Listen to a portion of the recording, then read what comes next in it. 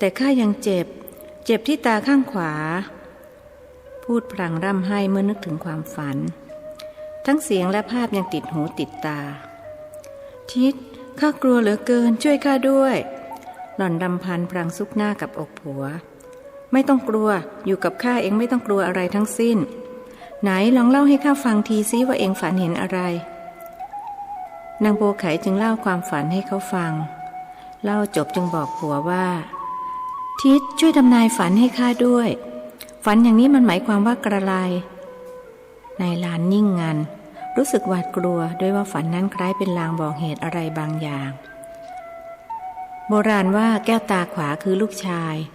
แก้วตาซ้ายคือลูกสาวฝันว่าถูกควักลูกตาข้างขวาก็หมายความว่าจะต้องเกิดเหตุร้ายแรงขึ้นกับเจ้าโกะเพราะมันเป็นลูกชายคนเดียวในบรรดาลูกทั้ง9 คนของเขากำลังคิดกังวลก็พอดีคนเป็นเมียพูดขึ้นว่าพรุ่งนี้ไอ้หนูของเราจะเดินทางไปบางกอกข้าออกหวั่นใจว่าจะเกิดเหตุเพศภัยขึ้นกับมันชักไม่อยากให้มันจากไปเสียแล้วหรือทิดว่ายังไงคนเป็นผัวนั่งนิ่งเขาเองก็คิดอย่างเดียวกับหล่อนหากมิกล้าพูดออกมาถึงอย่างไรก็ยังอยากให้ลูกชายได้ศึกษาเล่าเรียนเพื่อจะได้เป็นเจ้าคนนายคนในวันข้างหน้าไม่มีอะไรหรอกเองคงคิดมากเลยทำให้ฝันนอนกันดีกว่าเขาปลอบใจเมียพลางกดร่างหล่อนให้นอนลงตัวเขาตั้งท่าจะนอนทับด้วยเกิดอารมณ์พิศวาสขึ้นฉับพลันตามวิสัยของผู้ครองเรือนที่ยังละกามราคะไม่ได้นี่อย่ามาทำอะไรบ้าๆกับข้านะคนกำลังกลุ้มอกกลุ้มใจนางบัวไขว่าพลางใช้มือทั้งสองยันอกของผัวไว้กระนั้นใจก็รู้สึกว่าปิวซาบซ่านด้วยปรารถนาในกามคุณเช่นกันอย่าขัดขืนข้าเลยเองก็รู้ว่าสิ่งนี้เป็นยอดปรารถนาของมนุษย์เมื่อข้ายังมีเรี่ยวแรงอยู่เองต้องกอบโกยเอาไว้ก่อนอีกหน่อยข้าหมดกำลังวังชาถึงเองจะมาสะกิดข้าก็ช่วยเองไม่ได้ฟังผัวพูดนางบัวไขออกเห็นด้วยจึงพูดแก้เขินว่าตามใจเธอที่อยากจะทำอะไรก็เชิญหนุ่มใหญ่ปลายตาดูลูกเล็กๆ2-3 คนที่นอนเรียงรายอยู่ข้างๆเพื่อให้แน่ใจว่าไม่มีใครตื่นขึ้นมาเห็นการกระทำของพ่อกับแม่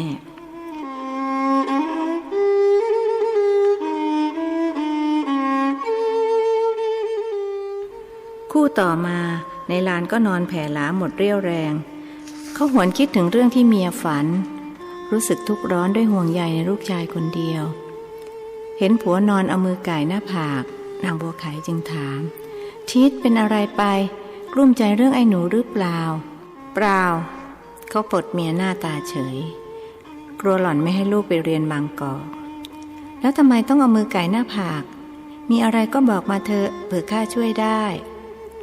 หนุ่มใหญ่จึงพูดบ่ายเบี่ยงว่าข้าอยากไปส่งไอ้หนูที่บางกอกแต่ก็จนใจไม่มีเงินค่ารถค่าเรือทำไมเราถึงไม่รวยอย่างทิดพองพ่อไอ้แกละมันนะคนพูดรู้สึกน้อยใจในวาสนาอย่าไปเทียบกับเขาเลยทิดพองเขาเป็นถึงลูกคุณหลวงข้างแม่จวนเขาก็เป็นลูกเศรษฐีตำบลบางม่วงหมู่ส่วนเรา2 คนเป็นลูกชาวนาอย่ารีบไปแข่งบุญแข่งวาสนากับเขาเลยข้าก็ไม่ได้แข่งรู้อยู่หรอกนะว่าแข่งเรือแข่งพายนั้นแข่งได้แต่แข่งบุญวาสนามันแข่งกันไม่ได้แต่พูดก็พูดเถอะลำพังเรา2 คนน่ะอย่าไปหวังแต่เจ้าโก้มันยังพอมีหวังที่จะแข่งกับเจ้าแกะได้นะเห็นว่าเจ้าหมอนั่นมันเกเรเกเสลูกเราอาจจะเรียนดีกว่ามันก็ได้ใครจะรู้ว่าในวันข้างหน้าลูกเราอาจจะได้เป็นเจ้าเมืองอย่าฝันไปนักเลยนะทิดพูดกันอย่าไม่เข้าข้างลูกตัวเองข้าว่ามันก็เกพอๆกันทั้งไอ้โก้ไอ้แกะนั่นแหละอ้อเห็นว่ามีไอ้จุกอีกคนนึงเขาว่าเจ้า3 คนนี่มันอยู่ก๊กเดียวกันชอบพากันหนีโรงเรียนไปเที่ยวยิงนกตกปลาเวลาถูกไล่ออกก็ออกกันทั้ง3 คนนางบัวไขพูดไปตามจริงโดยไม่มีฉันทาคติอย่างนั้นหรอกหรือข้าก็นึกว่าลูกเราดีกว่าลูกคนอื่นเมื่อเป็นอย่างนั้นก็ช่างหัวมันถึงยังไงมันก็คงไม่ทิ้งกันเอาไว้ปีหน้าขายข้าวได้ข้าจะลงไปเยี่ยมมันที่บางกอกจะชวนทิดพองเข้าไปด้วยบิดาหนุ่มกันเชียงตั้งความหวังเอาเธอเรื่องนั้นยังอีกนานว่าแต่ว่าข้าไม่สบายใจเรื่องความฝันใจหนึ่งก็ไม่อยากให้ไอ้หนูมันไปไกลอก ให้มันไปเถอะถ้าอะไรจะเกิดมันก็ต้องเกิดไม่ว่าจะอยู่ที่ไหนเองต้องปรงเสียให้ตกจะได้ไม่ทุกข์ข้าปรงไม่ตกหรอกทิศข้ามีลูกชายคนเดียวไม่เป็นไรวันหลังเราอาจจะมีอีกสักคนก็ได้เพราะเองยังสาวเลือดยางก็ยังไม่หมดไม่ใช่หรือข้ากลัวว่ามันจะออกมาเป็นผู้หญิงอีกนะสิได้ลูกชายแค่คนแรกนอกนั้นมีแต่ลูกสาวหล่อนประชดประชันลูกชายและลูกสาวมันก็ลูกเหมือนกันนั่นแหละเขามาเกิดกับเราแล้วก็ต้องเลี้ยงดูไปจนกว่าเขาจะมีเหย้าเรือนยังไงก็อย่าให้เป็นสาวทึนทึกเฝ้าบ้านก็แล้วกันอับอายขายหน้าคนอื่นเขาจวนฟ้าสางแล้วเอ็งลุกหุงข้าวสิข้าจะขอหลับเอาแรงสักงีบหนึ่งเขาบอกเมียนางบัวไขลุกออกมาอย่างว่าง่ายเห็นมารดาถือตะเกียงเข้าไปในครัวหนุ่มกันเชียงก็ลุกจากที่นอนเมื่อคืนเขานอนฝันสเปะสปะจนจับต้นจนปลายไม่ถูกฝันเห็นเมืองบางกอกที่มีรถ4 ล้อวิ่งเห็นแม่น้ำลำคลองเห็นวัดวาอารามที่มีผู้คนแปลกหน้าเขาพยายามเข้าไปพูดคุยเพื่อผูกมิตรหากไม่มีผู้ใดยอมพูดด้วยครั้นมองหาเจ้าแกละเพื่อนยากกลับไม่พบแม้เงาหรือว่าเจ้าแกละมันเปลี่ยนใจไม่ไปเรียนบางกอกแล้วคงเป็นไปไม่ได้ก็เมื่อวานนัดแนะกันไว้เรียบร้อยพ่อเราก็ไปพูดฝากฝังกับพ่อมันแล้วหนุ่มน้อยครุ่นคิดครั้นหาคำตอบให้ตัวเองไม่ได้จึงลุกออกมาล้างหน้าแล้วเตรียมตักน้ำเราไม่อยู่พวกน้องๆมันคงลำบากเพราะไม่มีใครคอยตักน้ำใส่โอ่งไว้ให้ใช้แต่ก็ดีเหมือนกันพวกมันจะได้รู้จักทำงานกันเสียบ้างพอมีเรามันพากันขี้เกียจตื่นตะวันโด่งทุกวันเขาพูดเองเองเสร็จตักน้ำเต็มหมดทุกโอ่งแล้วหนุ่มน้อยจึงเข้าครัวไปช่วยมารดาหุงหาอาหารเมื่อบิดาและน้องๆตื่นก็จะได้ตั้งวงกินข้าวพร้อมกันคงอีกนานกว่าจะได้กลับมาอยู่กันพร้อมหน้าพร้อมตาเช่นนี้คิดแล้วก็ใจหายแทบจะเปลี่ยนใจไม่ไปเอาทีเดียวไอ้หนูแม่ขอถามจริงๆเธอว่าเจ้าอยากไปเรียนบางกอกหรือเปล่านางบัวไขถามลูกชายขณะปิ้งปลาเกลือในเตาเมื่อ3-4 วันก่อนลูกชายหล่อนไปวิทย์หนองได้ปลาโหลดมาหลาย10 ตัวหล่อนจึงนำมาใส่เกลือตากแห้งเก็บไว้ปิ้งให้ลูกกินส่วนปลาซิวกับปลากระดีหล่อนเอาไปทำปลาร้ามันก็ตอบยากนะแม่แต่ก่อนข้าก็อยากไปแต่พอจะไปเข้าจริงๆกลับละล้าละลางคิดถึงพ่อแม่และน้องๆแม่ก็คงคิดถึงเจ้าใจจริงไม่อยากให้ไปเท่าไรแต่พ่อเจ้าสิเขาอยากให้เจ้าได้เป็นเจ้าคนนายคนก็ต้องตามใจเขาใครๆก็อยากให้ลูกเป็นเจ้าคนนายคนกันทั้งนั้นแต่มันก็ไม่ได้เป็นกันง่ายๆหรอกนะแม่ข้าน่ะไม่หวังสูงถึงปานนั้นหรอกแล้วแต่บุญวาสนาเรามันยากจนข้นแค้นอย่าหวังในตัวข้าให้มากนักเลยประเดี๋ยวจะผิดหวังแต่ข้าก็ขอสัญญาว่าจะตั้งใจเล่าเรียนให้ดีที่สุดดีแล้วนะลูกนึกเสียว่าเรียนเพื่อตัวเจ้าเองถ้าเจ้ามีการมีงานทำเป็นหลักเป็นฐานพ่อแม่จะได้หมดห่วงได้ดิบได้ดีแล้วก็อย่าลืมน้องๆมันล่ะมีอะไรก็ช่วยเหลือเจือจุนกันบ้างไม่ลืมหรอกแม่ข้าไม่ใช่คนแบบนั้นว่าแต่ว่าแม่ต้องอบรมสั่งสอนพวกมันให้ขยันขันแข็งกว่านี้อีกหน่อยไปเป็นลูกเมียใครเขาจะได้ไม่เสียชื่อมาถึงพ่อแม่ก็รู้สึกว่ามันจะพากันขี้เกียจขึ้นทุกวันงานการอะไรก็เกี่ยงให้ข้าทำอยู่คนเดียวไม่มีข้าเสียคนพวกมันจะลำบากเรื่องนั้นเจ้าไม่ต้องห่วงเพราะถึงยังไงแม่ก็จะไม่ยอมให้ชาวบ้านเขาติฉินนินทาว่าเลี้ยงลูกไว้ทำแม่ขอให้เจ้าตั้งหน้าตั้งตาเรียนก็แล้วกันเอาละประเดี๋ยวแม่จะลงไปเก็บผักกฐินกับผักตำลึงที่ข้างรั้วมาจิ้มน้ำพริกเจ้าช่วยตำน้ำพริกให้หน่อยก็แล้วกันแม่หลนปลาร้าไว้ให้แล้วพริกหอมกระเทียมก็เผาไว้เสร็จสับปลาต้มหม้อปลาร้ามีหรือเปล่าหรือว่าพวกนั้นมันพากันกินเล่นหมดแล้วเขาหมายถึงน้องๆยังเหลือปลาดุกอุยอีกครึ่งตัวนี่เจ้าไปเสียแล้วใครจะคอยหาหอยปูปลามาสู่พ่อแม่และน้องๆคงลำบากกันละคราวนี้นางบัวไขวิตกด้วยลูกชายเป็นหัวเรี่ยวหัวแรงในการหาอาหารมาจุนเจือคนในครอบครัวแม่ก็ใช้นางหวานมันไปหาสิมันน่ะแก่นกะโหลกยังกับเด็กผู้ชาย ฝึกเอาอีกหน่อยก็เก่งหนุ่มกันเชียงบอกมารดามันจะยอมไปหรือขี้เกียจหลังยาวออกอย่างนั้นหล่อนว่าลูกสาวคนรองไม่ไปก็ต้องไม้เรียวสิแม่หวดหลังมันเข้าพอทนเจ็บไม่ไหวมันก็ไปเองนั่นแหละเห็นมารดาลุกขึ้นเตรียมจะลงไปเก็บผักหนุ่มน้อยจึงว่าข้าไปเองแม่ตำน้ำพริกเถอะหน้าที่เก็บผักมันเป็นของข้านี่นะอย่าเลยวันนี้เจ้าต้องเดินทางเกิดถูกงูเงี้ยวเขี้ยวขอขบกัดเอาจะลำบากหล่อนนึกถึงความฝันที่ผ่านมาเมื่อพักใหญ่ๆถ้าอย่างนั้นแม่ก็ระวังมือระวังตีนหน่อยนะยังไม่ทันสว่างดีพูดพลางส่งตะเกียงรั้วให้มารดาไม่ต้องใช้ตะเกียงหรอกทีเจ้ายังไม่ใช้หล่อนว่าแล้วจึงเดินลงบันไดไปพักใหญ่ๆนางบัวไขก็ขึ้นมาพร้อมกฐินกับตำลึงนางจัดการนำผักตำลึงไปต้มส่วนผักกฐินนั้นกินดิบๆได้หนุ่มกันเชียงตำน้ำพริกเสร็จพอดีแม่ไก่ในเล้าเรามีเหลือกี่ตัวเขาถามสัก10 กว่าตัวได้กระมังเจ้าถามทำไมหรือข้าอยากกินน่ะขอข้าเชือดสักตัวได้ไหมเอามาต้มยำกินมื้อกลางวันกันแล้วแบ่งย่างไปให้ข้ากินบนเรือบ้างเอาสิเชือดมา2 ตัวเลยจะได้ย่างไปเผื่อทิดพองกับเจ้าแกะด้วยหล่อนคิดเผื่อแผ่ไปถึงผู้อื่นทั้งที่ตัวเองแสนยากจนไม่ต้องหรอกแม่เขาคงเตรียมกันมาแล้วอย่าลืมว่าเราจนกว่าเขานะแม่รู้เราจนเงินแต่ก็ไม่จนใจนะลูกฉะนั้นต้องเผื่อแผ่แบ่งปันคนอื่นด้วยแม่ไม่ต้องการให้เจ้าเป็นคนคับแคบเห็นแก่ตัวถ้าเช่นนั้นก็ตามใจแม่แล้วกันตกลงข้าจะไปจับไก่มา2 ตัวนะว่าแล้วจึงเดินลงเรือนไปยังเล้าไก่ซึ่งอยู่ใต้ถุนบ้านสักพักก็อุ้มไก่ตัวผู้เข้ามา2 ตัวเอาสุ่มครอบไว้ตัวหนึ่งอีกตัวหนึ่งเขาจัดการนำมาเชือดคอให้เลือดไหลลงในกะละมังเจ้าไก่เคราะห์ร้ายส่งเสียงร้องก๊อกก๊อกพลางดิ้นรนตาทั้ง2มองหน้าเด็กหนุ่มอย่างอาฆาตเมื่อตัวแรกตายเรียบร้อยแล้วตัวที่อยู่ในสุ่มกำลังจะถูกนำมาเชือดเห็นเพื่อนของมันถูกฆ่าต่อหน้าต่อตาไอ้โต้งสุดแสนจะกลัวครั้นหนุ่มน้อยเปิดสุ่มมันจึงวิ่งเตลิดออกไปอย่างไม่คิดชีวิตหนุ่มกันเชียงวิ่งไล่ตามไปติดๆจะไปไหนคิดหรือว่าจะหนีกูพ้นเขาพูดกับไอ้โต้งครั้นมันวิ่งกึ่งกระโดดบินลงเรือนไป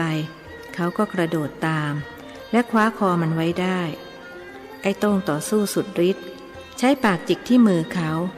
2 ตีนตะกุยตามเนื้อตามตัวจนเขารู้สึกเจ็บเลือดไหลซิบๆปวดดีนักนะมึงตายซิเถอะอารามโกรธหนุ่มกันเชียงใช้มือทั้ง2จับคอมันไว้แน่นแล้วหักเสียงดังกรอบ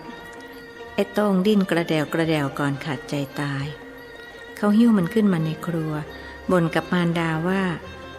ฤทธิ์มันมากนักข้าเลยต้องหักคอมันดูสิมันทั้งจิกทั้งขวนเลือดออกซิบๆเลยก็มันไม่อยากตายนี่นาถึงเจ้าเป็นมันก็ต้องทำอย่างนั้นเหมือนกันนางบัวไขพูดอย่างเห็นเป็นเรื่องธรรมดาหล่อนเองก็เคยเชือดคอไก่มานับครั้งไม่ถ้วนเมื่อไม่อยากถูกฆ่าก็จะเกิดเป็นไก่สิจริงไหมแม่มันคงเลือกเกิดไม่ได้น่ะเหมือนที่เราเลือกเกิดไม่ได้นั่นแหละไม่เช่นนั้นคงไม่เกิดมาเป็นคนจนหรอกเขาเรียกว่ากรรมใช่ไหมต้องเป็นไปตามกรรมอย่างที่พระท่านเทศใช่ไหมคงใช่กระมังอ้าวนี่น้ำร้อนเอาไปลวกไก่2 ตัวนั่นจะได้ถอนขนง่ายหน่อย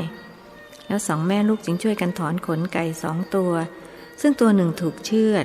อีกตัวถูกหักคอเพื่อนำไปปรุงอาหาร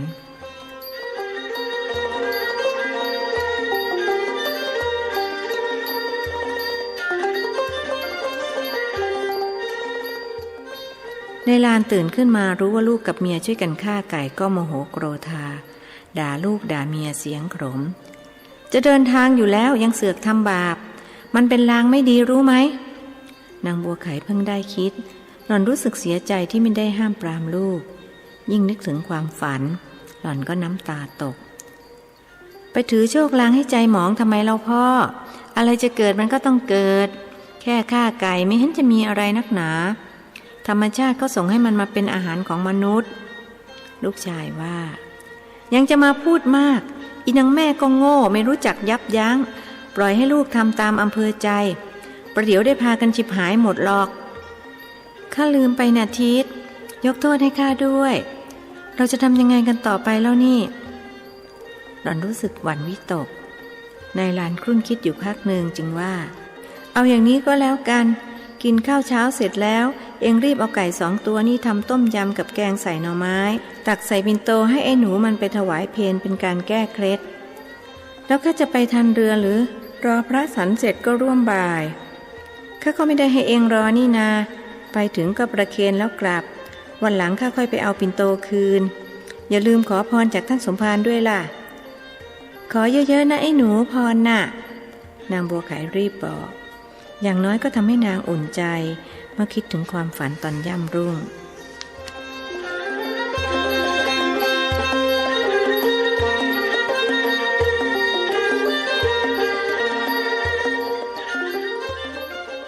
10 โมงเศษหนุ่มกันเชียงก็หิ้วปิ่นโตเดินมุ่งหน้าไปยังวัดสัทธาภิรมย์เขาคิดถึงอดีตสมัยอายุ 8-9 ขวบกำลังเลี้ยงควายอยู่กลางทุ่งเห็นเจ้าแกละเดินหิ้วปิ่นโตผ่านมาจึงชวนให้ตั้งวงกินกันเองไม่ได้หรอกประเดี๋ยวยายข้าเคี่ยนหลังลายเจ้าแกะว่าแกไม่รู้หรอกหน้าพวกมึงอย่าปากโป้งไปล่ะเขาบอกพักพวก 4-5 คนที่เลี้ยงควายด้วยกันพวกนั้นรับคำแข็งขัน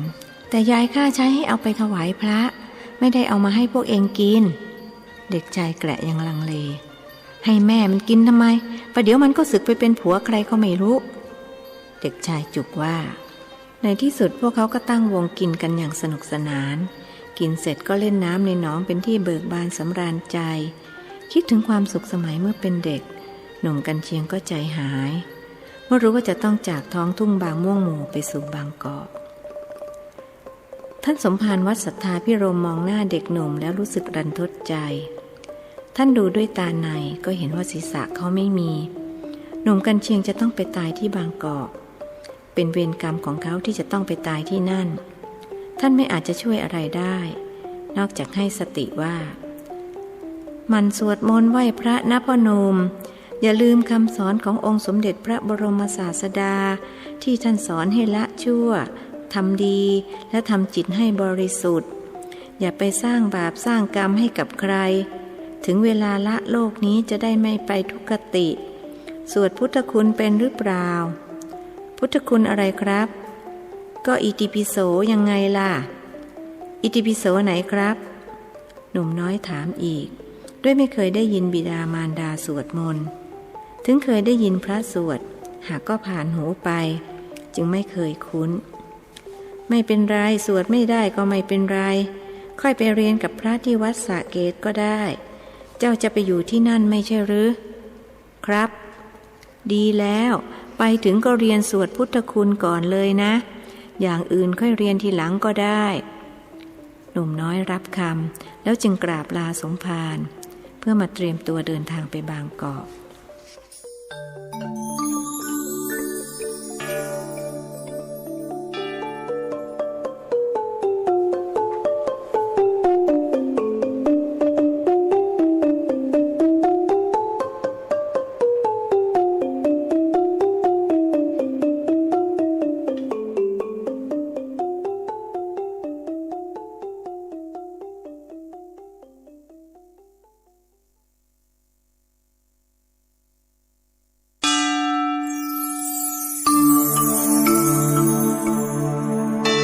ธรรมนิยายชุด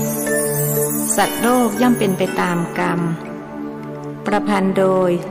สุทัสสาอ่อนค้อมเรื่องที่1มักกรีผลบทที่29ไปเรียนบางกอก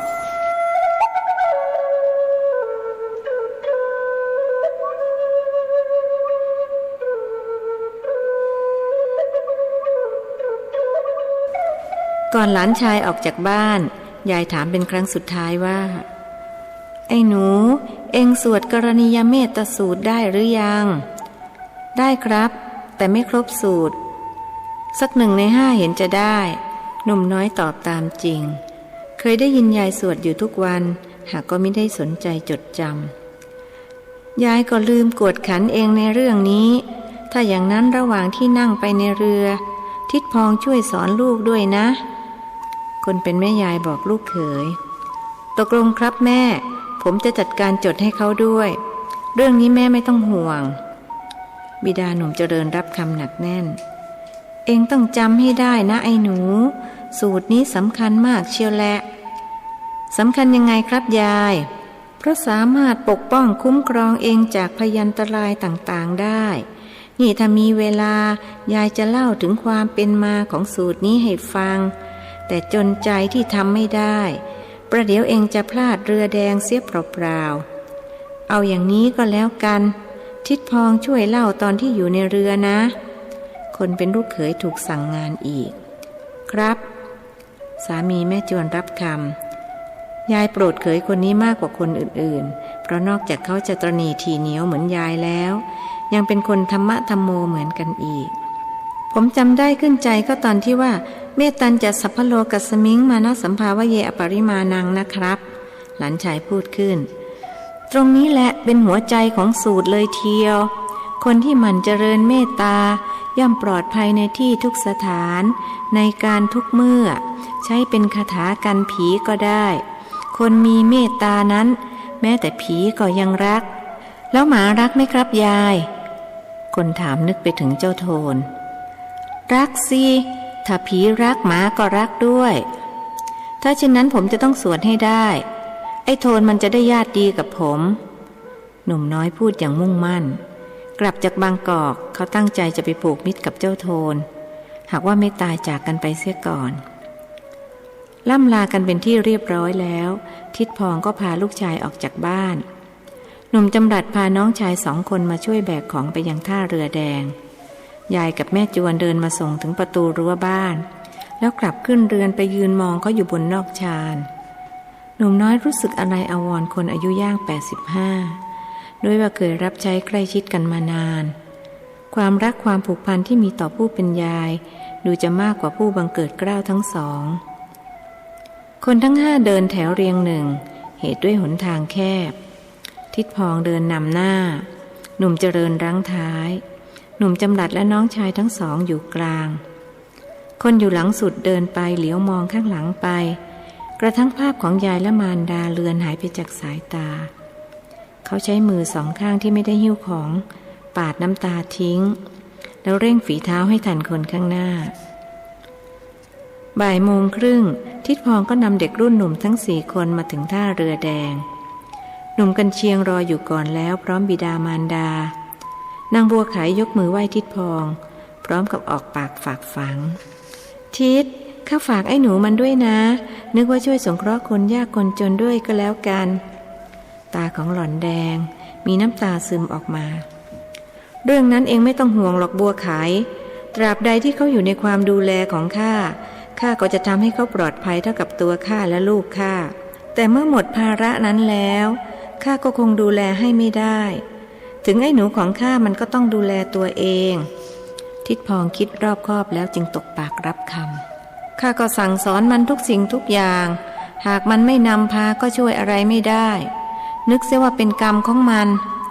นายลานพูดโปร่งๆออกสังหรณ์ใจว่าจะไม่ได้เห็นหน้าลูกอีกเมื่อต้องลำเลียงสัมภาระขึ้นเรือทิดพองก็คิดตามประสาคนตระหนี่ว่าหากนำของไปหมดก็ต้องเสียค่าระวางที่นี่และค่ารถ3 ล้อที่บางกอกซึ่งเมื่อรวมกันแล้วก็คงมากกว่าราคาสิ่งของในฉลอมจึงปันให้หนุ่มจำรัดและน้องๆไปกินส่วนหนึ่งอีกส่วนหนึ่งให้บิดามารดาของนายกันเชียง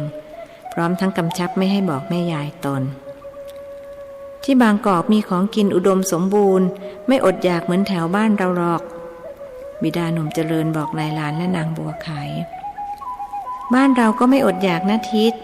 ในน้ำมีปลาในนามีข้าวคนขี้เกียจเท่านั้นถึงจะอดอยากนางบัวไขแย้งข้าหมายถึงว่าคนบางกอกเขาไม่ได้มีแต่ข้าวกับปลากินเท่านั้น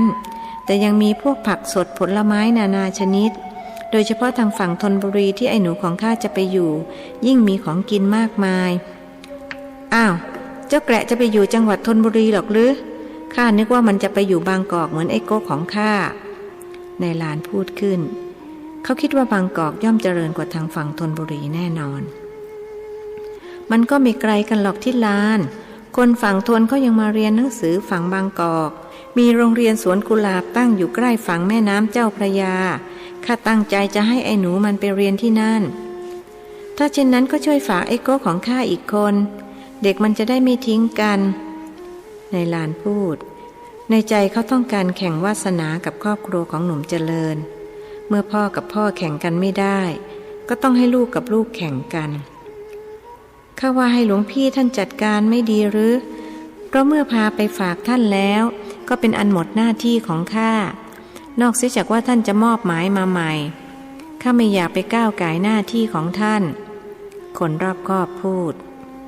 จริงของแกข้าก็ลืมไปเอาเป็นว่าถ้าหลวงพี่ท่านมอบหมายแกก็ช่วยจัดการด้วยก็แล้วกันนึกว่าช่วยสงเคราะห์คนยากคนจน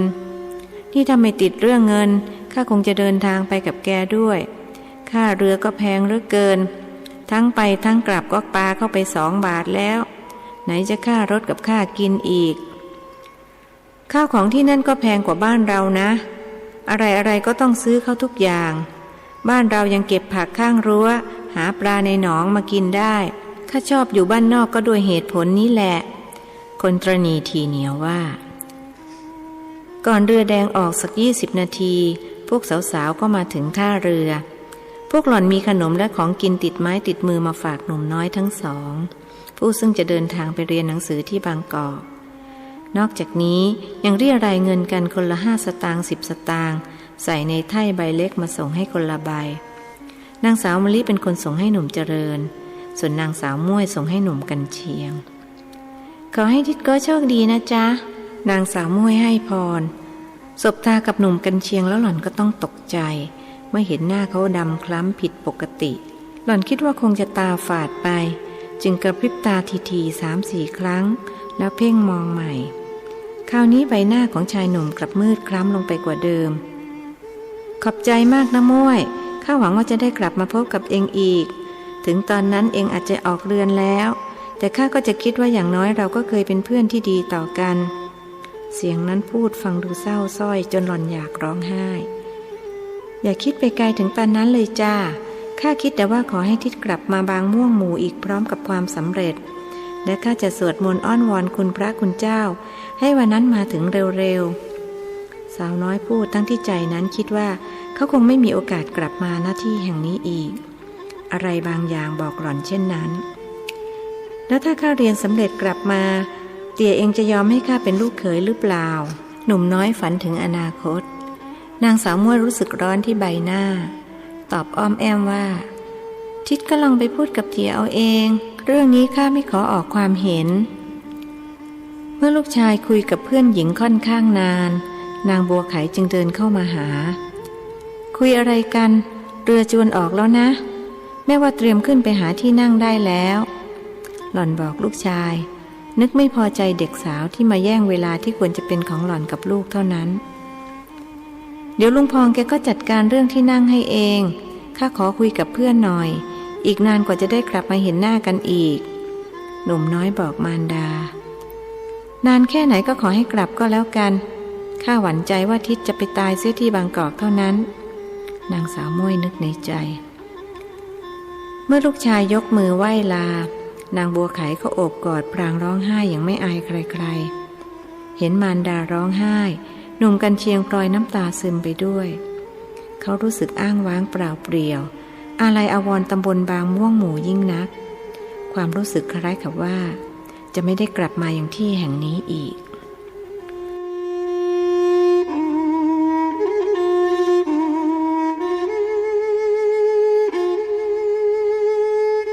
บ่าย2 โมงตรง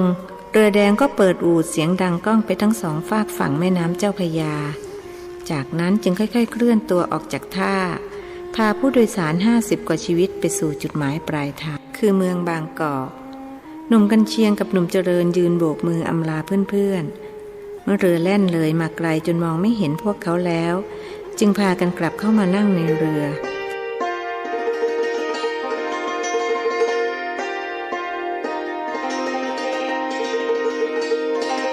หนุ่มเจริญส่งไถ่ให้เพื่อนข้ามอบให้เองของข้ามีมากพอแล้วย้ายให้มาหลาย10 ช่าง แต่พวกเพื่อนๆเขาตั้งใจให้เองนี่นาเก็บไว้เถอะข้าก็ได้เช่นเดียวกับเองนั่นแหละเขาให้มาคนละใบหนุ่มกันเชียงพูดอย่างเกรงใจรับไปเถอะนาเอาไว้ใช้ยามจำเป็นอย่าลืมว่าเองต้องไปอยู่วัดนะส่วนข้าไปอยู่กับคุณปู่แล้วก็มีญาติพี่น้องอีกมากมายพวกเขาคงไม่ให้ข้าตกระกำลำบากหรอก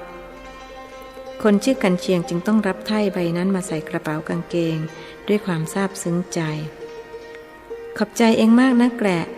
เราจะไม่ทอดทิ้งกันมีสุขมีทุกข์อะไรก็จะช่วยเหลือกันถึงข้าจะจนเงินแต่ก็ไม่จนใจเรื่องรวยเรื่องจนอย่าเอามาพูดกับข้า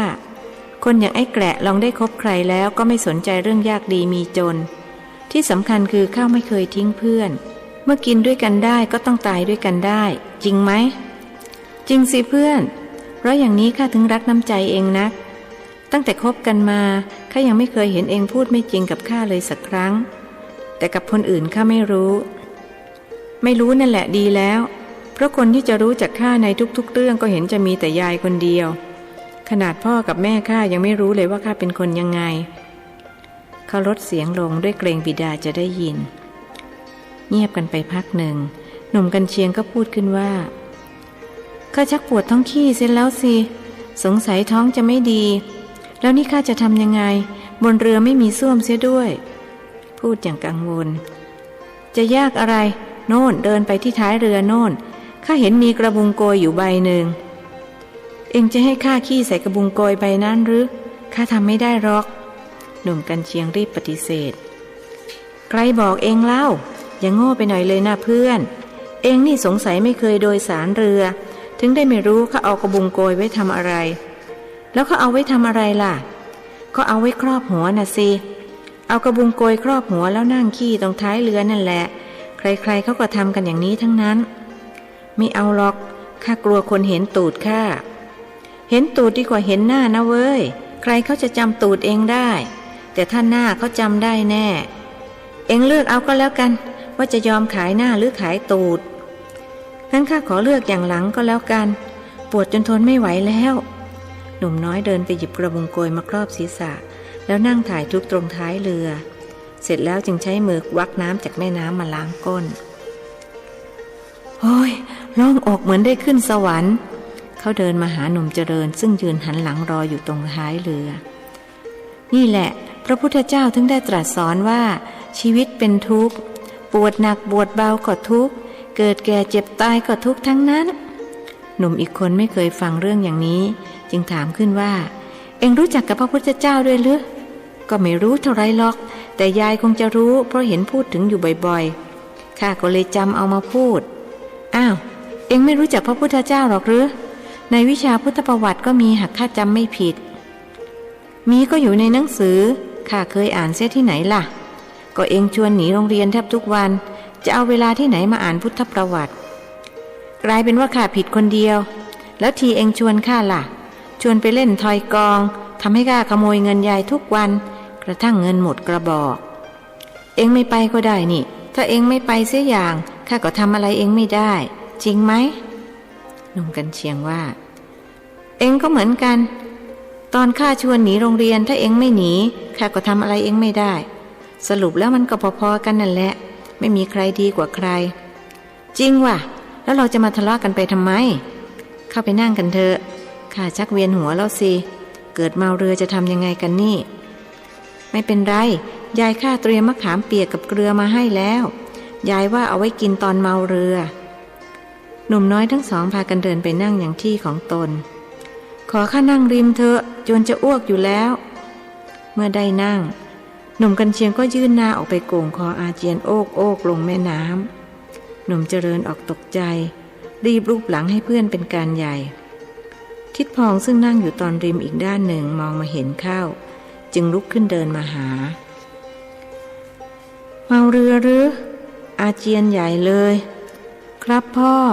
เมื่อกี้ผมก็พาไปถ่ายทุกตรงท้ายเรือมาแล้วหนุ่มน้อยบอกบิดารู้สึกกังวลกับอาการป่วยไข้ของเพื่อน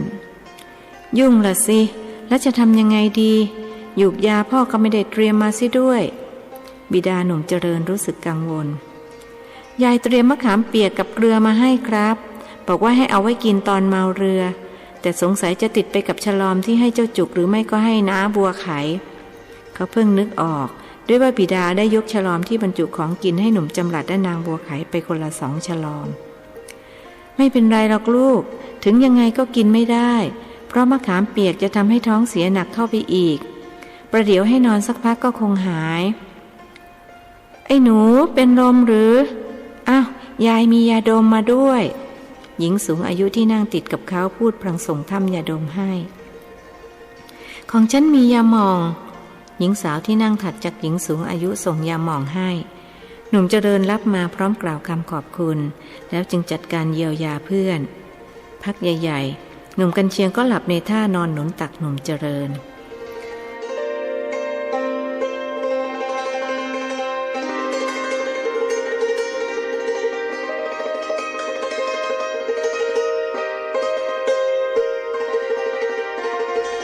เรือล่องไปตามลำน้ำเจ้าพระยา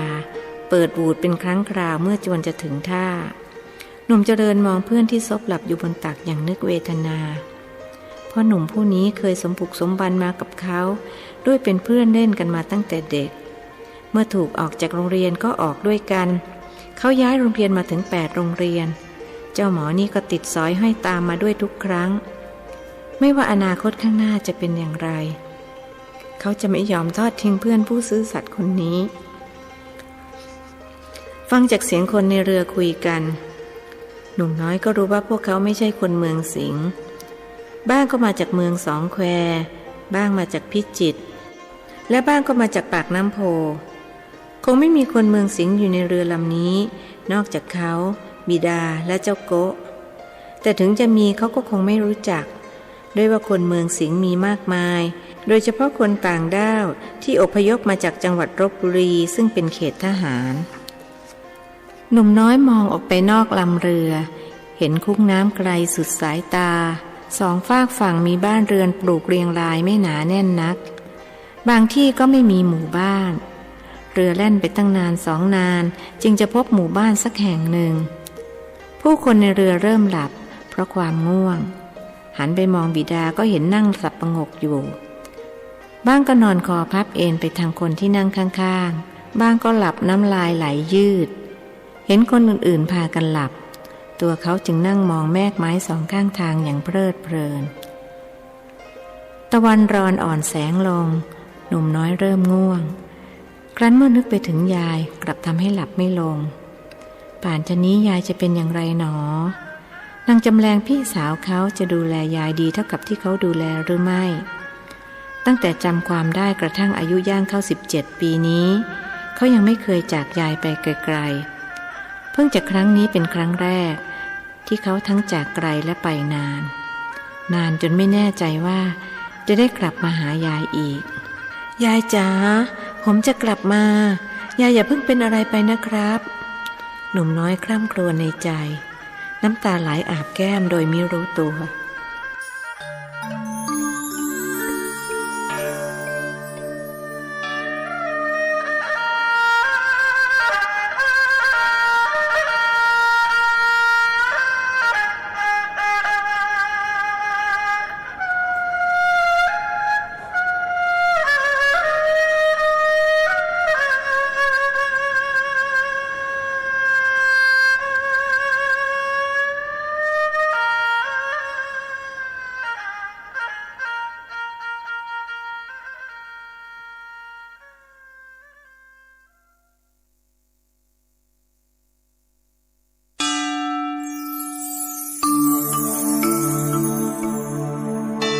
ธรรมนิยายชุด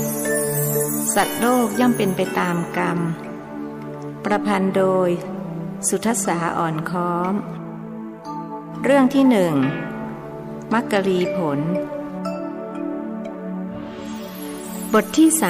30เมตตาปริต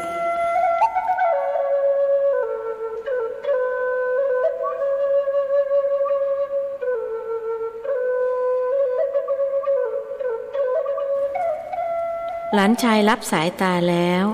ยายก็หมดเรี่ยวแรงแข้งขาอ่อนปวกเปียก แม่จวนต้องเรียกลูกสาวมาช่วยกันประคองมารดาเข้ามาข้างใน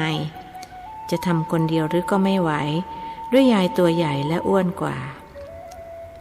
ยายเป็นลมหรือจ้าแม่นางสาวจำเรียงถามมารดา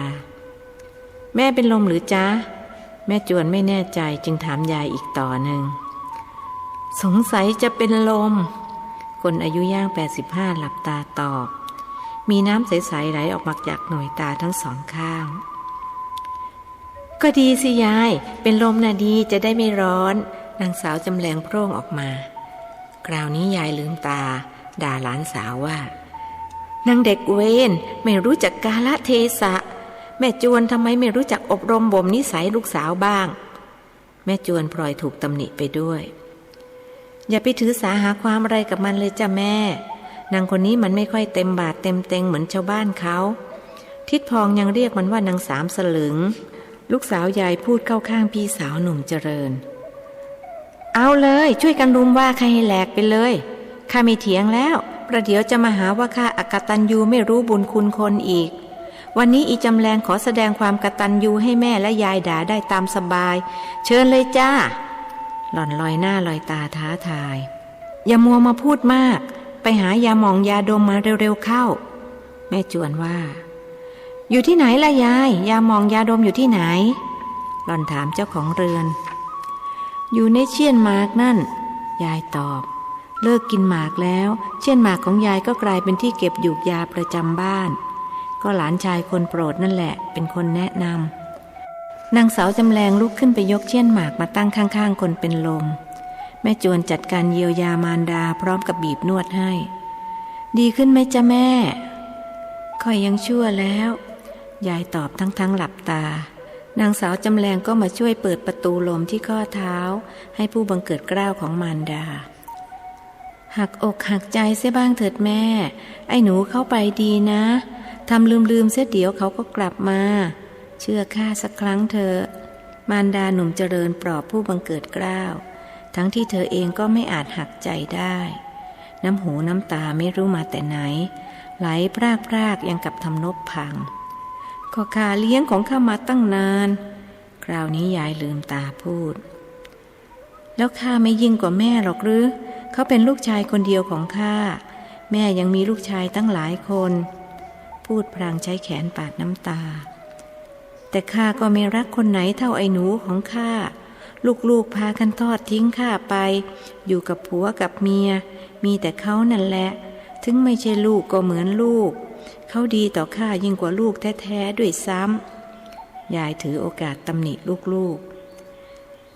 แต่ถึงจะโศกเศร้าไปมันก็ไม่ทำให้อะไรดีขึ้นมาสู้ไปไหว้พระสวดมนต์ให้เขาดีกว่า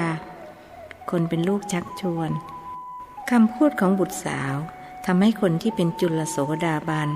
ระลึกได้จึงพูดขึ้นว่าจริงของเอง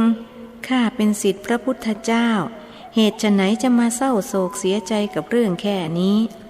จำได้แล้วบทสวดทำวัดเช้าที่ข้าสวดอยู่ทุกวันอปิเยหิสัมปโยโคทุกโขปิเยหิวิปโยโคทุกโขความประจวบกับสิ่งไม่เป็นที่รักเป็นทุกข์ความพลัดพรากจากสิ่งอันเป็นที่รักก็เป็นทุกข์พูดพรางปลายตาไปทางหลานสาวเพื่อจะบอกว่าหล่อนคือสิ่งไม่เป็นที่รักไม่เห็นจะยากเลยยายถ้ายายทุกข์เพราะอยู่กับคนที่ไม่รักยายก็ทำใจให้รักเขาเสียสิจะได้ไม่ทุกข์นางสาวจำแรงแนะนำข้าจะพยายามยายแบ่งรับแบ่งสู้ข้าจะช่วยยายรับรองว่ายายจะต้องลืมเจ้าแกละไปเลยนะเพราะอย่างน้อยข้าก็จะไม่โกหกยายไม่ขโมยเงินยายไปเล่นทอยกองนางจำแรงยายเรียกชื่อหลานสาวด้วยเสียงที่ค่อนข้างดังจ๋าเจ้าของชื่อขานรับเสียงหวานยังจะมาทำหน้าทะเลนนี่นะข้าจะสอนเองให้รู้ขอให้จำใส่ใจไว้เลยว่าคนดีจริงเขาจะไม่เอาความไม่ดีของคนอื่นมาพูดเพราะการกระทำเช่นนั้นย่อมแสดงให้เห็นแล้วว่าตัวเองไม่ใช่คนดีคนที่ว่าคนอื่นเปล่าว่าเลวอย่างนั้นอย่างนี้แล้วยกตัวเองว่าดีเลิศประเสริฐกว่าใคร คนฉลาดเขาฟังแล้วก็ตัดสินได้ทันทีว่าคนนั้นหาใช่คนดีจริงไม่นอกเสียจากคนโง่เท่านั้นจึงจะห่อหมกด้วยจำเอาไว้ยายหายเป็นลมแล้วใช่ไหมเพราะข้าเที่ยวนะเนี่ยหลานสาวคร้านที่จะฟังยายเทศจึงเปลี่ยนเรื่องพูดเสียทันใดไม่ใช่เพราะเองหรอกแต่ข้าทำใจได้เองต่างหากยายไม่ยอมยกความดีให้หลานสาวแม่ข้าว่าเราเข้าห้องพระไปสวดมนต์ให้ไอ้หนูดีกว่าแม่จวนชวนมารดาดีเหมือนกันเมื่อเช้าข้าก็ให้ไอ้หนูทำวัดเช้าพร้อมกับข้าไปหนหนึ่งแล้วแต่ลืมชวนให้เขาสวดกรณียเมตสูตรเองสวดได้ไม่ใช่หรือได้จ้ะข้าสวดอยู่ทุกคืนก็แม่สอนข้ามาตั้งแต่หัวเท่ากำปั้นแล้วเองสอนลูกหรือเปล่ายายย้อนถามก็สอนเหมือนกันจ้าแต่พวกเขาไม่เอาทานเลยสวดไม่ค่อยได้กันก็ลูกข้าดีเท่าลูกแม่เสียเมื่อไรล่ะไม่ต้องมายกย่องตัวเองให้ข้าฟังหรอกคนที่มีลูกดีเพราะเขาทำบุญมาดี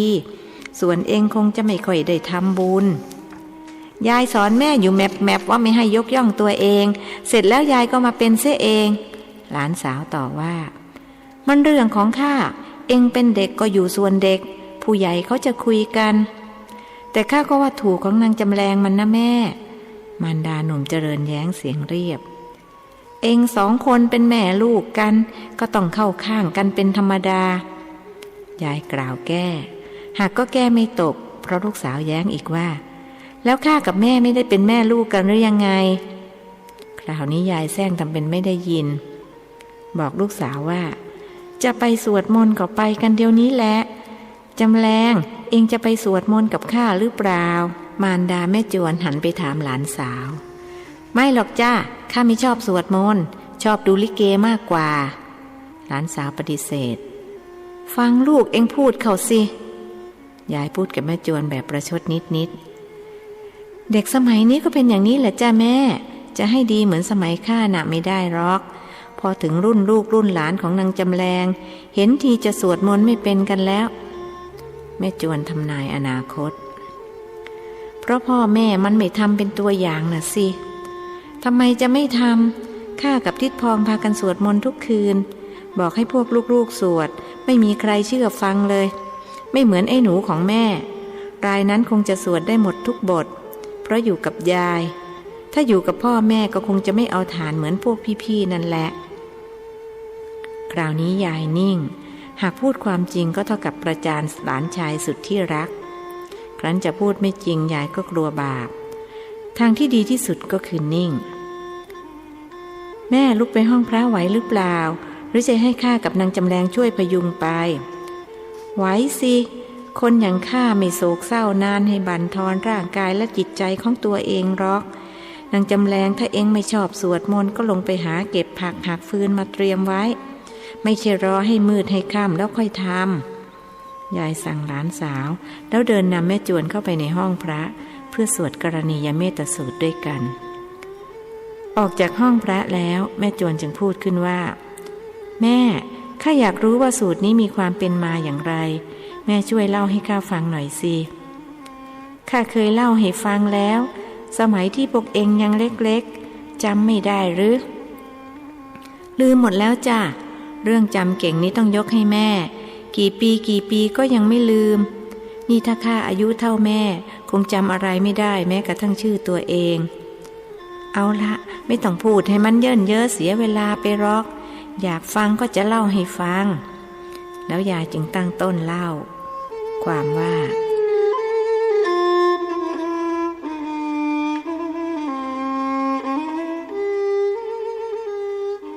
กรณียเมตสูตรนี้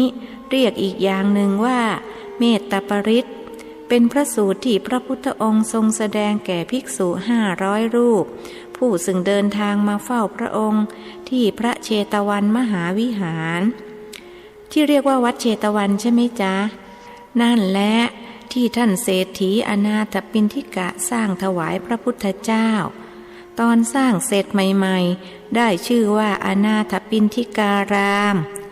ต่อมาคนพากันเรียกว่าวัดเชตวันตามชื่อเจ้าของที่เดิมคือเจ้าเชษฐ์วัดนี้อยู่ที่เมืองสาวัตถีเป็นเมืองที่พระพุทธองค์ทรงจำพรรษาอยู่นานถึง25 พรรษาแแม่จำเก่งจริงๆจำได้ละเอียดเสียด้วยคนเป็นลูกเอ่ยปากชมก็ข้าชอบฟังเทศพระท่านก็ช่างเทศข้าก็เลยช่างจำอะไรที่เกี่ยวข้องกับพระพุทธองค์ข้าจะจำแม่นกว่าเรื่องอื่นคนความจำดีอธิบายเล่าต่อเธอแม่ทำไมพระพุทธองค์ท่านจึงแสดงสูตรนี้แก่ภิกษุเหล่านั้นจะต้องมีเหตุที่ทำให้ทรงแสดงใช่ไหมจ๊ะถูกแล้วภิกษุ500 รูปนี้ได้มาทูลขอคำแนะนำเกี่ยวกับเรื่องการปฏิบัติธรรมจากพระพุทธองค์แล้วจึงพากันไปหาที่สงบเพื่อบำเพ็ญจิตภาวนาท่านเดินทางไปสู่ป่าซึ่งอยู่แถบภูเขาหิมาลัยห่างจากเมืองสาวัตถี100 โยชน์และได้ไปอาศัยอยู่ตามโคนไม้ใกล้หมู่บ้านเพื่อสะดวกในการบิณฑบาตเลี้ยงชีพพวกรุกขเทวดาที่อาศัยอยู่บนต้นไม้จึงต้องพากันอพยพลงมาอยู่ข้างล่างเพราะมีคุณธรรมน้อยกว่าภิกษุตอนแรกก็ไม่ได้ว่าอะไรด้วยคิดว่าท่านคงจะมาพักแรมเพียงคืน2 คืนแล้วก็จะเดินทางต่อไปครั้นเห็นว่าท่านไม่ไปสักทีจึงพากันมารังควานทำความเดือดร้อนต่างๆเช่นส่งเสียงโหยหวนฟังดูน่ากลัวบ้างแสร้งทำเป็นผีหัวขาดมาหลอกหลอนบ้างปรากฏเป็นรูปร่างน่าเกลียดน่ากลัวบ้างภิกษุเหล่านั้นก็ขวัญเสียไม่เป็นอันได้บำเพ็ญจิตภาวนาจึงประชุมตกลงกันว่าจะกลับไปเฝ้าพระพุทธเจ้าแล้วพากันเดินทางกลับมายังพระเชตวันมหาวิหารกราบทูลให้ทรงทราบพระพุทธองค์จึงตรัสกรณียเมตสูตรซึ่งมีใจความสำคัญคือให้สัตว์โลกทั้งหลายจงมีเมตตาต่อกันเมื่อภิกษุเหล่านั้นท่องจำคำสอนได้แล้วก็กลับมายังที่เดิมและเจริญเมตตากระทั่งรุกขเทวดาเหล่านั้นกลับมาเป็นมิตรด้วยในที่สุดภิกษุ500 รูปก็ได้บำเพ็ญเพียรจิตภาวนาโดยไม่ถูกรบกวนจากพวกรุกขเทวดาเหล่านั้นอีกทั้งยังได้บรรลุอรหัตผลเป็นพระอรหันต์โดยทั่วทั่วเอวังก็มีด้วยประกาศนี้สาธุคนฟังยกมือขึ้นพลางกล่าวอนุโมทนาแม่เทศเก่งจริงๆนี่ถ้าเป็นพระคงไม่มีใครเทศสู้ได้ข้าดีใจที่มีแม่เก่งอย่างนี้คนอายุย่าง85รู้สึกเขินจึงว่าเอ็งไม่ต้องมาย่อข้าหรอกข้าไม่ใช่คนบ้ายอว่าแต่ว่าคืนนี้จะค้างหรือว่าจะกลับล่ะค้างจ้ะข้าตั้งใจจะอยู่เป็นเพื่อนแม่จนกว่าทิดพองจะกลับจากบางกอกแม่คงไม่ว่าอะไรนะข้าจะว่าอะไรดีเสียอีกจะได้อยู่เป็นเพื่อนกันอย่างน้อยก็ให้นางจำแรงมันเป็นงานเป็นการเสียก่อนข้าคนเดียวคงไม่มีแรงสอนมันแล้วแม่ไม่กลัวเปลืองข้าวหรอกหรือข้ากินจุนะแม่จวนแซงเย้ามารดาข้าวข้ามีตั้งยุ้งเอ็งมีปัญญากินหมดก็ตามใจสินี่ไอ้หนูก็ซ้อมข้าวไว้ให้ตั้ง2 กระสอบลูกข้าคนนี้มันดีจริงๆลูกข้าต่างหากล่ะเขาเป็นลูกข้าเป็นหลานแม่ลูกสาวชี้แจงก็ข้าเลี้ยงเขามาเขาก็ต้องเป็นลูกข้าสิถึงจะถูกเรื่องอะไรมาตู่ลูกคนอื่นเขาไอ้หนูเป็นลูกข้าส่วนลูกแม่ก็ทิศสินยังไงล่ะแม่มีลูกชายกี่คนจำได้หรือเปล่าทำไมจะจำไม่ได้โดยเฉพาะคนที่ชื่อเจริญนั้นข้าจำได้แม่นเลยทีเดียวยายแซงเย้าลูกสาวบ้างเอาเถอะข้าไม่เถียงกับแม่ก็ได้ถ้าแม่อยากได้ไอ้หนูของข้าเป็นลูกของแม่ข้าก็จะตัดใจยกให้ว่าแต่ว่าป่านนี้จะไปถึงไหนแล้วก็ไม่รู้คำพูดของลูกสาวทำให้ยายคิดถึงหลานชายคนโปรดขึ้นมาอีกจึงรำพันว่าโธ่ทูลหัวของยายคงจะนั่งหลังขดหลังแข็งอยู่ในเรือแดงขาล่องอีกตั้งหลายชั่วโมงกว่าจะถึงบางกอก ทิดพองเขาว่าจะถึงกี่โมงนะยายถามลูกสาวตีสี่จ้ะ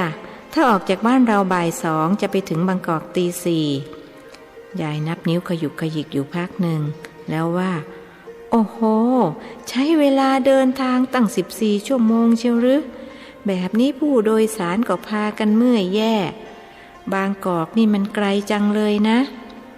เห็นทิดพองเขาว่าเรือต้องแวะเติมน้ำมันกลางทางด้วยเลยทำให้เสียเวลามากข้าไม่คิดไปเหยียบบางกอกก็เพราะเหตุนี้นี่เองแม่ล่ะอยากไปเที่ยวบางกอกกับเขาไหมไม่ละข้าไม่อยากไปตายในเรือขอตายสบายๆในบ้านเรานี่แหละข้าคิดถึงไอ้หนูเหลือเกินพูดแล้วก็ตั้งท่าจะร้องไห้ไม่เอาหน้าถ้าแม่ร้องห่มร้องไห้เดี๋ยวมันจะเป็นลางไม่ดีกับไอ้หนูนะข้าว่าเราลงไปดายหญ้าในสวนกันดีกว่าหญ้ารกเชียวไอ้หนูเขาไม่ค่อยมีเวลาเห็นว่าออกไปรับจ้างเลี้ยงเป็ดเพื่อหาเงินไปเรียนขยันไม่มีใครเกินละไอ้หนูของข้าคนนี้ดีแล้วล่ะแม่เขาขยันดีกว่าขี้เกียจคนขี้เกียจไปอยู่กับใครเขาก็ไม่อยากให้อยู่ด้วยลูกทั้งท้องข้าก็เห็นไอ้หนูนี่แหละที่จะเอาดีได้ถ้าอย่างนั้นเราลงไปดูสวนกันเถอะหาอะไรทำเสียบ้างจะได้ไม่มีเวลาคิดถึงไอ้หนูของข้ายายบอกลูกสาวแล้วสองแม่ลูกจึงพากันลงเรือนไป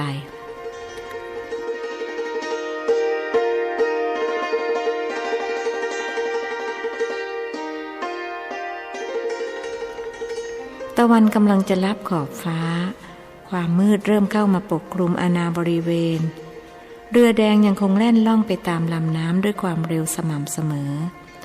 ในท้ายเรือจุดตะเกียงรั้วขึ้น2 ใบห้อยไว้หน้าลำเรือใบหนึ่งอีกใบหนึ่งห้อยไว้ข้างท้าย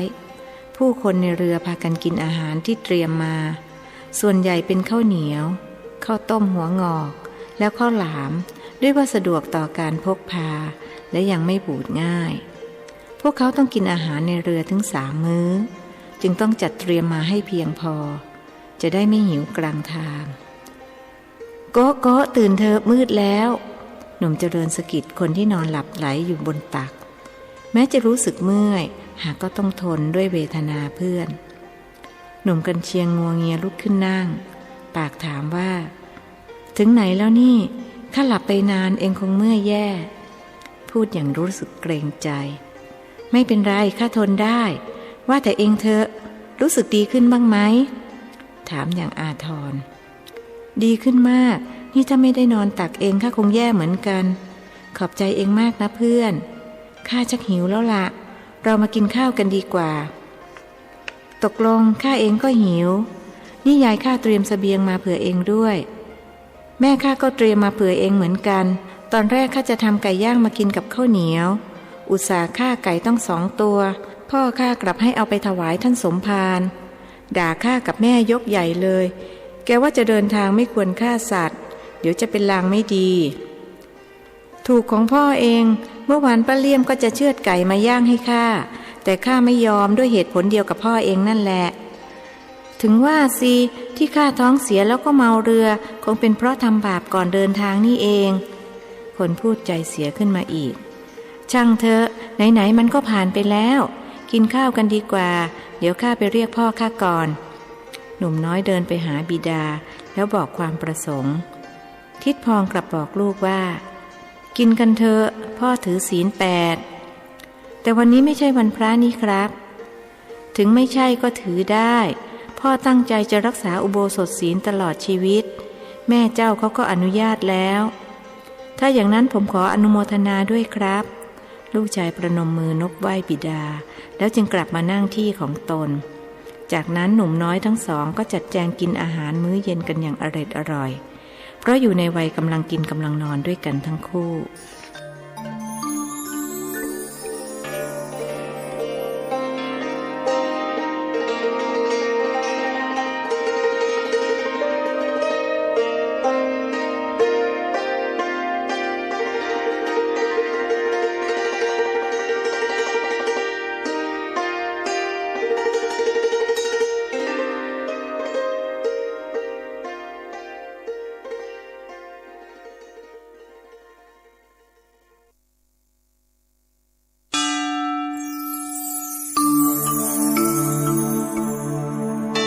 รรมนิยายชุดสัตว์โลกย่อมเป็นไปตามกรรม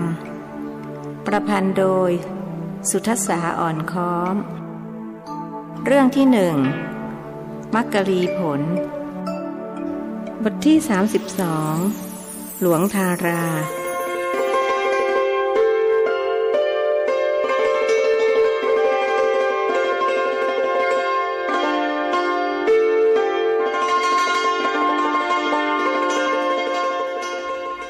บ้านหลวงทาราเป็นเรือนแฝด3 หลังติดกันตั้งอยู่ริมคลองบางแวกชาวบ้านแถวนั้นพากันเรียกว่าบ้าน3 กระไดเพราะมีบันไดขึ้นลงบ้านถึง3 ทิศคือทิศเหนือทิศใต้และทิศตะวันออกเป็นบ้านทรงไทยที่ใหญ่ที่สุดและสวยงามที่สุดในตำบลนั้นเรือหางยาวนำ2 พ่อลูกมาส่งเป็นรายสุดท้ายด้วยว่าบ้าน3 กระไดตั้งอยู่สุดคลองบางแวกพอดีทิดพองกับหนุ่มเจริญช่วยกันขนสัมภาระขึ้นเรือนบรรดาบ่าวไพร่มาเห็นก็กระวีกระวาดเข้ามาช่วยยกของ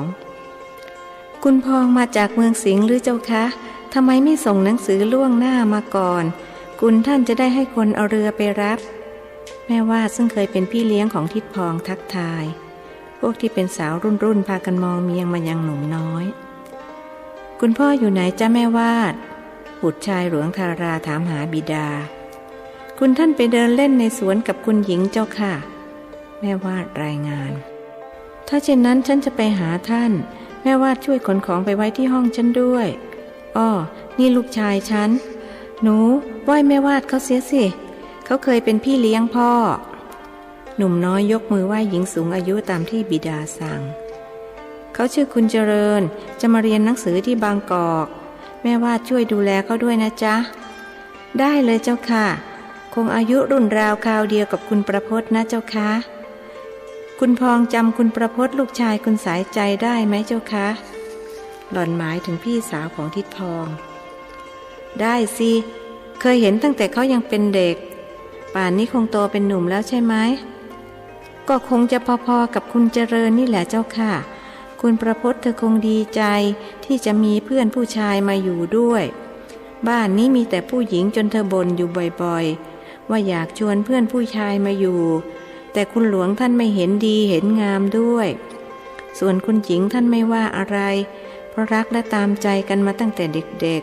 ๆคำพูดของแม่วาดทำให้หนุ่มน้อยคิดถึงยายคุณหญิงซึ่งเป็นย่าของเขา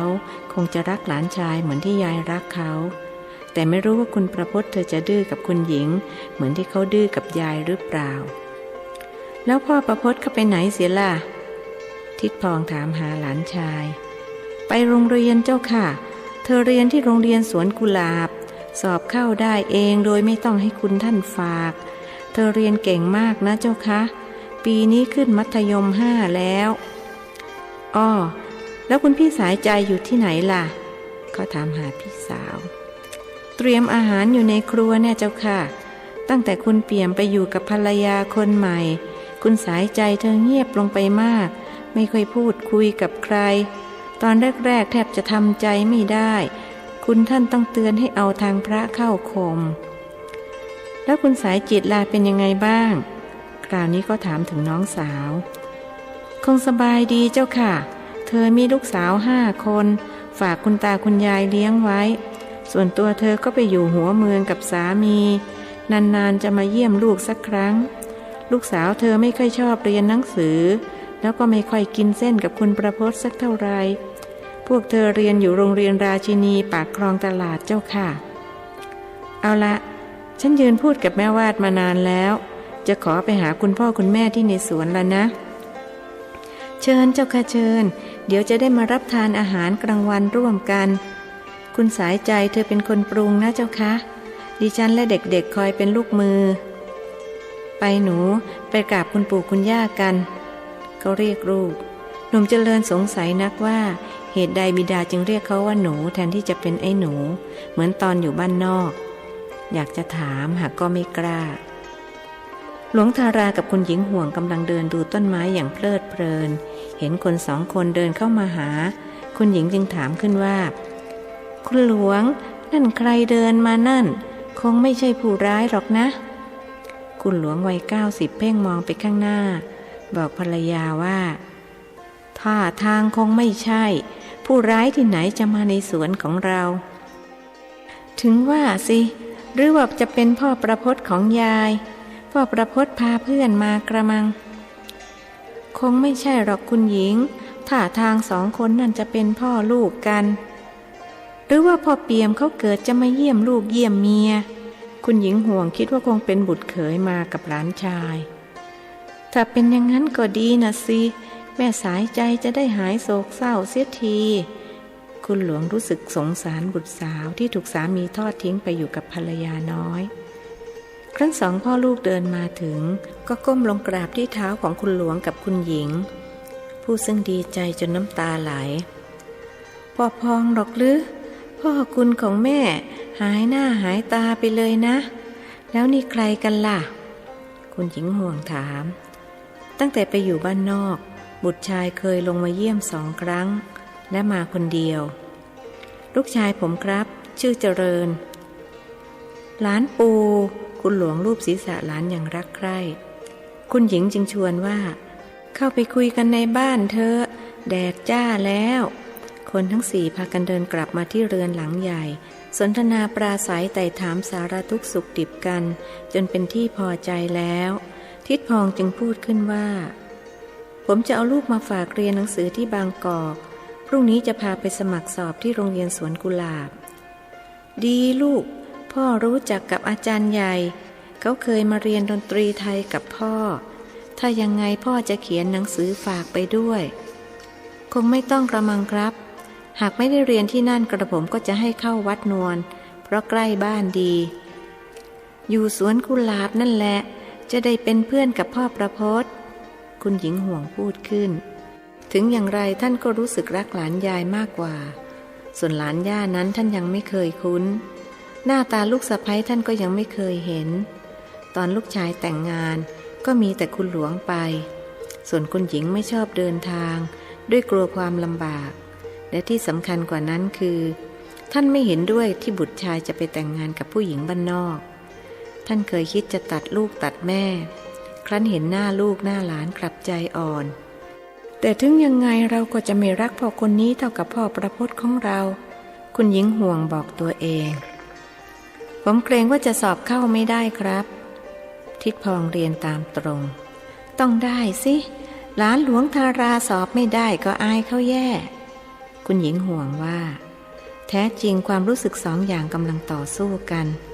ใจหนึ่งอยากรักหลานย่าให้เท่ากับหลานยายแต่อีกใจก็ยังระแวงสงสัยหลานยายนะหลานข้าแต่หลานย่าสิยังไม่รู้ว่าหลานใครหนุ่มน้อยรู้สึกร้อนหนาว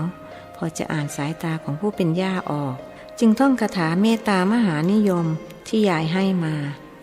เมตตัญจะสัพพโลกัสมิงมานะสัมภาวะเยอปริมานัง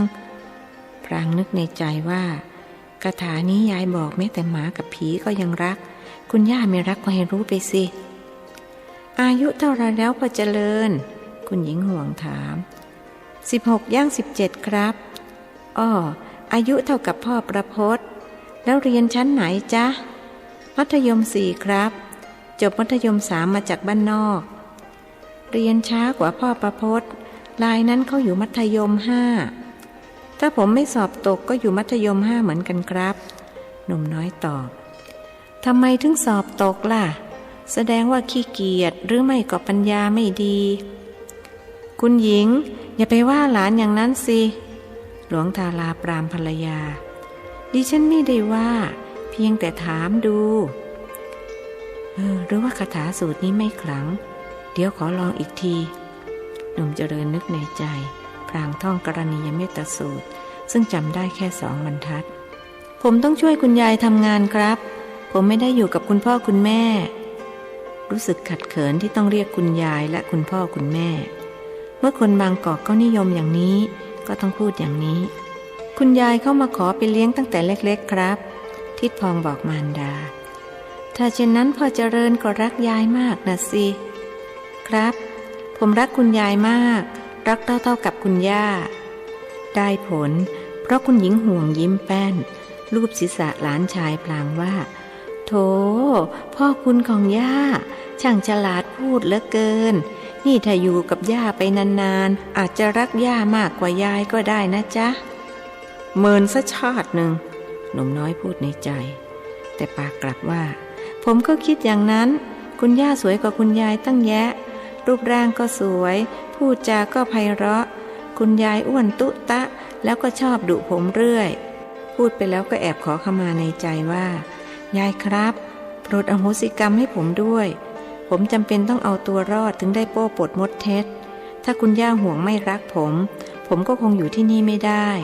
แต่ถึงอย่างไรผมก็จะไม่รักใครมากไปกว่ายายของผมพูดเก่งจริงๆหลานย่าดูสิอายุเท่านี้ยังฉลาดถึงปานนี้ท่าทางจะฉลาดหลักแหลมกว่าพ่อประพจน์อีกนะหรือคุณหลวงว่ายังไงท่านถามความเห็นสามีคุณหลวงได้แต่ยิ้มข้างหนุ่มเจริญแอบนึกในใจว่าคาถาของพระพุทธเจ้าเริ่มทำงานแล้วยายเราฉลาดรอบคอบเหลือเกินที่ให้คาถานี้มาคุณพ่อครับผมยังไม่ได้ไปกราบคุณพี่สายใจเลยป่านนี้เธอคงรู้จากแม่วาดแล้วว่าผมมาหนูไปกราบคุณป้ากันคุณหญิงจึงว่าไปเลยลูกไปฝากเนื้อฝากตัวกับคุณป้าเขาเสียเขาจะได้ทำกับข้าวอร่อยๆให้กินจะได้อ้วนท้วนขึ้นมาอีกสักนิดหนุ่มน้อยจึงเดินท่องคาถาไปตลอดทางกระทั่งถึงครัวเขาทำให้คุณย่ารักได้แล้วคราวนี้ก็จะทำให้คุณป้ารักบ้างสองพ่อลูกเข้าไปไหว้คุณสายใจซึ่งกำลังเตรียมอาหารอยู่ในครัวเห็นหน้าหลานชายคุณสายใจนึกรักขึ้นมาทันทีจึงพูดขึ้นว่าพี่ทราบจากแม่วาดแล้วว่าเธอกับลูกมาแต่ไม่ได้ออกไปต้อนรับเพราะกำลังยุ่งคงไม่ว่ากันนะใครจะกล้าว่าคุณพี่เราครับว่าแต่ว่าผมขอฝากหลานด้วยจะให้เรียนหนังสืออยู่ที่บางกอกนี่ก็ดีนะสิพ่อประพจน์ของพี่จะได้มีเพื่อนบ้านนี้มีแต่พวกสาวๆก็ลูกของแม่สายจิตเขานั่นแหละมีเข้าไปได้ตั้ง5 คนไม่ค่อยกินเส้นกับพ่อประพจน์สักเท่าไหร่เขาเคยขออนุญาตคุณตาจะเอาเพื่อนผู้ชายมาอยู่ด้วยแต่คุณตาไม่อนุญาตคราวนี้คงจะได้เพื่อนสมใจละสิแถมเป็นญาติกันอีกด้วยคุณสายใจพูดไปมือก็ผัดข้าวในกระทะไปหนุ่มเจริญจึงพูดขึ้นว่าคุณป้ามีอะไรให้ผมช่วยไหมครับผมทำกับข้าวให้คุณยายทานทุกวันตำน้ำพริกก็ได้นะครับดีจริงวันหลังต้องขอลองชิมฝีมือบ้างละพ่อประพจน์ของป้าเสียอีกที่ทำอะไรไม่เป็นเอาเสียเลยแต่เธอก็เรียนเก่งนี่ครับได้ยินแม่วาดพูดว่าเธอเรียนเก่งมากทีเดียวส่วนผมสอบตกซ้ำชั้นที่จริงก็ต้องเรียนมัธยม5เหมือนคุณประพจน์แต่สอบตกเลยต้องอยู่มัธยม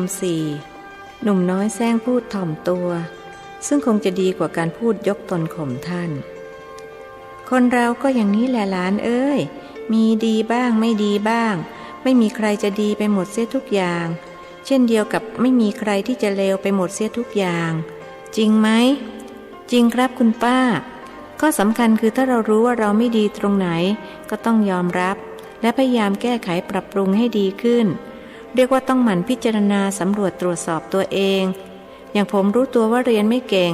ก็ต้องเอาใจใส่เรื่องการเรียนเป็นพิเศษถูกต้องที่สุดแหมเธอเลี้ยงลูกได้เยี่ยมจริงๆคุณสายใจชมมาถึงทิดพองครั้นจุกคิดได้ว่าสามีของเธอมิได้เป็นเช่นนี้ใจก็ห่อเหี่ยวหดหู่ทิดพองพอจะรู้ความในใจของพี่สาวจึงพูดออกตัวว่าผมไม่ได้เลี้ยงเองหรอกครับคุณพี่ผู้ชายเขาไม่ค่อยถนัดกับหน้าที่นี้หนูเขาดีได้เพราะยายเขาเลี้ยงต่างหากผมว่าผู้หญิงเลี้ยงลูกได้ดีกว่าผู้ชายนะเอาละพี่คุยกับหลานไปก่อนผมขอตัวละ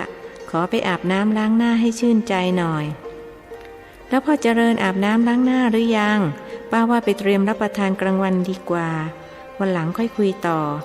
วันนี้หนูคงเหนื่อยแย่เดินทางข้ามคืนข้ามวันอย่างนี้หนุ่มน้อยจึงได้โอกาสลุกตามบิดาไปอาบน้ำเปลี่ยนเสื้อผ้า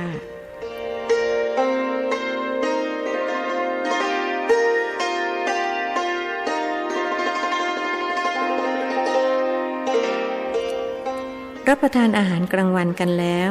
สองพ่อลูกก็ได้พักผ่อนภายในห้องส่วนตัวของทิดพองซึ่งกำลังจะกลายเป็นห้องส่วนตัวของหนุ่มเจริญหนุ่มน้อยหลับสนิทด้วยอดนอนมาทั้งคืนครั้นตื่นขึ้นในตอนเย็นก็ต้องแปลกใจเมื่อบ้านดูคึกคักไม่เงียบเหงาเหมือนเมื่อตอนกลางวันคุณประพจน์กลับจากโรงเรียนได้ทราบจากมารดาและบ่าวไพร่ว่าจะมีคนมาอยู่ด้วยก็ดีใจนักหนาคอยด้อมมองอยู่แถวหน้าประตูห้องของน้าชายข้างพวกสาวน้อยทั้งห้าที่เป็นนักเรียนราชินีก็พากันลิงโลดที่จะมีสมาชิกเพิ่มขึ้นคุณสายจิตมีลูกสาว5 คนคนโตอายุ16คนที่2 14คนที่3และที่4เป็นคู่แฝดกันอายุ13และคนเล็กอายุ12ทันทีที่เปิดประตูห้องออกมาหนุ่มเจริญก็ได้พบกับคุณประพจน์ซึ่งคอยเฝ้าดูอยู่พวกสาวๆก็มายืนหน้าสลอนคอยทักทายสวัสดีครับคุณเจริญพอคุณประพจน์พูดจบพวกสาวๆก็ประสานเสียงขึ้นพร้อมกันว่าสวัสดีค่ะคุณเจริญหนุ่มน้อยยิ้มให้คนทั้ง6คุณประพจน์หันไปทำตาเขียวใส่แม่สาวน้อยทั้ง5เรื่องอะไรมาเรียนปากผมจะไปไหนก็ไปกันเถิดไปผมจะคุยกับคุณเจริญพวกเราไม่ได้เรียนปากคุณแต่พวกเราก็อยากคุยกับคุณเจริญเหมือนกันนางสาวสายแก้วพี่สาวคนโตเถียงแทนน้องๆแต่คุณเจริญก็คงไม่ชอบคุยกับผู้หญิงหรอกผมเองยังไม่ชอบพวกผู้หญิงนี่เรื่องมากจริงไหมครับคุณเจริญหนุ่มน้อยอยากจะรับรองคำพูดนั้นเขาเข้าใจคุณประพจน์ด้วยตัวเขาก็มีพี่สาวถึง9 คนแต่แล้วก็พูดได้เพียงว่าผมมีพี่สาว9 คนแล้วก็มีเพื่อนหญิงอีกเกือบ20เลยออกจะคุ้นอาหารมื้อเย็นขาดทิดพองไปคนเดียวเพราะเขาถือศีล8คนอื่นๆนอกนั้นต่างรับประทานกันอย่างอร่อยคุณหลวงและคุณหญิงมีความสุขกว่าทุกวันด้วยมีทั้งหลานปู่หลานตาหลานย่าและหลานยายหนุ่มเจริญรู้สึกเอ็นดูคุณประพจน์มากกว่า5 พี่น้องเพราะเห็นว่าเธอขาดความอบอุ่นจากบิดาตัวเขาคงจะอยู่บ้านนี้ได้อย่างมีความสุขจะทุกข์อยู่เรื่องเดียวเท่านั้นคือคิดถึงยายป่านชะนี้ยายก็คงจะคิดถึงเขาเช่นกัน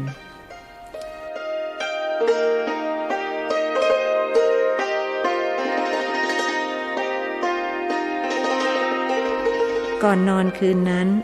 หนุ่มเจริญได้ขอให้บิดาจดกรณียเมตสูตรให้และทิดพองก็ได้เล่าประวัติความเป็นมาของสูตรนี้ตามที่ได้รับมอบหมายมาจากแม่ยายเพียงแต่ไม่ได้เล่าในเรือแดงเท่านั้นเพราะเวลาและโอกาสไม่อำนวยเมื่อเล่าจบทิดพองพาลูกไหว้พระสวดมนต์โดยเริ่มตั้งแต่บทพุทธคุณและไปจบที่กรณียเมตสูตรแล้วต่างก็ช่วยกันแผ่เมตตาไปให้อาจารย์ใหญ่โรงเรียนสวนกุหลาบโดยว่าพรุ่งนี้เขาทั้งสองจะต้องไปพบหนุ่มน้อยออกจะเชื่อ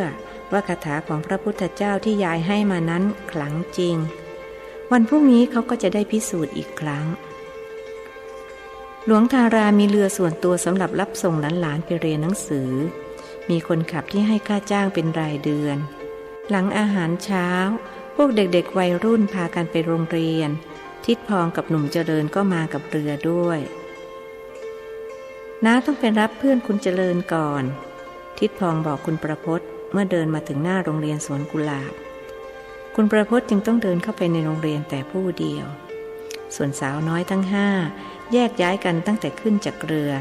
เพราะโรงเรียนราชินีอยู่ติดกับท่าเรือนั่นเองกรณียเมตสูตรที่ยายกำชับให้ท่องนั้นช่างมีอานุภาพเกินกว่าจะพรรณนาด้วยว่าเมื่อคนทั้ง3พบอาจารย์ใหญ่ท่านก็แจ้งว่าทางโรงเรียนได้ผ่านการสอบคัดเลือกไปเรียบร้อย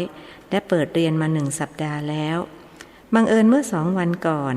นักเรียนคนหนึ่งเกิดจมน้ำตายเพราะลงไปเล่นน้ำในแม่น้ำเจ้าพระยาและเป็นตะคริวว่ายเข้าฝั่งไม่ได้จึงมีที่ว่าง1 ที่สำหรับหนุ่มเจริญจรูญรัตน์ซึ่งพออาจารย์ใหญ่เห็นนามสกุลและรู้ว่าเป็นหลานครูบาอาจารย์จึงยินดีรับไว้ส่วนหนุ่มกันเชียงนั้นไม่มีที่ว่างแล้วพักอยู่ที่ไหนอาจารย์ใหญ่ถามหนุ่มกันเชียงอยู่วัดสระเกตครับอยู่กับพระซึ่งเป็นญาติกันกับคุณพ่อผมพระรูปนั้นท่านชื่ออะไรพระมหาแพ้วครับ อ้อเธอเป็นหลานมหาแพ้วหรอกหรือพอดีทางโรงเรียนกำลังจะมีหนังสือไปนิมนต์ท่านมาช่วยสอนวิชาศีลธรรมทางเราได้ยินกิตติศัพท์มาว่าท่านเป็นพระปฏิบัติดีปฏิบัติชอบถ้าเช่นนั้นเห็นจะต้องรับเธอเข้าไว้เรียนที่นี่ท่านจะได้ไม่กล้าปฏิเสธได้ยินอาจารย์ใหญ่พูดทั้งทิดพองและลูกชายต่างคิดตรงกันว่ากรณียเมตสูตรช่างศักดิ์สิทธิ์แท้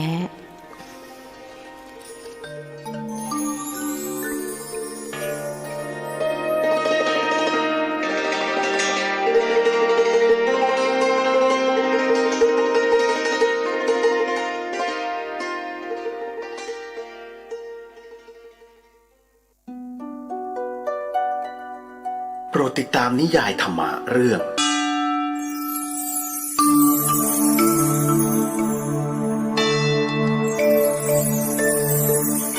มักกรีผล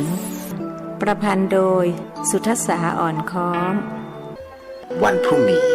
สวัสดีครับ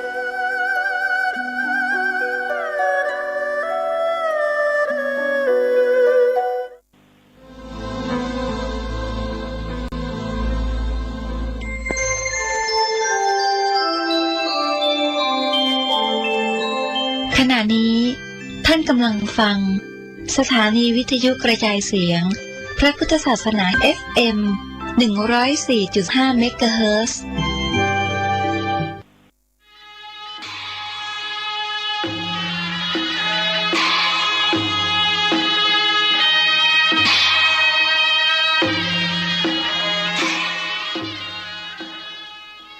ขอความเจริญในธรรม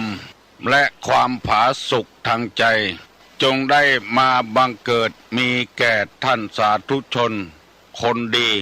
ผู้เจริญในศีลในธรรมทุกท่านพร้อมกันนี้ขอยกมือ10 นิ้วกราบอาราธนาเอาคุณพระพุทธเจ้าคุณพระธรรมพระสงฆ์คุณพ่อคุณแม่คุณครูบาอาจารย์ผู้ประสิทธิ์ประสาทวิชาความรู้บุญศีลบุญทานสิ่งศักดิ์สิทธิ์ทั้งหลายอันมีพระสยามเทวาธิราชพระบรมธาตุดอยสุเทพและครูบาเจ้าศรีวิจัยเป็นต้นขอได้โปรดมาอภิบาลปกปักรักษาพระสงฆ์พระเจ้าพระเนนเถนน้อยและท่านผู้รับฟังรายการทุกคนทุกท่านเพื่อปากันมีความสุขกายสุขใจเหมือนกันทุกตนทุกองค์ทุกผู้ทุกคนตลอดกาลนานมาแถมแล้วเนอเสียงก้องเสียงกองเสียงมองต่ำเข้าเสียงตุเจ้าเทศนาธรรมมาเยี่ยมมาใจท่านสาธุชนคนดีทั้งหลายถึงบ้านถึงจองเพื่อเอาธรรมะแบบรากหญ้าแบบธรรมดามาฮือพ่อแม่พี่น้องทั้งหลายฟังก่อนที่จะได้ฟังนี้ขอเชิญชวนมวลพุทธบริษัททั้งหลายไหว้พระเหมือนกับนักมวยไหว้ครูระลึกถึงครูบาอาจารย์ก่อนผู้ที่ไปแสวงหาสัจธรรม4 อสงไขยปลายแสนมหากัปและ10 ชาติปางสุดท้ายได้เกิดมาเป็นพญาเวสสันตละตาลเข้าของทรัพย์สมบัติสละบัลลังก์ไปบวชเป็นพระฤาษีตาลเมียตาลลูกบำเพ็ญขนาดนักจนได้ตรัสรู้เฮาไหว้ครูบาอาจารย์เนี่ยก่อนเนออาลังหังสัมมาสัมพุทโธภควาพุทธังภวันตังอภิวาเทมิกราบสวากขาโตภควตาธัมโมธัมมังนัมสสามิกราบสุปฏิปันโนภควโตสาวกสังโฆสังฆังนัมมามิกราบหันทัพไมยังพุทธัสสะภควโตบุพาภะคณะมะกะลังกะโลมาเสนะโมตัสสะภะคะวะโตอะระหะโตสัมมาสัมพุทธัสสะนะโมตัสสะภะคะวะโตอะระหะโตสัมมาสัมพุทธัสสะ นะโมตัสสะภะคะวะโตอะระหะโตสัมมาสัมพุทธัสสะพุทธังสรณังกัจฉามิธัมมังสรณังกัจฉามิสังฆังสรณังกัจฉามิตุติยัมปิพุทธังสรณังกัจฉามิตุติยัมปิธัมมังสรณังกัจฉามิตุติยัมปิสังฆังสรณังกัจฉามิตติยัมปิพุทธังสรณังกัจฉามิตติยัมปิธัมมังสรณังกัจฉามิตติยัมปิสังฆังสรณังกัจฉามิอิติปิโสภะคะวาอะระหังสัมมาสัมพุทโธวิชชาจรณะสัมปันโนสุขโตโลกาวิทูอนุตตโลปุริสาธัมมสารถิสัทธาเทวมนุสสานังพุทโธภควาติสวากขาโตภควตาธัมโมสันติติโกอากาลิโกเอหิปัสสิโกโอปนะยิโก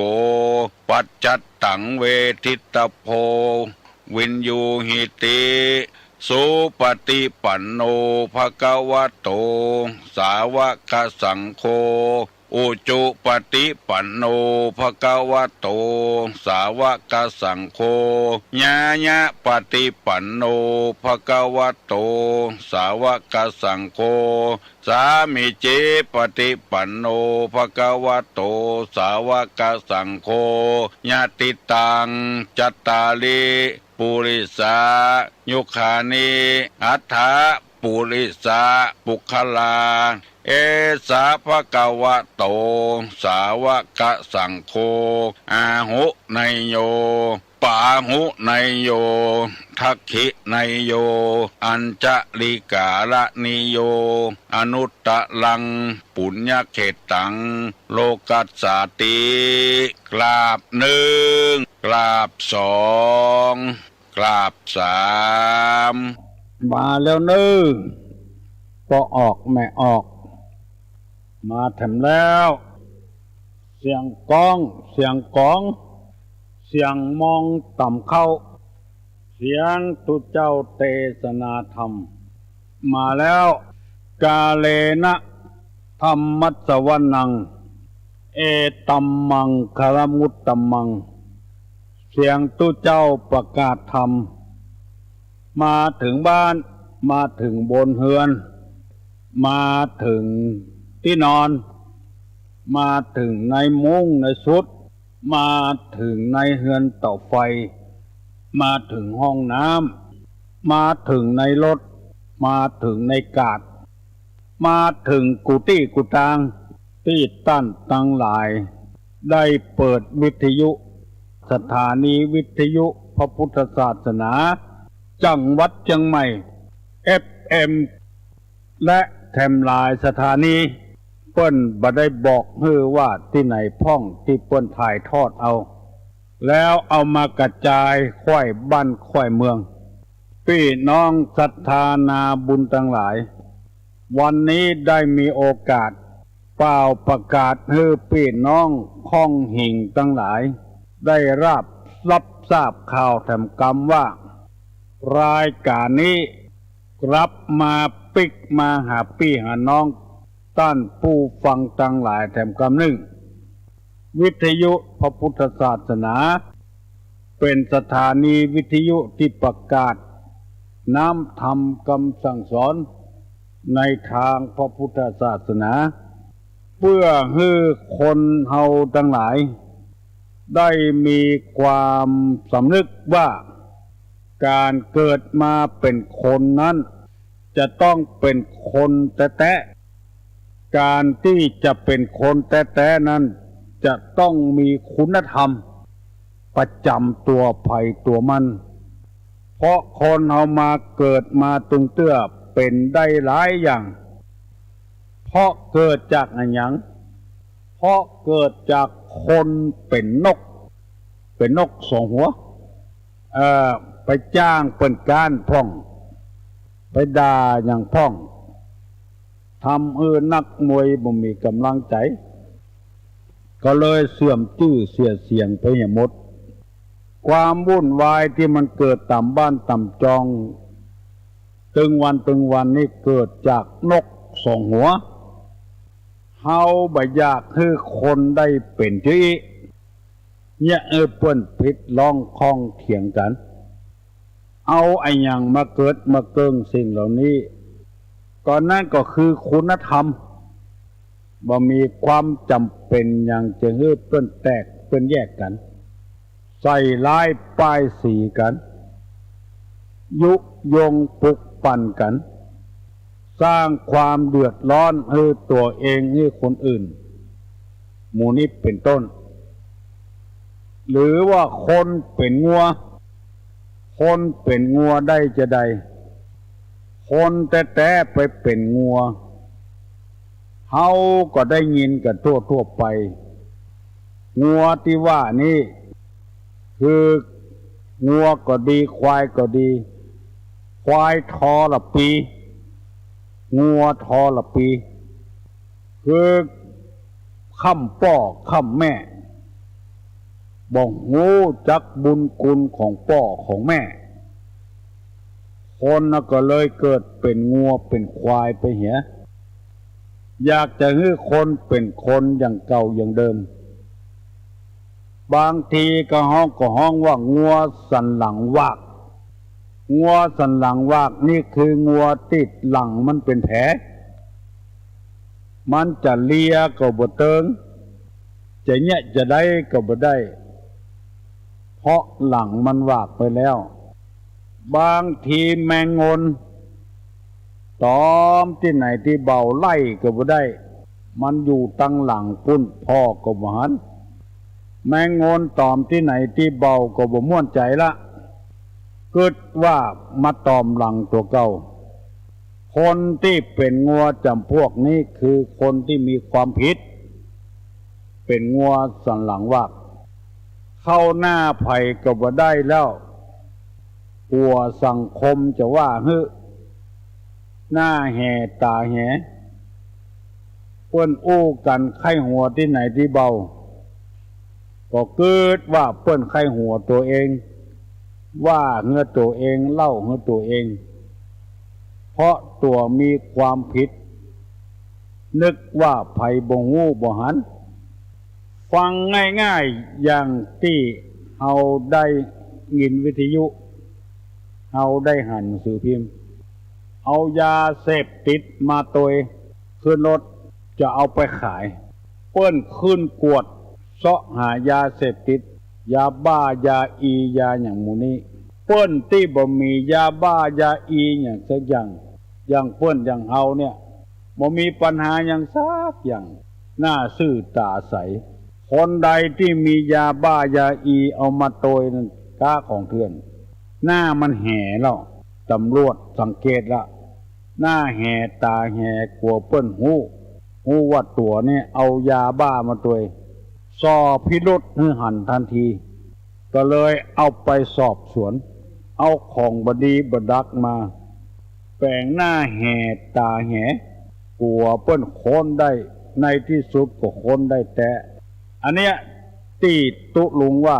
คนเป็นงัวสันหลังวากคนเป็นควายก็คือควายทอละปีคิดที่จะทำลายพ่อทำลายแม่ตลอดเวลาไปคบหาสมาคมกับเพื่อนกับฝูง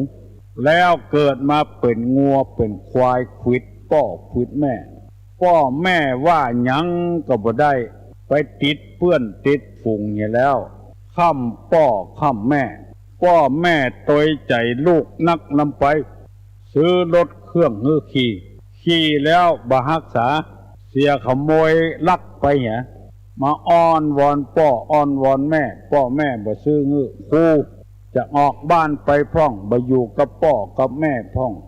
จะฆ่าตัวตายพ่องจะบ่เรียนหนังสือคืออนาคตได้ล้มเหลวไปเหี่ย พ่อแม่หวังพ่อหวังคอยความสำเร็จของลูกเพื่อลูกจะได้แปรเนื้อแปรตัวเสาะว่าหากินได้ในอนาคตไปหน้าซ้ำไปเนี่ยฮือพ่อฮือแม่เจออันนั้นก็เป็นควายตัวหนึ่งเป็นห้องว่าควายทอละปีทอละยศไปฟังกำเปื้อนกำฝูงที่หาสาระหาประโยชน์บ่ได้มาค้ำพ่อค้ำแม่ค้ำพี่ค้ำน้องตัวเก่าอันนี้ก็ห้องว่าคนนั้นเป็นควายไปเห็นแล้วบ่ได้เป็นคนไปเห็นแล้วเพราะอันยังเพราะว่าภาสจากคำว่าภาสจากนี่ก็คือปราศจากบ่มีคุณธรรมบ่มีธรรมลูกไปเป็นทรปีไปเหี่ยพ่อแม่ขาดคุณธรรมขาดศีลขาดธรรมก็อย่างที่เฮาฮู้กันโดยทั่วไปนั้นแทนที่จะพ่อจะกอยลูกจะพ่อจะกอยเต้าเหมือนกับเพื่อนทั่วไปตามบ้านตามจองทำหน้าที่ของพ่อของแม่เกิดลูกออกมาเอาไปฝากคนนั้นน้อยคนนี้น้อยตัวเองทิ้งทอดบ่พอลูกบ่พอเต้าสกรรมเอาความสนุกเพลิดเพลินเอาตั้งหน้าเป็นไปมัวเมาด้วยกามราคะไปเอาเมียใหม่ละลูกไว้ปี่น้องปกอุ้ยไม่อุ้ยตัวเองไปเอาผัวใหม่ละลูกไว้ปกอุ้ยไม่อุ้ยไว้กับปี่กับน้องเหมือนจะมาใจอย่าเตื้องบางทีก็หายเซ็บหายสอยบ่มีการอะไรลูกอะไรเต้าลงหนังสือพิมพ์ลงวิทยุมีลูกมีเต้าเอาไปฝากคนนั้นน้อยคนนี้น้อยเมื่อล้นปุ่นป่ายมาบ่มีสรณะบ่มีที่เปิ้งคูดหัวคูดคิ้วไปบวชเป็นแม่ชีอยู่ในวัดเป็นแม่ชีแทนที่จะปฏิบัติธรรมมาขอเปิ้งรายการวิทยุขอวิทยุประกาศหาลูกหาเต้ากำก่อนที่จะหมดลมหายใจนักข่าวก็ถามว่ามันเป็นจะได้ปัดกันก็อย่างที่เขาว่าตะเกียเอาตั้งหน้าเป็นไปเอาลูกไปฝากหั่นคนนี่คนตัวเองก็ไปเมากับตั้งหน้าเมื่อลุนปุ่นฝ่ายมาคือเติงหาลูกหาเต้าบ่นว่าลูกเต้าบ่มาหาก็เพราะตัวเองทอดไว้เหี่ยก่อนเมาด้วยกามคุณเอาตั้งหน้าเป็นไปขาดคุณธรรมแล้วมาให้หาลูกหาเต้าคือลูกเต้ามาหาเพราะขาดคุณธรรมเริ่มบดีตั้งแต่หัวทีมาแล้วซึ่งมันตรงกันข้ามคนที่เป็นคนมีกี่คนเลี้ยงมดบอกว่าคนนั้นจะเป็นเปี้ยเป็นก้อมเป็นคนหูหนวกเป็นคนปักบิดปักเบี้ยวเลี้ยงมดใจใส่ดูแลไปรับจ้างรับแจ้งเพิ่นซื้อข้าวซื้อน้ำมาให้ลูกได้กินเปิ้นลงหนังสือพิมพ์คนอ่านแล้วก็มีความเอ็นดู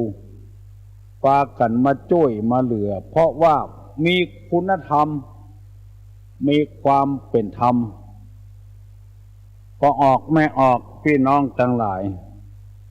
ที่ตุลุงนำมาเสนอกูเจ้านี่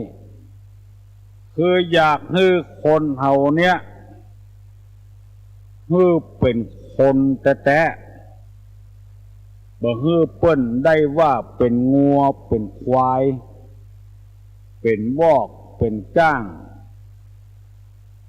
เป็นหมูเป็นเป็ดเป็นไก่บางทีก็มีคนเป็นไก่ก็มี หันก้าตัวหันก้าจะได้อย่างไก่นะที่เขาว่าไก่ตัวใดบ่เคี่ยเขาโอ่งจะเอาส่วนตัวอย่างเดียวบ่เคี่ยออกบ้าเพื่อแพ้เจือจันอย่างนี้ไผเมินเข้าบริวารก็บ่มีปี้ก็บ่มีน้องก็บ่มีเพราะว่าตัวเองเคี่ยเขาโอ่งตัวเก่าให้หมดอันนี้ห้องบอกคนเป็นไก่บอกว่าของปี้บอกว่าของน้องบอกว่าของพระพุทธพระธรรมพระสงฆ์มุบนิบชุบซิบเอาใส่กระเป๋าของตัวเองให้หมดนึกว่าไผ่บ่ฮู้คนเจอีนี่จะบ่มีไปคบหาสมาคมเพราะหันแก้ตัวหันแก้ได้คนก็เลยเป็นไก่ไปเหียนึกว่าไผ่บ่ฮู้ตยบ่หันตยไปตยกันได้ตยกันเวลาได้มาแล้วตัวเอาเหี่ยคนเดียวหรือแบ่งให้เปิ้นน้อยเดียวหันนิดใส่แล้วก็เลยบ่ให้คบหาสมาคมตัวบ่ให้จ้างยิ่งอย่างละตู้ลุงเคยประสบเรื่องนี้มาแล้วจ้างเนี่ยการบอกว่าขอเมาเด้อมันจะได้โวยขึ้นแถมน้อยจ้างเป็นวันนี่มันจ้าต่างวัดก็ใครได้งานมันรวดเร็วทันใจก็เลยเหมาเมาจะได้เป็นตารางวากับตารางเม็ดกะว่ากันไปพอฮับเหมาเสร็จแล้วคน10 กว่าคนเฮากึดไปแถมยังคนฮับเหมากึดไปแถมยังเฮาก็เดียวว่าคน9 คนจะเอาเงินที่เฮาฮื้อน่ะเหมาน่ะหารให้มันได้เต้าเดียวกันสมมติว่าเงินปันเอา9มาหารมันจะได้คนเต้าอันโอ้ปรากฏว่าเอาไปจ้างคนอื่นให้เป็นรายวันเหี่ยตัวเองเนี่ยพ่องบ่เนี่ยพ่องในฐานะที่เป็นคนฮับเหมาได้นักเหลือคนเนี่ยการก่อนตู้ลงมาหันนิสัยอย่างอี้แล้วเลยบัดจ้างแถมซ้ำบัดทามาแถมซ้ำคนเชื้ออีเอาคิดไปแถมยังคนฮับเหมาคิดไปแถมยังมันก็บ่ใช่ลงทุนลงฮอนอย่างก็ได้เพียงแต่เอามือเนี่ยเต้าใดเต้ากันแต่ว่าไปเอากรรมที่ว่าไปฮับเหมามาแล้วเอาเงินไปจ้างคนอื่นตัวเองได้เนี่ยคนเดียวจัดหนักคนที่เนี่ยการไปเป็นจ้างเป็นรายวันไปเหียได้น้อยเดียวเปิ้นฮ้องว่ากินหัวคิ้วคนจะสังคมก็เลยบ่ต้องการตู้ลุงก็บ่ต้องการถ้าไปจ้างคนต่างบ้านต่างเมืองมาเนี่ยบ่ฮู้เรื่องฮู้ราวอันนั้นก็ไปแถมอย่าง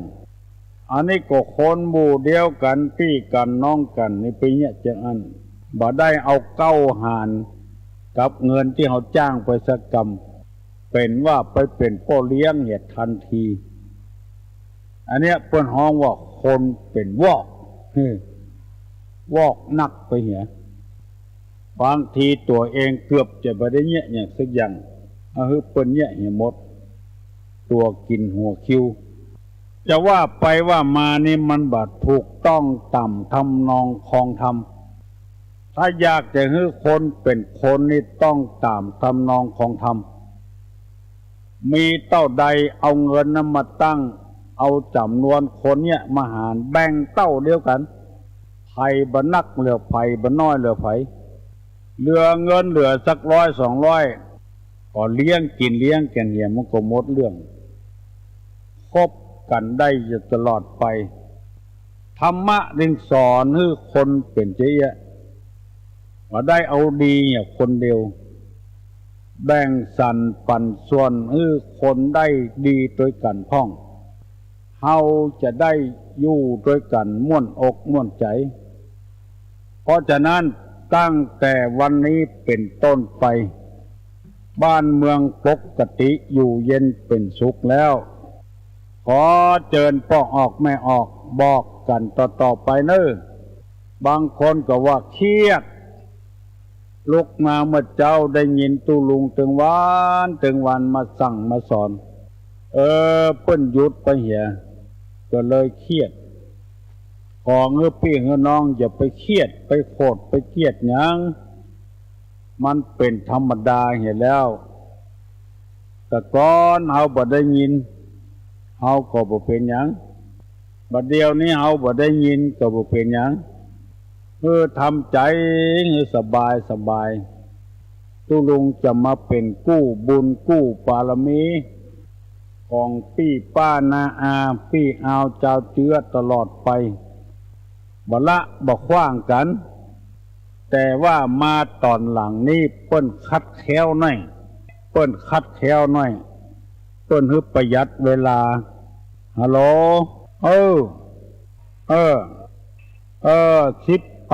กว่าวันมาได้เมื่อคืนน่ะเวลา8 โมงถึง9 โมงเมื่อคืนน่ะดีใจเนาะยินดีตัวเนอะบ้านปะแก้อ่ะหลายวันแล้วไม่ได้ยินกันเนาะเป็นหยังเนอะทำใจได้แล้วต่อไปคือฟังกันทุกวันตั้งแต่6 โมงไปถึง7 โมงมาเจ้าตัวลุงก็จะออกอากาศปีน้องฟังอยู่ตลอดเมื่อเดี๋ยวนี้เป็นชื่อพระพุทธศาสนาจังหวัดเชียงใหม่ FM อย่างเก่านะเปลี่ยนชื่อใหม่บ่ได้ถ้วยใบเก่านะแต่ว่าเอาใส่แกงหยวกล้างแล้ววันนี้เอามาใส่น้ำพริกป๋าถ้วยใบเก่านะเปลี่ยนของกินทำไมเปลี่ยนชื่อทำไมรายการก็ยังจะมีฟังอยู่ตลอดเวลาขอพี่น้องทำใจไว้ต่อไปตัวลุงก็ดีอกดีใจตัวกับพี่น้องทั้งหลายปฏิบัติธรรมในทางพระพุทธศาสนาเป็นว่าโสวัจจะสตาแปลว่าเป็นผู้ว่าง่ายสอนง่ายบ่ดื้อบ่ดึงฟังกำกันอู้กันลงส่งกันปอตอกมัดเข้าถ้ามันบักแข็งมันบ่เหนียวเอาจุบน้ำเห็นน้อยมัดเข้าแน่นเอาเข้าหัวเข้าระกบจักมันลังอาดแล้วก็มัดได้เลยมัดปล่อยบ่ต้องเอาไปเน็บที่ไหนละง่ายคนเอาเข้าว่าง่ายสอนง่ายนี่ก็ม่วนอยู่กับกันได้สบายบอกว่าตู้เจ้าบอกว่าพันนายปวดใจไม่ยิงเอาละเนอตู้ลุงจะย่างเนอว่าง่ายสอนง่ายพนมมือเนอจะฮือปอนนะเนออายุวัฏโกธนะวัฏโกสิริวัฏโกญัสสะวัฏโกพละวัฏโกวนะวัฏโกสุขวัฏโกโหตุสัพพตาทุกขโลกาพญาเวลาโสกาจันตุจุปัตตวาอเนกาอันตะระญาปิวินาสันตุจเตจสา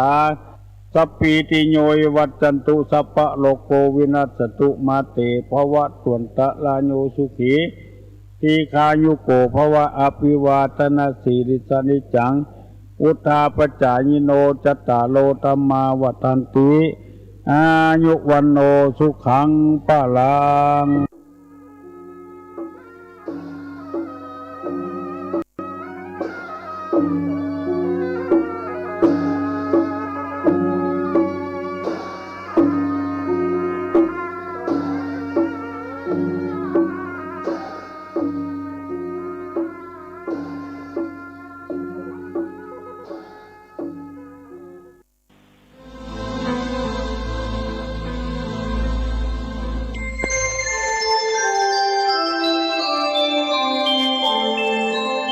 ณะนี้ท่านกำลังฟังสถานีวิทยุกระจายเสียงพระพุทธศาสนา FM 104.5 เมกะเฮิรตซ์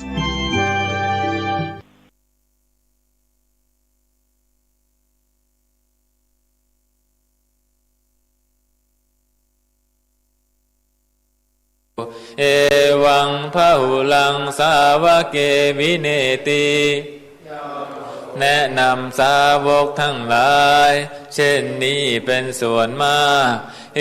วังภาคาจาปนัสสะภะคะวะโตสาวเกสุอนุสาสนีพหุลาปวัตติอันหนึ่งคำสั่งสอนของพระผู้มีพระภาคเจ้านั้นย่อมเป็นไปในสาวกทั้งหลายส่วนมากมีส่วนคือการจำแนกอย่างนี้ว่ารูปังอนิจจังรูปไม่เที่ยงเวทนาอนิจจาเวทนาไม่เที่ยงสัญญาอนิจจาสัญญาไม่เที่ยงสังขารานิจจาสังขารไม่เที่ยงวิญญาณังอนิจจังวิญญาณไม่เที่ยงรูปังอนัตตารูปไม่ใช่ตัวตนเวทนาอนัตตาเวทนาไม่ใช่ตัวตนสัญญาอนัตตาสัญญาไม่ใช่ตัวตนสังขาราอนัตตาสังขารไม่ใช่ตัวตนวิญญาณังอนัตตาวิญญาณไม่ใช่ตัวตนสัพเพสังขารานิจจาสังขารทั้งหลายทั้งปวงไม่เที่ยงสัพเพธัมมาอนัตตาติธรรมทั้งหลายทั้งปวงไม่ใช่ตัวตนดังนี้เตมายังโอตินามหาพวกเราทั้งหลายเป็นผู้ถูกครอบงำแล้วชาติยาโดยความเกิดชรามรณะนาโดยความแก่และความตายโสเกหิปริเทเวหิทุเกหิโทมนัสเสหิอุปายาเสหิโดยความโศกความร่ำไรรำพันความไม่สบายกายความไม่สบายใจความคับแค้นใจทั้งหลายทุกโขตินาเป็นผู้ถูกความทุกข์อย่างเอาแล้วทุกขภาเลตาเป็นผู้มีความทุกข์เป็นเบื้องหน้าแล้วอาเปวนานิมัสสะเกวรัสสะทุกขคันทัสสะอันตกิริยาปัญญาเยธาติทำฉะนั้นการทำที่สุดแห่งกองทุกข์ทั้งสิ้นนี้จะพึงปรากฏชัดแก่เราได้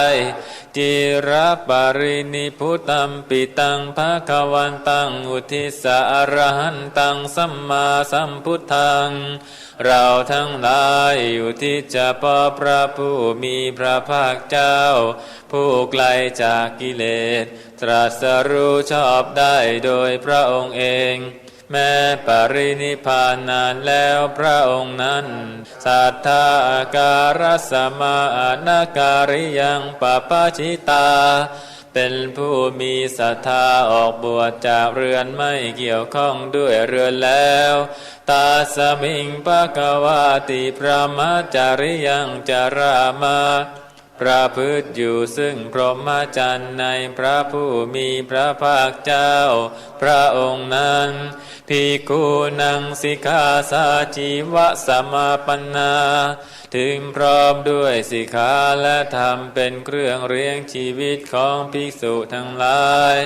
ตังโนพระมจาริยังอิมัสสะเกวรัสสะทุกขคันทัสสะอันตกิริยายะสังวัตตุขอให้พรหมจรรย์ของเราทั้งหลายนั้นจงเป็นไปเพื่อการทำที่สุดแห่งกองทุกข์ทั้งสิ้นนี้เถิดป รินิพุตัมปิตังภวันตังสารนังคตาเราทั้งหลายพูดถึงแล้วซึ่งพระผู้มีพระภาคเจ้าแม้ปรินิพพานนานแล้วพระองค์นั้นเป็นสารณะธรรมันจะสังคัญจาถึงพระธรรมด้วยถึงพระสงฆ์ด้วยตัสสะภะคะวะโตสาสนังยะถาสติยะถาพลังมนสิกะโรมะอนุปติปัชฌามะจากทำในใจอยู่ปฏิบัติตามอยู่ซึ่งคำสั่งสอนของพระผู้มีพระภาคเจ้านั้นตามสติกำลังสาสาโนปฏิปติขอให้ความปฏิบัตินั้นของเราทั้งหลาย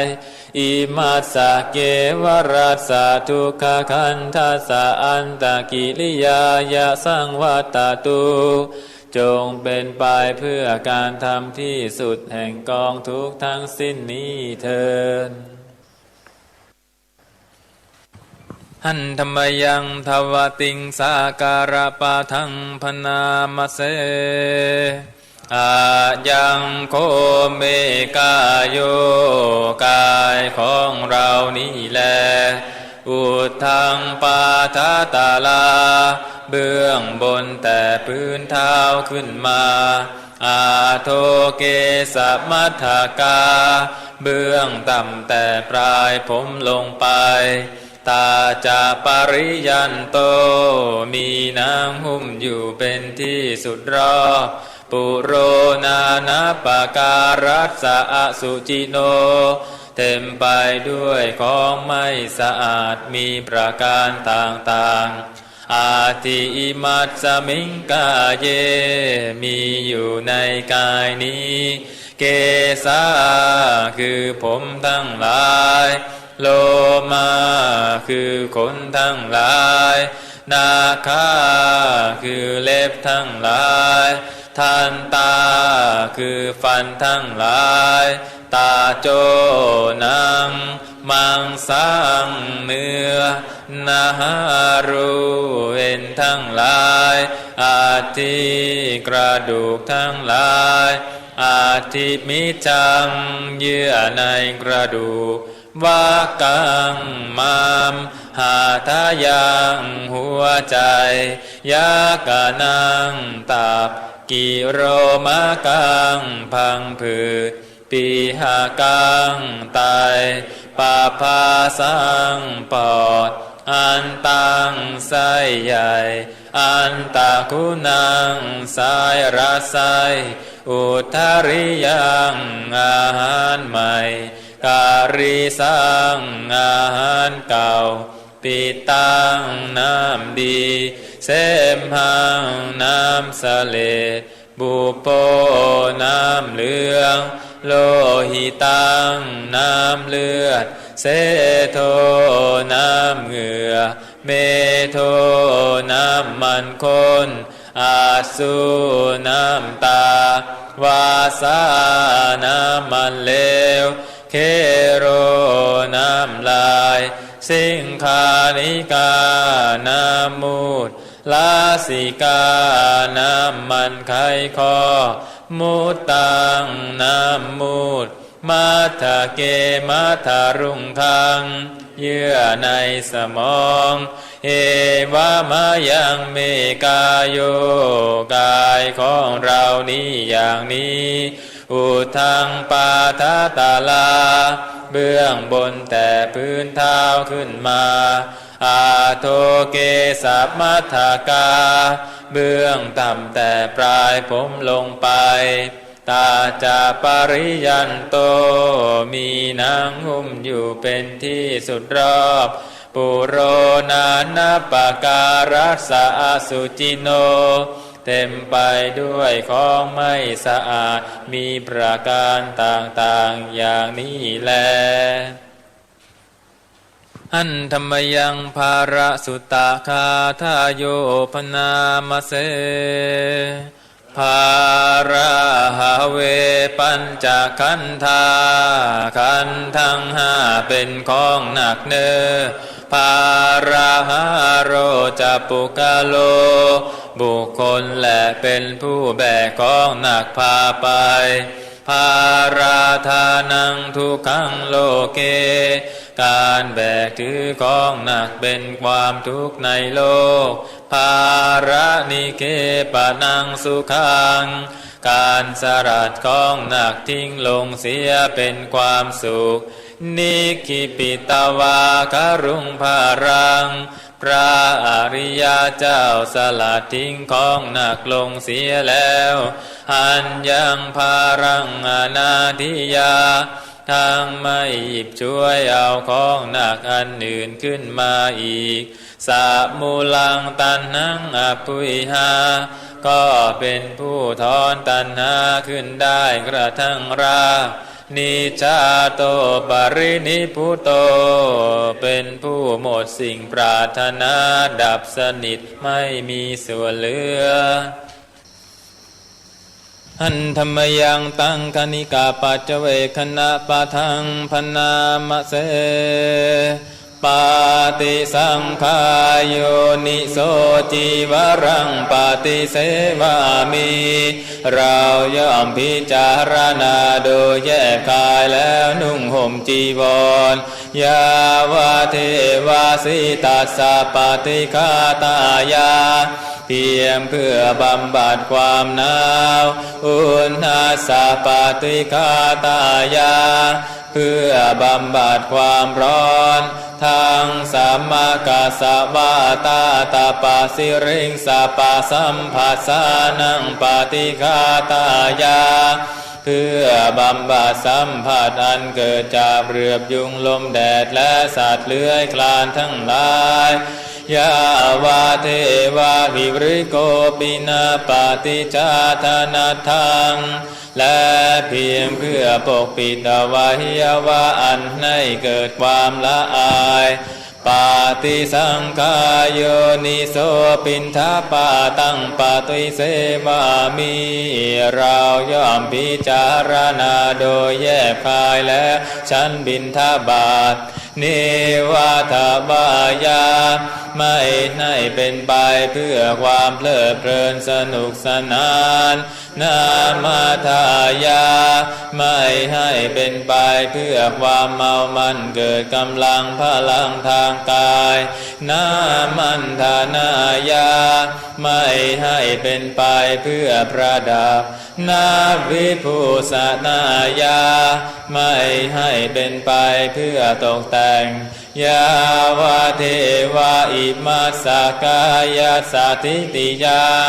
แต่ให้เป็นไปเพียงเพื่อความตั้งอยู่ได้แห่งกายนี้ยาปานายาเพื่อความเป็นไปได้ของอัตภาพวิหิงสุปราติยาเพื่อความสิ้นไปแห่งความลำบากทางกายพระมจาริยานุกหายาเพื่ออนุเคราะห์แก่การประพฤติพรหมจรรย์อิติปุรานันจะเวทนังปาฏิหังคามิด้วยการทำอย่างนี้เราย่อมระงับเสียได้ซึ่งทุกขเวทนาเก่าคือความหิวนาวันจะเวทนังนาอุปาเทสามิและไม่ทำทุกขเวทนาไม่ให้เกิดขึ้นยาตาราจะเปภาวิสติอนวัจจตาจะปาสุวิหารโรจติหนึ่งความเป็นไปโดยสะดวกแห่งอัตภาพนี้ด้วยความเป็นผู้หาโทษมิได้ด้วยและความเป็นอยู่โดยผาสุขด้วยจากมีแก่เราดังนี้ปาติสังขายโยนิโสเสนาสนังปาติเสวามิเราย่อมพิจารณาโดยแยกคายแล้วใช้สอยเสนาสนะยาวาเทวาสิตัสสะปฏิฆาตายาเ เพียงเพื่อบำบัดความหนาวอุณนาสาปาติคาตายาเพื่อบำบัดความร้อนทั้งสามกาสวาตาตาปาสิริงสาปาสัมภาสานังปาติคาตายาเพื่อบำบัดสัมผัสอันเกิดจากเรือบยุงลมแดดและสัตว์เลื้อยคลานทั้งหลายยาวาเทวาอุตุปริสยาวิโนทนังปาติสัลลานารามัทธังเพียงเพื่อบรรเทาอันตรายอันจะพึงมีจากดินฟ้าอากาศและเพื่อความเป็นผู้ยินดีอยู่ได้ในที่หลีกเร้นสำหรับภาวนาปาติสังขายโยนิโสภิลานะปัจจยาเภสัชฌะปริคารังปฏิเสวามิ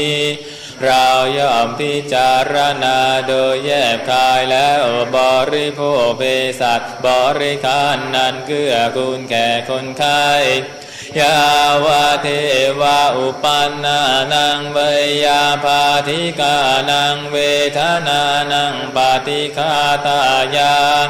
เพียงเพื่อบำบัดทุกขเวทนาอันบังเกิดขึ้นแล้วมีอาพาธต่างๆเป็นมูลอาภยาปัชชาปรมาตายาติเพื่อความเป็นผู้ไม่มีโรคเบียดเบียนเป็นอย่างยิ่งดังนี้นั่นธรรมยังปะภาจิตาพินหาปัจเจเวคณะปะทังพนามเสอาสาอิเมภิกขเวธัมมาดูก่อนภิกษุทั้งหลายธรรมทั้งหลาย10ประการเหล่านี้มีอยู่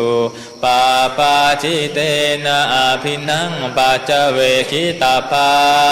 เป็นธรรมที่บรรพชิตพึงพิจารณาโดยแจ่มชัดอยู่เนืองนี้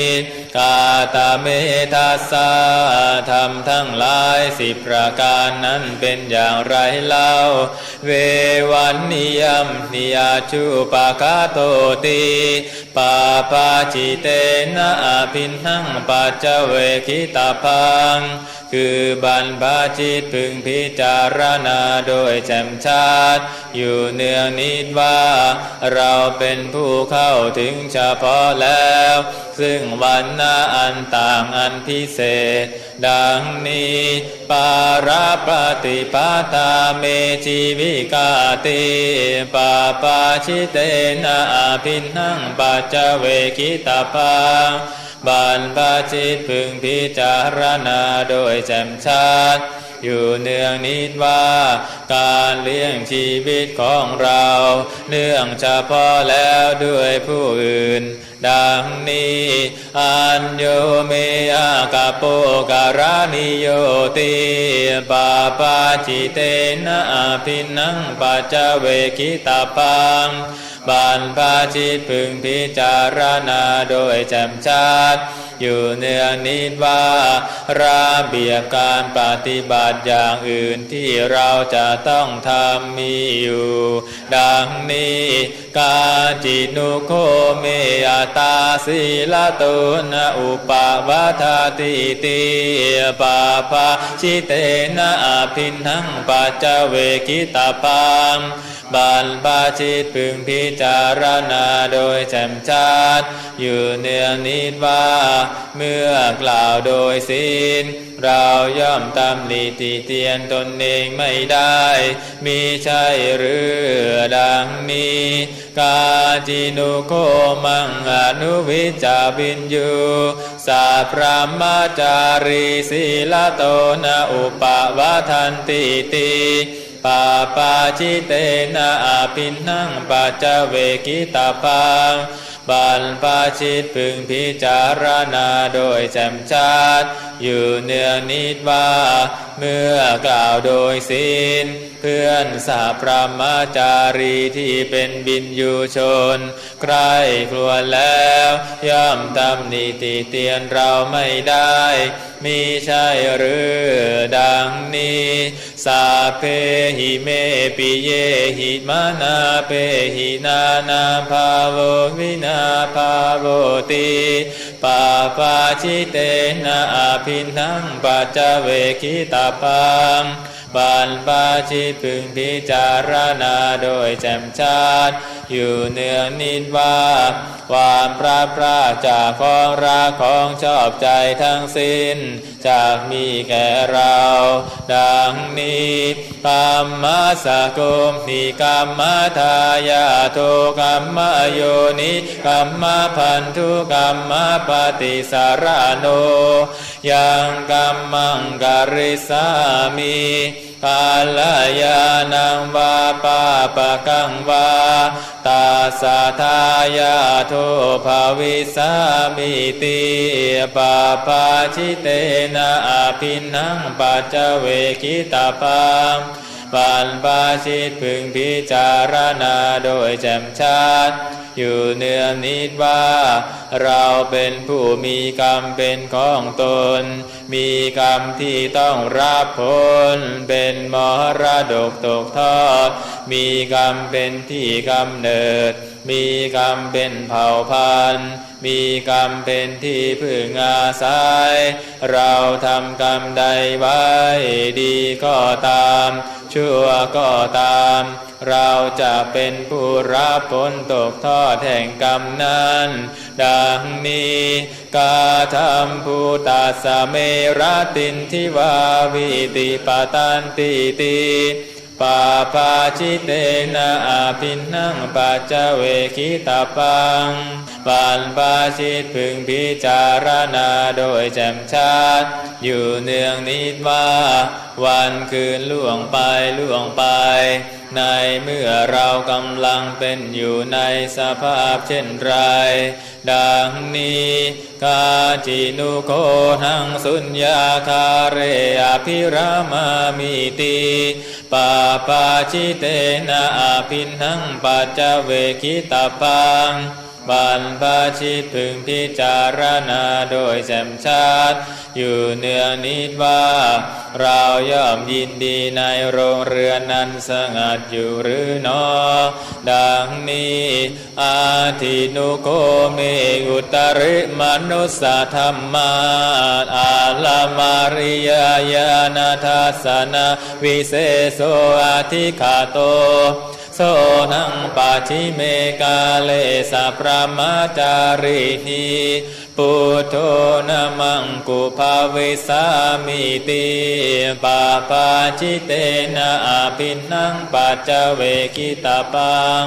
บันปาชิตพึงพิจารณาโดยแจ่มชัดอยู่เนืองนิดว่าญาณทัสสนะอันวิเศษควรแก่พระอริยเจ้าอันยิ่งกว่าวิสัยธรรมดาของมนุษย์ที่เราได้บรรลุแล้วเพื่อเราจะไม่เป็นผู้เก้อเขินเมื่อถูกเพื่อนสัพพมาจารีด้วยการทำในภายหลังมีอยู่แก่เราหรือไม่ดังนี้หิเมโคภิกขเวทัสสะธัมมาดูก่อนภิกษุทั้งหลายธรรมทั้งหลาย10ประการเหล่านี้แลปาปาชิเตนะอาภินังปัจจเวคิตาปาเป็นธรรมที่บรรพชิตพึงพิจารณาโดยแจ่มชัดอยู่เนืองนิดอิติด้วยอาการอย่างนี้แล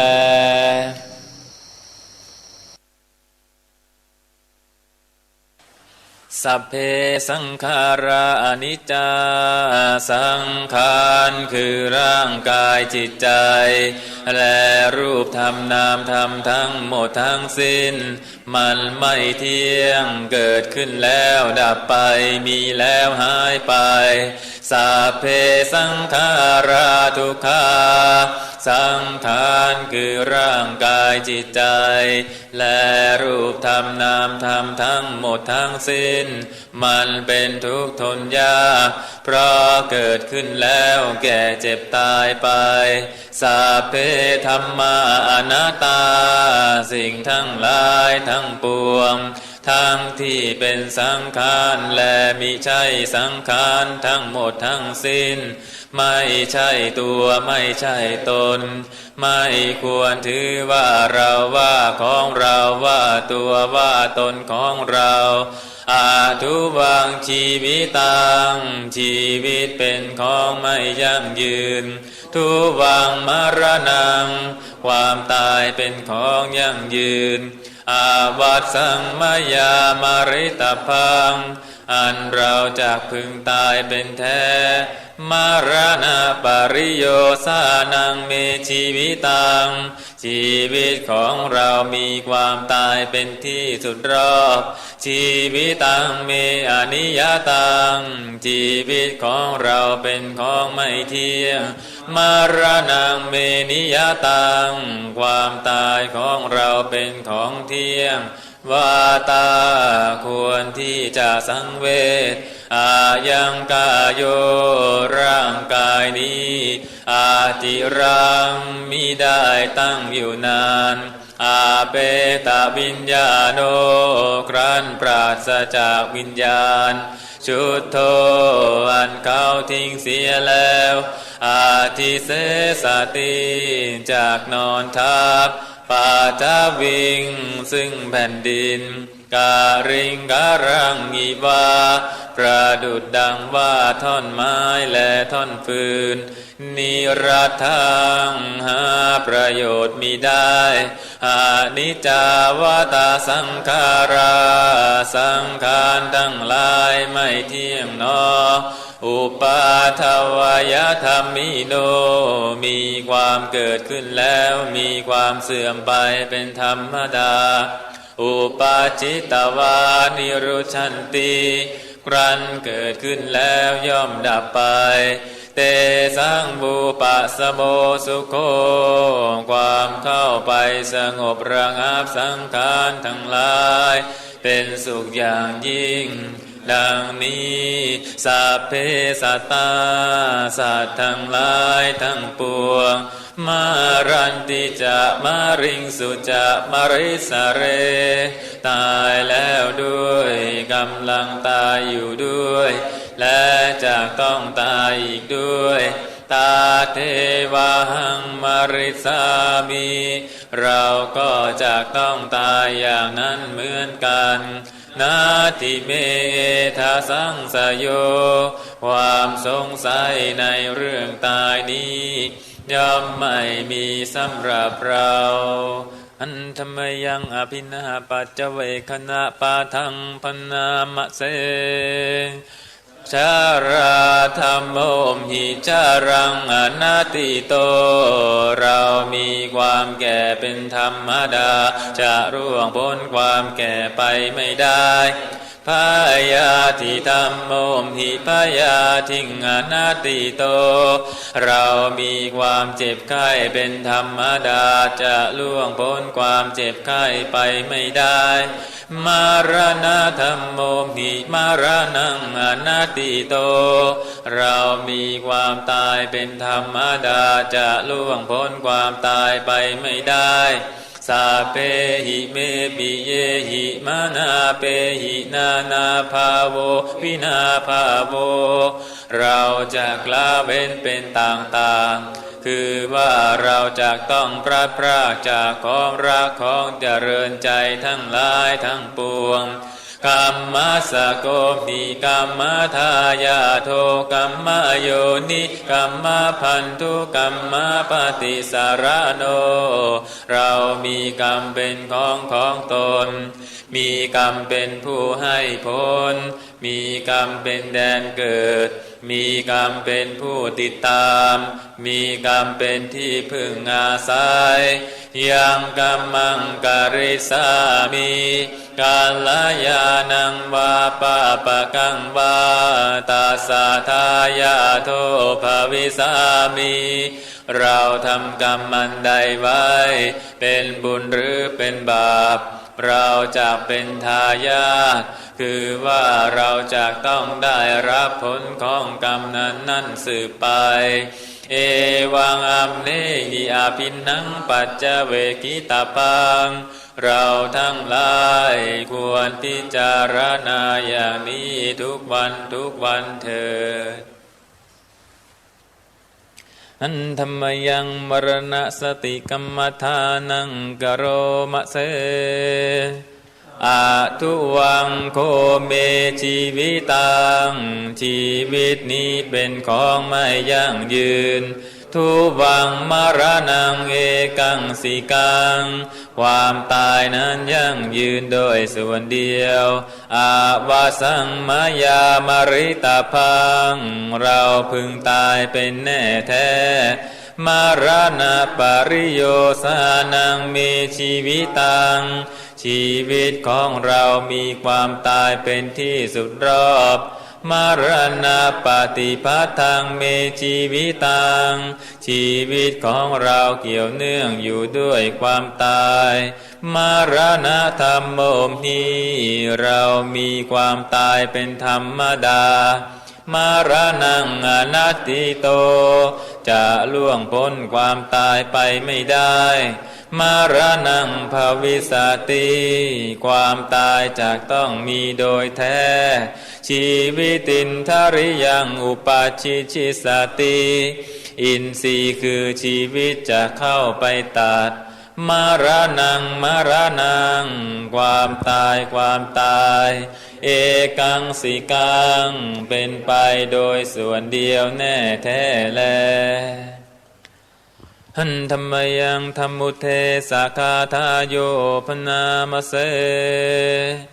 อุปนิยติโลโกโลกคือหมู่สัตว์อัญชราต้อนไปอยู่อาทุโวเป็นผู้ไม่ยั่งยืนถาวรอาตาโดโลโกโลกไม่สามารถที่จะมีผู้ใดต่อต้านได้อานาภิสโรไม่มีผู้เป็นใหญ่อาสาโกโลโกโลกไม่มีสิ่งใดเป็นของตนสัพพังปหายะขมะนิยังจำต้องละทิ้งสิ่งทั้งหลายทั้งปวงไปอุโนโลโกโลกยังพร่องอยู่อาติโตเป็นผู้ที่ยังไม่อิ่มไม่เบื่อตัณหาทาโสจึงต้องเป็นท่าแต่งตัณหาตลอดไปนั่นธรรมยังเมตตาภรนังกโรมะเสอาหังสุขิโตโหมิขอให้ข้าพเจ้าจงเป็นผู้ถึงสุขนิทุกโขโหมิจงเป็นผู้ไร้ทุกข์อาเวโรโหมิจงเป็นผู้ไม่มีเวรอาพยาปะโชโหมิจงเป็นผู้ไม่เบียดเบียนซึ่งกันและกันอานิโคโหมิจงเป็นผู้ไม่มีทุกข์สุขีอัตตานังปริหารามิจงรักษาตนอยู่เป็นสุขเถิดสัพเพ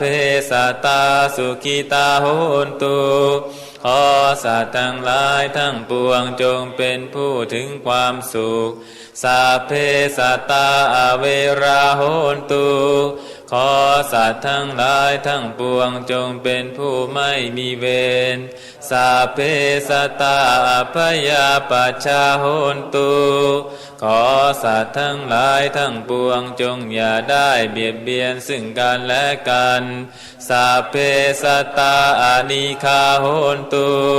ขอสัตว์ทั้งหลายทั้งปวงจงเป็นผู้ไม่มีทุกข์สัพเพสัตตาสุขีอัตตานังปริหารันตุขอสัตว์ทั้งหลายทั้งปวงจงรักษาตนอยู่เป็นสุขเถิด สัพเพสัตตาสัพพทุกขาปะมุญจันตุขอสัตว์ทั้งหลายทั้งปวงจงเป็นจากทุกข์ทั้งมวลสัพเพสัตตารัตถสัมปติโตมาวิกาชันตุขอสัตว์ทั้งหลายทั้งปวงจงอย่าได้พรากจากสมบัติอันตนได้แล้วสัพเพสัตตากัมมะสกากัมมะทายาทากัมมะโยนิกัมมะพันธุปฏิสารนาสัตว์ทั้งหลายทั้งปวงมีกรรมเป็นของตนมีกรรมเป็นผู้ให้ผลมีกรรมเป็นแดนเกิดมีกรรมเป็นผู้ติดตามมีกรรมเป็นที่พึ่งอาศัยยังกัมมังกริสันติการลายานังวาปาปะกังวาตัสสะทายาทาภวิสันติจากทำกรรมอันใดไว้เป็นบุญหรือเป็นบาปจากต้องเป็นผู้ได้รับผลของกรรมนั้นๆสืบไปหันธรรมยังสัพพปฏิทานากาทาโยพนามเสปุญญาสิทานิกาตัสสะญาณัญญานิกาตานิเมเตสัญจภาคิโนนตุสัตตานันตาปมาณกา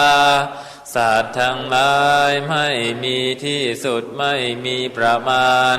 จงมีส่วนแห่งบุญที่ข้าพเจ้าได้ทำในบัดนี้และแห่งบุญอื่นที่ได้ทำไว้ก่อนแล้วเยปิยาคุณวันตาจะไมหังมาตาปิตาทะโย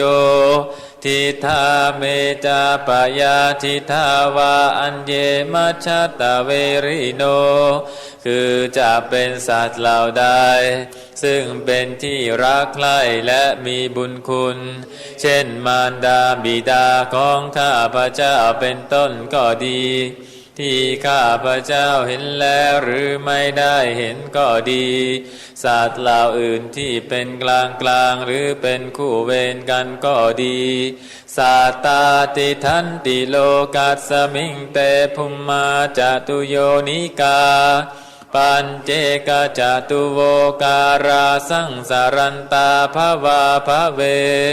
สัตว์ทั้งหลายทั้งอยู่ในโลกอยู่ในภูมิทั้งสามอยู่ในกำเนิดทั้งสี่มีขันธ์ห้าขันธ์มีขันธ์เดียวมีขันธ์สี่ขันธ์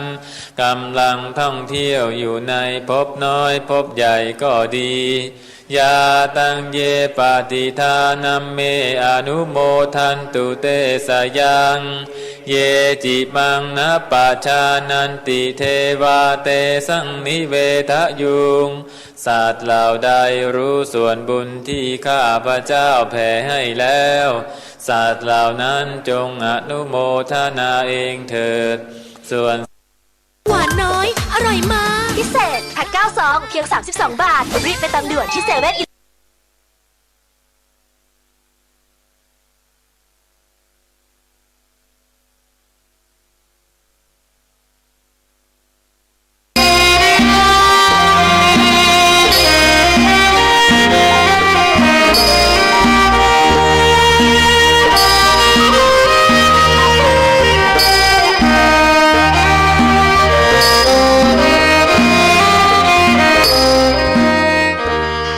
สุขสวัสดีท่านนักปฏิบัติธรรมทั้งหลายบัดนี้ได้เวลาที่ทุกท่านจะต้องลุกขึ้นเพื่อทำความเพียร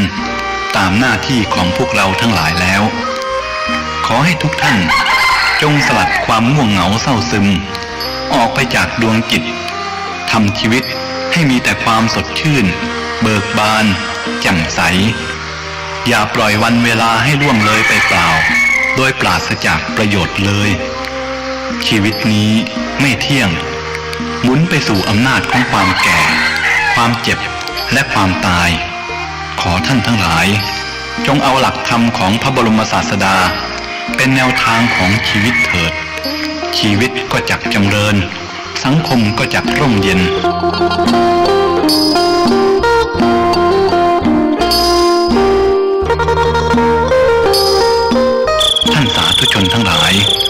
ชีวิตนี้ไม่เที่ยงหมุนไปสู่อำนาจของความแก่และความตายมนุษย์และสัตว์ทั้งหลายผู้มีอวิชชาเป็นฝ้าบังจักษุอยู่นั้นเป็นเสมือนทารกผู้หลงอยู่ในป่าใหญ่อันรกทึบซึ่งเต็มไปด้วยอันตรายอันน่าหวาดเสียวและว้าเหวเงียบเหงามนุษย์ส่วนใหญ่แม้จะร่าเริงแจ่มใสในหมู่ญาติและเพื่อนฝูงก็ตาม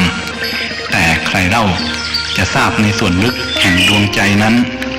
เขาจะเงียบเหงาว้าเหวสักปานใดถ้าทุกคนว้าเหวเพราะไม่แน่ใจว่าจะยึดเอาอะไรเป็นหลักชัยแน่นอนบัดนี้ขอให้พวกเราทั้งหลายจงมีธรรมเป็นเครื่องเกาะจงมีธรรมเป็นที่พึ่ง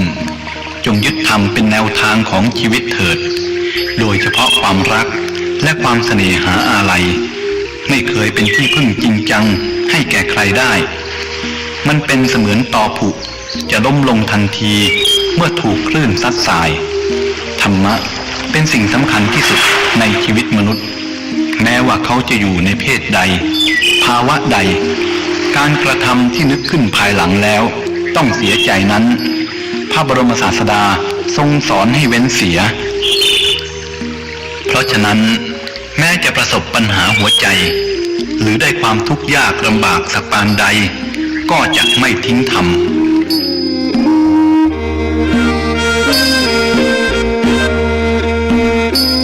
มนุษย์ที่ยังมีอาสวะอยู่ในใจนั้นย่อมจะมีการพลั้งเผลอประพฤติผิดธรรมไปบ้างเพราะยังมีสติไม่สมบูรณ์แต่เมื่อได้สติในภายหลังแล้วก็ควรตั้งใจประพฤติธรรมเพื่อสั่งสมความดีกันใหม่ยิ่งชาวพุทธด้วยแล้วจำเป็นต้องมีอุดมคติตายด้วยอุดมคตินั้นมีค่ายิ่งกว่าการเป็นอยู่อย่างไร้อุดมคตินักปราชญ์ท่านกล่าวไว้ว่าอันไม้จันทร์แม้จะแห้งก็ไม่ทิ้งกลิ่นหัสดินแม้จะก้าวลงสู่สงครามก็ไม่ทิ้งลีลาอ้อยแม้จะเข้าสู่หีบยนต์ก็ไม่ทิ้งรสหวานอันบัณฑิตทั้งหลายแม้จะประสบทุกข์เจียนตายก็ไม่ทิ้งธรรมขอท่านทั้งหลายจงยินดีในธรรมจงมีธรรมเป็นที่พึ่งชีวิตจึงจะพ้นจากอำนาจของพญามัจจุราชหรือความทุกข์ที่จะมาครอบงำย่ำยีอย่างแท้จริง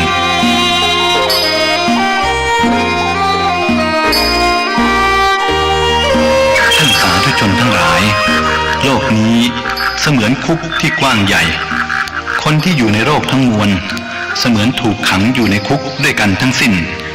แต่มันเป็นคุกที่กว้างใหญ่มีวิธีประหารที่แตกต่างกันเท่านั้นมนุษย์และสัตว์ทั้งหลายที่เกิดมาอยู่ในโลกนี้จึงเป็นเสมือนนักโทษที่ถูกตัดสินประหารชีวิตไปแล้วรอแต่การลงอาญาของพญามัจจุราชเท่านั้นเองเพราะฉะนั้น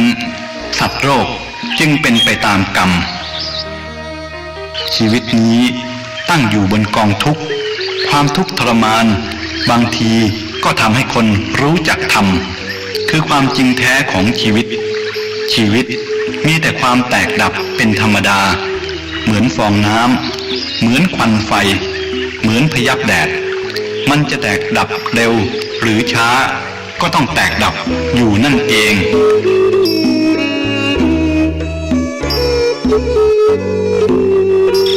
ท่านสาธุชนทั้งหลาย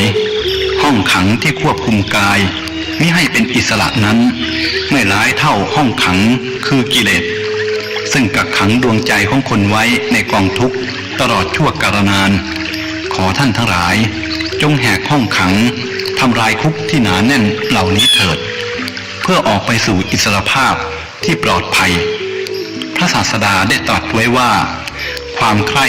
ทำให้คนมืดบอดอันหนึ่งโลกมนุษย์ของเรานี้เต็มไปด้วยชีวิตอันประหลาดพิสดารต่างชนิดและต่างรส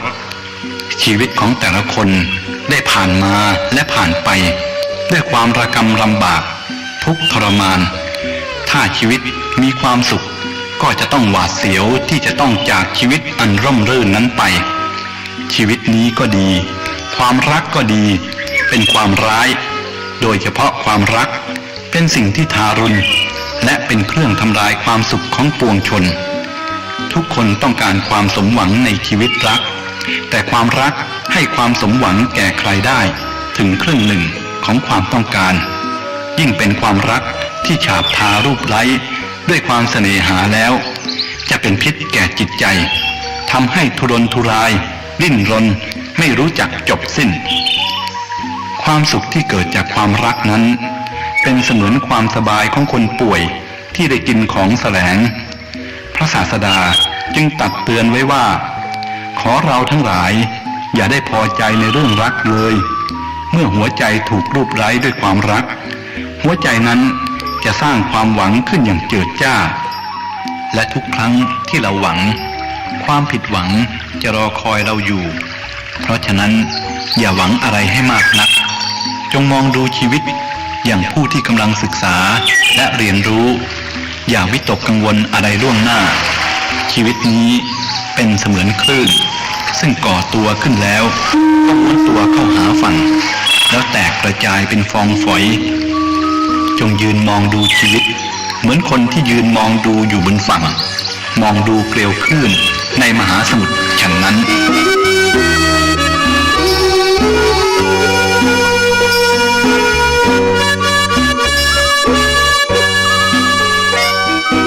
พระศาสดาได้ตรัสไว้ว่าร่างกายนี้อาดูลไม่สะอาดเปื่อยเน่าผุพังซึ่งคนส่วนมากชอบคิดถึงเป็นที่ปรารถนาอย่างยิ่งของคนเขาร่างกายนี้เป็นนครแห่งกระดูกที่มีเนื้อและเลือดเป็นเครื่องฉาบทาเป็นที่อาศัยของเพลิงทุกข์คือความแก่และความตายเป็นที่ตั้งแห่งกองกิเลสคือการถือตัวถือตนและการดูหมิ่นผู้อื่นเป็นรังแห่งโรคนานาชนิดมีความตายเป็นที่สุดพระพุทธองค์จึงทรงให้เราทั้งหลายได้แสวงหาธรรมเป็นที่เกาะ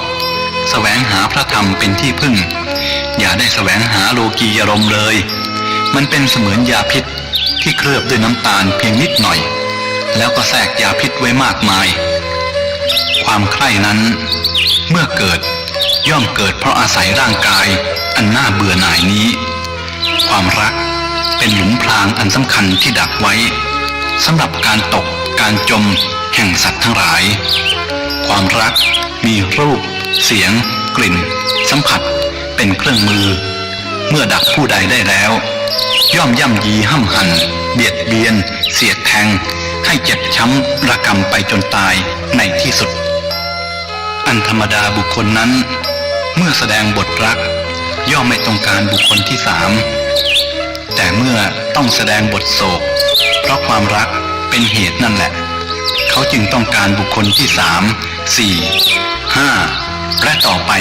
ไม่มีที่สิ้นสุดท่านทั้งหลายความรักความใคร่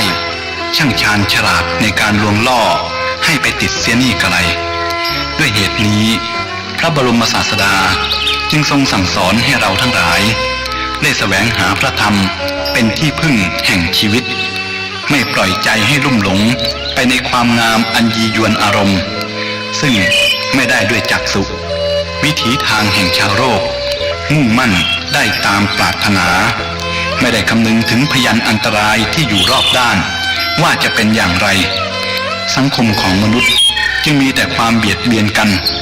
จึงมีแต่ความเข็นฆ่าราวีกันความเกิดขึ้นแห่งกิเลสตัณหาเป็นความเกิดขึ้นแห่งทุกข์ความทุกข์มีสาเหตุมาจากกิเลสตัณหาเป็นแดนเกิดและจะดับก็ต้องดับเหตุนั้นเพิ่งดูจากความร้อนเมื่อไฟยังลุกโพลงอยู่ความร้อนหาได้ดับไปไม่แต่ถ้าต้องการให้ความร้อนดับต้องดับไฟซึ่งเป็นมูลเหตุนั้นฉันใดความทุกข์ก็ฉันนั้นเป็นความร้อนแห่งชีวิตพระศาสดาทรงกล่าวว่าเพลิงคือกิเลสคือราคะบ้างโทสะบ้างโมหะบ้างเป็นเหตุแห่งความทุกข์ทรมานหรือมิฉะนั้นก็คือเพลิงทุกข์ตามธรรมชาติคือความแก่ความเจ็บความตายเป็นเหตุให้เกิดทุกข์ทางใจแก่ผู้ที่ยังมีตัณหาอุปาทาน ยึดมั่นถือมั่นในตัวตนอยู่ผู้เข้าใจในหลักครองชีวิตเมื่อประสบทุกข์จึงต้องนำทุกข์นั้นขึ้นวิเคราะห์ว่ามีความทุกข์มาจากอะไรแล้วทำลายสาเหตุแห่งทุกข์นั้นเสียทุกข์ทั้งปวงก็ดับไปนี้เป็นแนวทางที่ถูกต้องไม่เสียเวลาเปล่าและมีผลคุ้มค่าน่าอัศจรรย์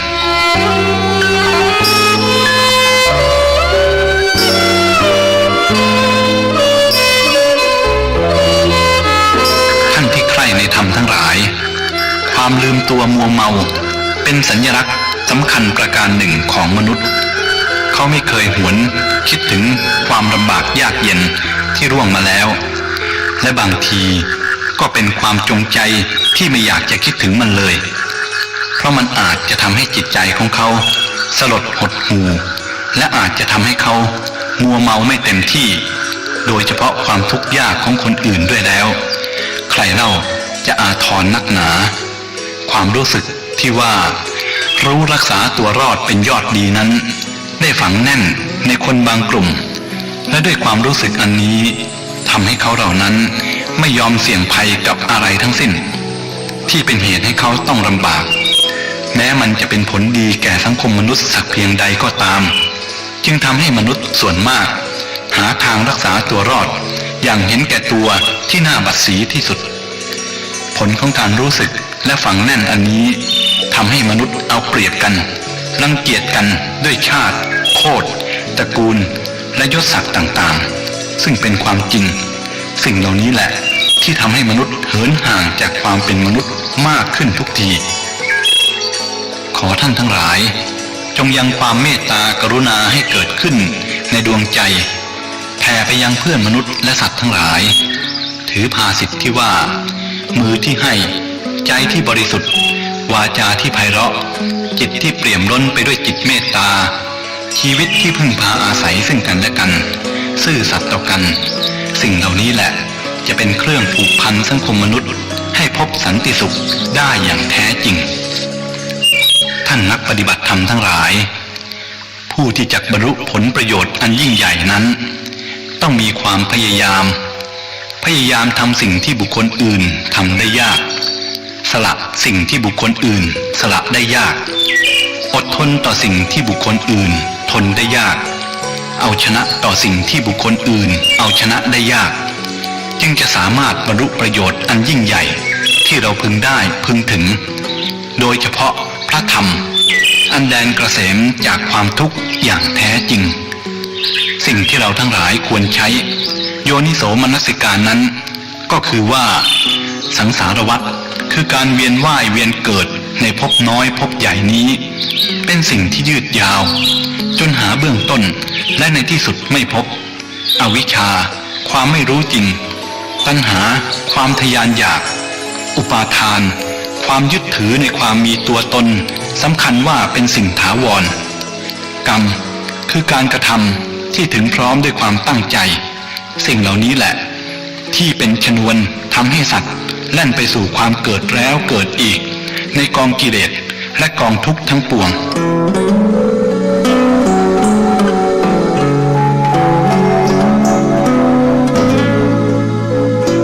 ท่านผู้ใคร่ธรรมทั้งหลาย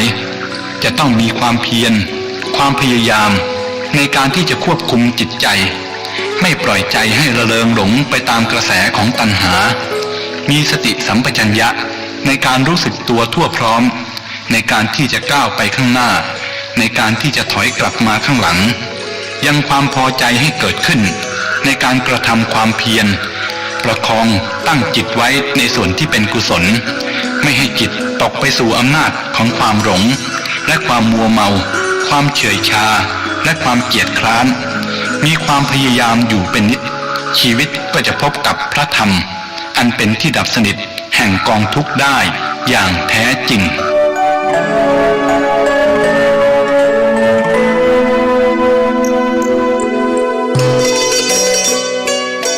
พระศาสดา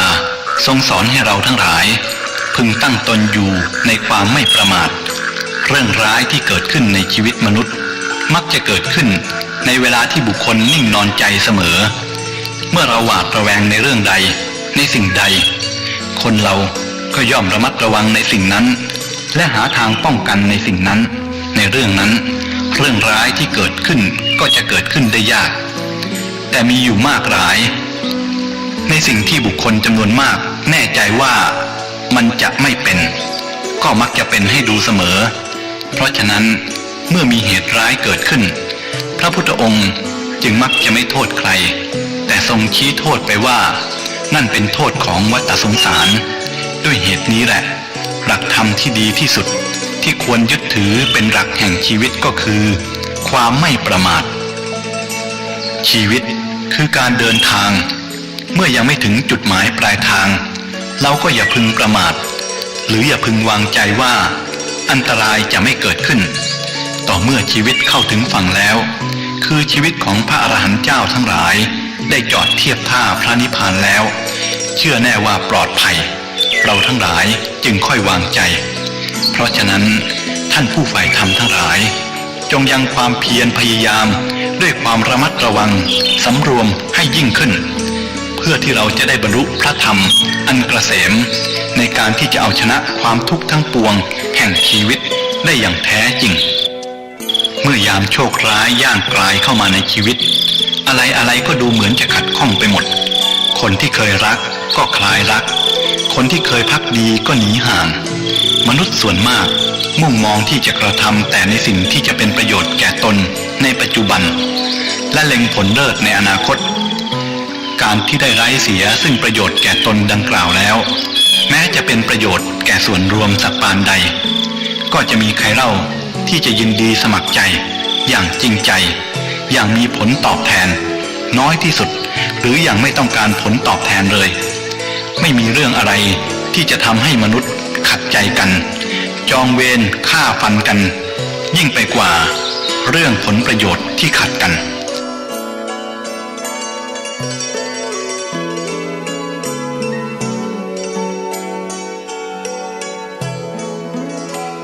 ท่านสาธุชนทั้งหลาย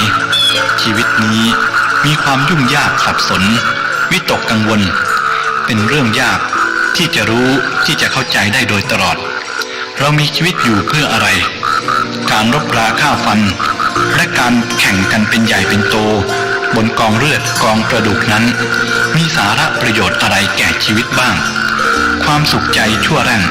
ความเพลิดเพลินที่ได้รับมาโดยทิ้งความทุกข์ทรมานให้แก่ผู้อื่นนั้นเป็นการให้ความยุติธรรมแก่ชีวิตทั่วไปเพียงพอแล้วหรือมนุษย์และสัตว์ทั้งหลายเป็นเพื่อนร่วมทุกข์ร่วมเกิดร่วมแก่ร่วมเจ็บและร่วมตายในที่สุดทุกคนเป็นเสมือนนักโทษที่ถูกตัดสินประหารชีวิตไปแล้ว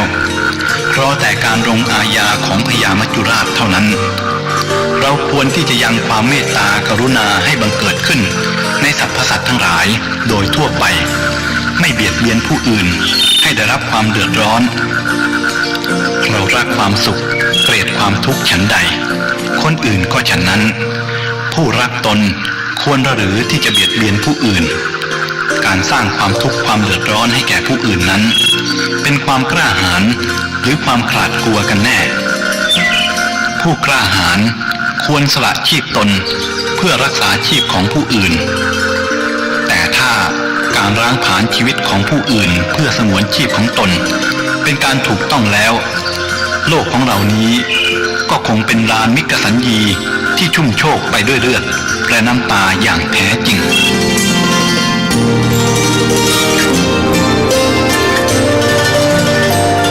พระผู้มีพระภาคเจ้าทรงเตือนมิให้เราประมาทมัวเมาในวัยและชีวิตในความไม่มีโรคควรประพฤติพรหมจรรย์รีบประพฤติธรรมเสียโดยไม่ต้องรอคอยจนถึงวัยชราแล้วจึงค่อยตั้งหน้าทำความดีประพฤติพรหมจรรย์เพราะเมื่อถึงเวลานั้นเข้ามามือเท้าอาจจะไม่เอื้ออำนวยให้ขวนขวายเพื่อที่จะทำความดีแต่พอเริ่มทำความดีไปได้ไม่เท่าไรความตายก็จะมาถึงเสียแล้วท่านสาธุชนทั้งหลายทัศนะเกี่ยวกับโรคคือหมู่ชนนี้พระผู้มีพระภาคทรงแสดงไว้ว่าคนทุกคนถูกชราดึงเข้าไปหาความตายอยู่ทุกวันทุกคืนไม่ยั่งยืนโลก คือหมู่สัตว์ไม่มีผู้ต้านทานไม่มีผู้ป้องกันโลกนี้พร่องอยู่เป็นนิดไม่รู้จักอิ่มไม่รู้จักเบื่อเป็นทาสแห่งตัณหาแม้จะมีมากด้วยทรัพย์สมบัติแต่ในที่สุดทุกคนก็ต้องละทิ้งสิ่งทั้งปวงไปมหาอำนาจทั้งสามคือความแก่ความเจ็บและความตายมีความสัมพันธ์กันอย่างใกล้ชิดมีอำนาจย่ำยีบีบคั้นมนุษย์ทั้งโลกให้ยินยอมไม่มีทางหลีกเลี่ยงมนุษย์และสัตว์ทั้งหลายในโลกไม่รู้จักอิ่มเป็นทาสแห่งตัณหาแม้จะเป็นจอมราชันผู้สูงศักดิ์เพียบพร้อมไปด้วยอิสระราชบดีมีข้าทาสบริวารมากมายในปัตตภีมหาศาลนี้อะไรที่พระองค์ทรงประสงค์แล้วจะไม่ได้เป็นไม่มีแต่สิ่งซึ่งมีอำนาจเหนือพระองค์อยู่ก็คือความดิ้นรนพระองค์เป็นผู้มีอำนาจแต่ความดิ้นรนมีอำนาจเหนือพระองค์และทุกคนก็ตกเป็นทาสแห่งตัณหาอย่างเดียวกันถ้าเราไม่รีบดับตัณหากันเสียบ้างมันก็จะฉุดกระชากลากให้เราถูรูถูกังไปตามอำนาจของมันมนุษย์ส่วนใหญ่ยอมให้ตัณหามีอำนาจเหนือตนยอมเป็นทาสกิเลสอย่างไม่มีทางหลีกเลี่ยงไม่มีข้อทักท้วง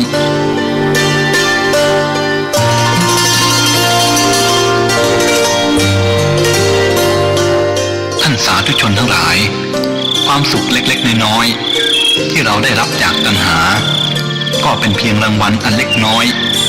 ที่นายผู้เหี้ยมโหดทารุณเป็นผู้หยิบยื่นให้เพื่อเป็นเหยื่อล่อเราไว้ใช้อีกต่อไปนายคือกิเลส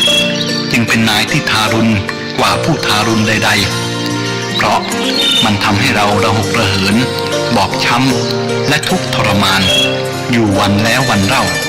ครั้งแล้วครั้งเล่าโดยไม่มีทางหยุดหย่อนผ่อนพักขอท่านทั้งหลายจงทำความเพียรให้ถึงในสิ่งที่ควรได้ควรถึงเพื่อให้บรรลุในสิ่งที่ควรบรรลุเพื่อทำให้แจ้งจนสามารถเอาชนะตัณหาอุปาทานอันเป็นที่ดับสนิทแห่งกิเลสและกองทุกข์ในปัจจุบันโดยทั่วกันเถิด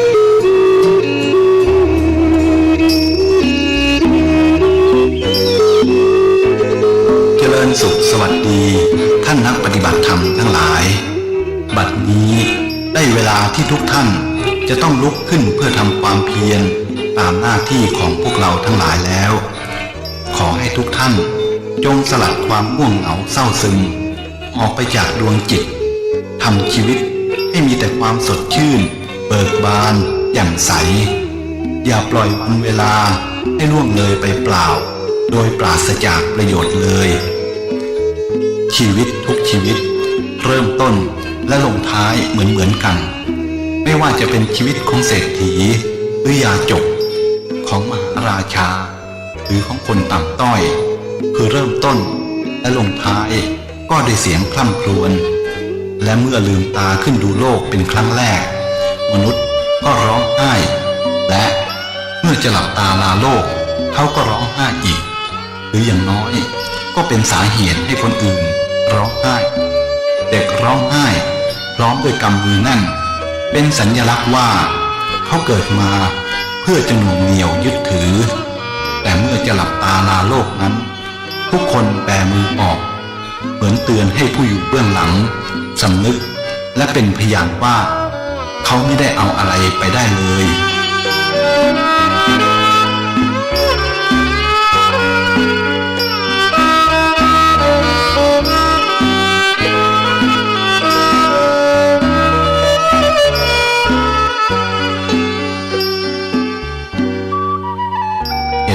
ในชีวิต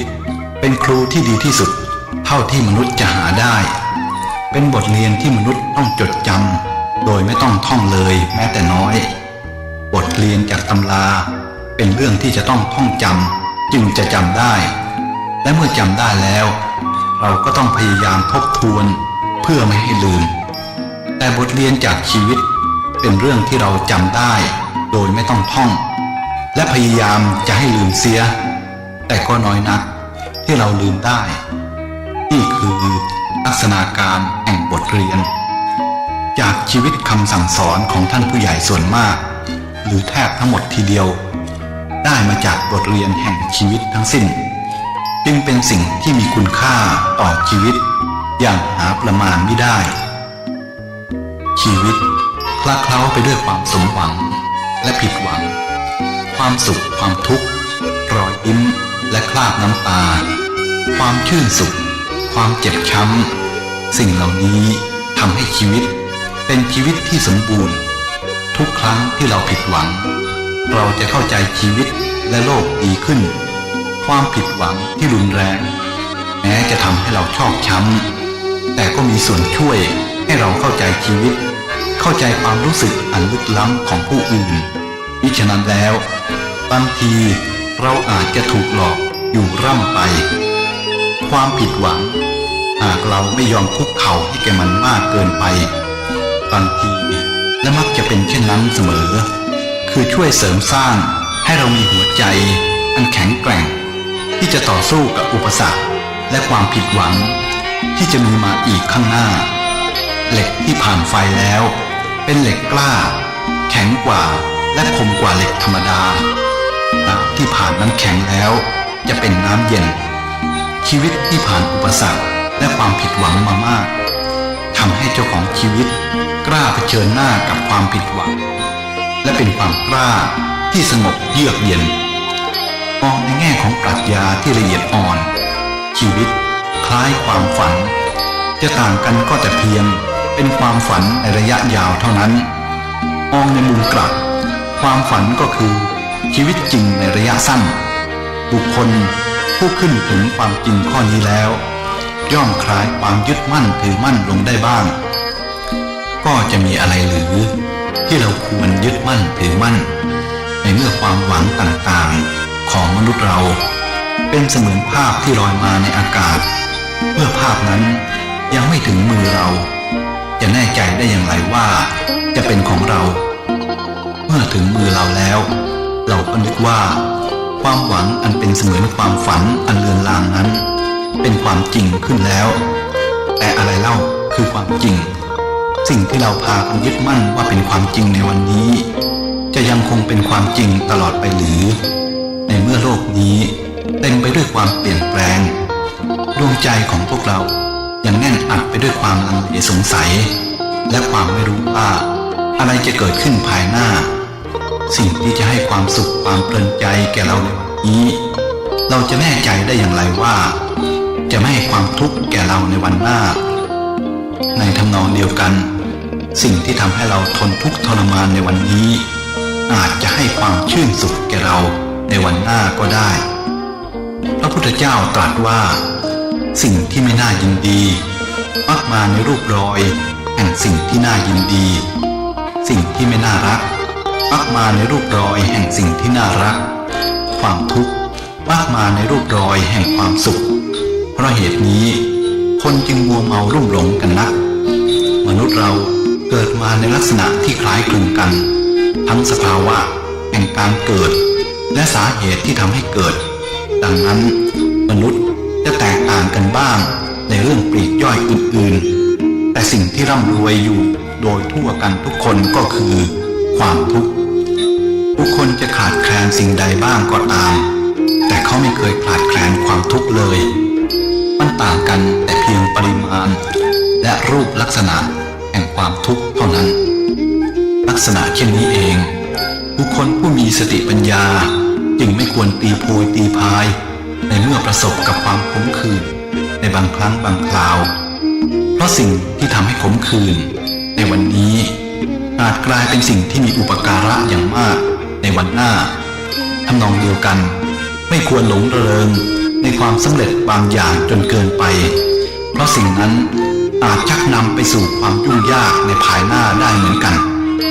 ปฏิบัติได้ตามนี้แล้วย่อมเป็นผู้ที่คงที่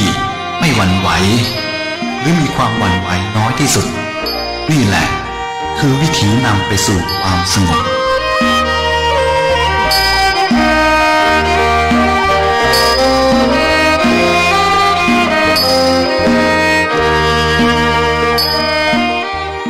โลกนี้เปรียบเสมือนสนามกีฬาใหญ่ซึ่งชีวิตแต่ละชีวิตเป็นนักกีฬาโดยกำเนิด ผู้คนต้องต่อสู้ต้องดิ้นรนต่อสู้กับภัยธรรมชาติต่อสู้กับเพื่อนมนุษย์ด้วยกันต่อสู้กับโรคภัยไข้เจ็บชีวิตนี้เป็นที่รักดังนั้นทุกคนจึงกระเสือกกระสนดิ้นรนเพื่อให้ชีวิตนี้ยังคงอยู่และให้ชีวิตนี้ได้รับความสะดวกสบายแม้คนที่ฆ่าตัวตายก็เพราะว่ารักชีวิตนั่นเองเขาไม่อาจทนดูความทุกข์ทรมานแห่งชีวิตซึ่งเขายึดถือเป็นเจ้าของเขาต้องการให้ชีวิตที่เขารักมีความสุขยิ่งเท่านั้นแต่เขาไม่อาจที่จะทำได้ตามต้องการเหมือนบุคคลจำเป็นต้องตัดอวัยวะบางส่วนทิ้งเพราะว่ามีโรคร้ายเกิดขึ้นจนไม่อาจที่จะเยียวยารักษาได้แต่ว่าบุคคลผู้นั้นไม่รักอวัยวะอย่างนั้นหรือเมื่อเวลาทุกข์ก็ปล่อยให้มันทุกข์ไปแต่เวลาสุขสบายสนุกสนานเราก็ควรทำตัวให้สนุกสนานบ้างถ้าฝนตกอยู่ทั้งวันและทุกๆวันโลกนี้ก็คงจะเจิ่งนองไปด้วยน้ำถ้าแดดออกทั้งวันและทุกๆวันโลกนี้ก็จะแห้งเกรียมจนมนุษย์เราอยู่ไม่ได้นี่เพราะฝนตกบ้างแดดออกบ้างเราจึงอยู่ได้อย่างทุกวันนี้อีกอย่างหนึ่งเมื่ออากาศอบอ้าวร้อนจัดแสดงว่าอีกไม่ช้าฝนก็จะตกเมื่อฝนตกเสียหาใหญ่แล้วอากาศก็จะปลอดโปร่งแจ่มใสน่าอภิรมย์ชมชื่นชีวิตเป็นแบบเดียวกันนี้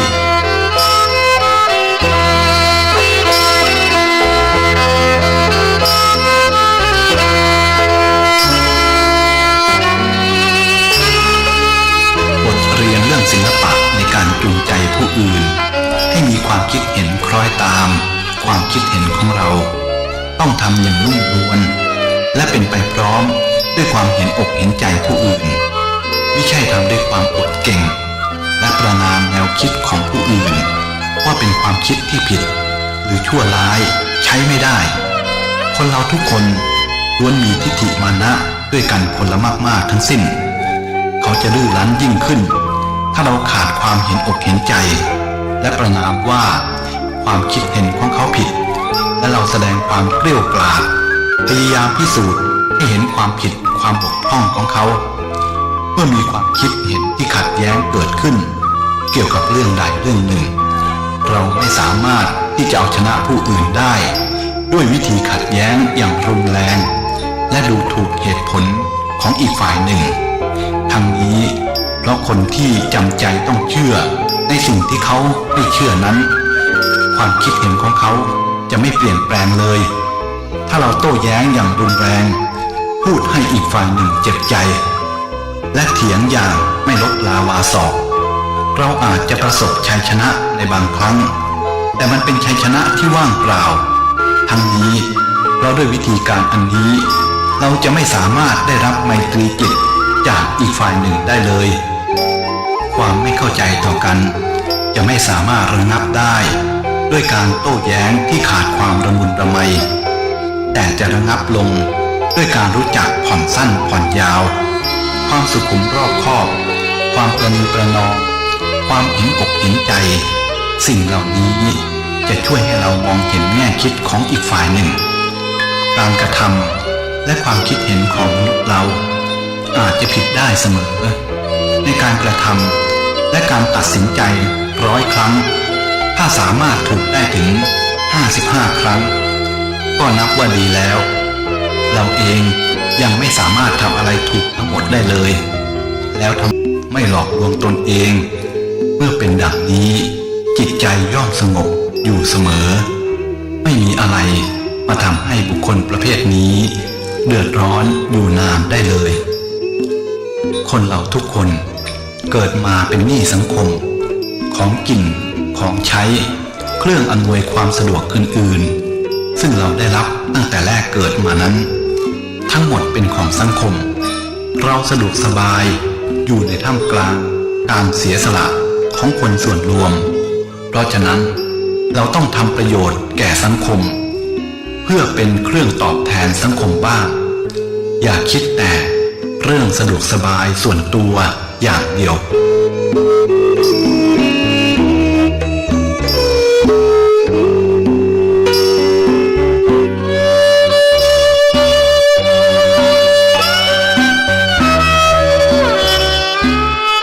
ความกลมเกลียวสามัคคีเป็นความผาสุกเป็นความร่มเย็นอย่างยิ่งบ้านใดมีความสามัคคีแม้จะลำบากยากจนแต่ก็ยังหาความผาสุกได้มากกว่าบ้านที่มั่งคั่งร่ำรวยแต่แตกแยกแต่ความสามัคคีกันมองกันอย่างไม่สนิทคอยระแวงซึ่งกันและกันความสามัคคีเป็นคุณธรรมที่ประเสริฐสำหรับหมู่คณะที่มีความกลมเกลียวเป็นน้ำหนึ่งใจเดียวกันนั้นจะทำลายอุปสรรคกีดขวางความก้าวหน้าได้อย่างดีและสามารถบุกบั่นไปสู่ความสำเร็จได้โดยง่ายพระพุทธองค์จึงทรงตรัสว่าความกลมเกลียวสามัคคีของหมู่คณะเป็นเครื่องรองรับความสำเร็จและนำความสุขเจริญมาให้มนุษย์ส่วนใหญ่อยู่ด้วยความหวังจะได้อย่างนั้นจะเป็นอย่างนี้คนที่เป็นโรคแม้หมอจะบอกว่าโรคนี้ไม่มีโอกาสหายในชีวิตนี้แต่คนที่เป็นโรคก็ยังหวังว่าจะหายสักวันหนึ่งแต่โรคที่รบกวนอยู่ทุกวันคือโรคของกิเลสจะมีใครที่ใดบ้างไหมหวังว่าตนจะหายจากโรคนี้มันมีผลร้ายแรงยิ่งกว่าโรคสามัญมากนักแต่คนส่วนมากดูเหมือนจะทอดอะไรตายอยากในการที่จะดิ้นรนเพื่อให้หลุดพ้นจากวงล้อมของกิเลสนั้นเมื่อเราจะทำอะไรสักอย่างหนึ่งก็จะมีอำนาจอยู่สองอย่างในตัวเราต่อสู้กันก่อนคืออำนาจฝ่ายต่ำและอำนาจฝ่ายสูงหรือทางจิตวิทยาเรียกว่าตัวนอกและตัวในทั้งสองนี้มักจะมีความเห็นขัดกันอยู่เสมอฝ่ายหนึ่งเห็นว่าควรทำอีกฝ่ายหนึ่งจะเห็นว่าไม่ควรทำโดยเฉพาะเรื่องสำคัญด้วยแล้วทั้งสองฝ่ายจะขัดแย้งกันอย่างมากก่อนที่บุคคลผู้นั้นจะตกลงใจทำอย่างใดอย่างหนึ่งลงไปถ้ายอมแพ้แก่อำนาจฝ่ายต่ำก็จะทำอะไรลงไปตามอำนาจกิเลสตัณหาถ้าเอาชนะฝ่ายต่ำได้ยอมตนให้อยู่ในความคุ้มครองของอำนาจฝ่ายสูงก็จะทำด้วยจิตใจที่สูงในขณะที่รู้จักผิดชอบชั่วดีการทำอะไรด้วยอำนาจฝ่ายต่ำชักนำนั้นมักจะมีความเพลิดเพลินในเบื้องต้นแต่จะให้ความเสียใจในภายหลังเพราะอำนาจฝ่ายต่ำมักจะเกิดขึ้นในขณะที่มีอารมณ์ยั่วยวนส่วนอำนาจฝ่ายสูงเกิดขึ้นเพราะเหตุผลอารมณ์ที่ยั่วยวนทำให้คนดื่มด่ำในอารมณ์นั้นจึงให้ความเพลิดเพลินในเบื้องต้นอบายมุขและของเสพติดที่ให้โทษทุกอย่างมีความยั่วยวนและมีรสเมาอยู่ในตัวทั้งสิ้นอารมณ์ของคนเราเป็นสิ่งสำคัญมากคนจะเป็นคนดีหรือจะเป็นคนร้ายก็อยู่ตรงที่เอาชนะอารมณ์ตัวที่ขัดกับเหตุผลได้หรือไม่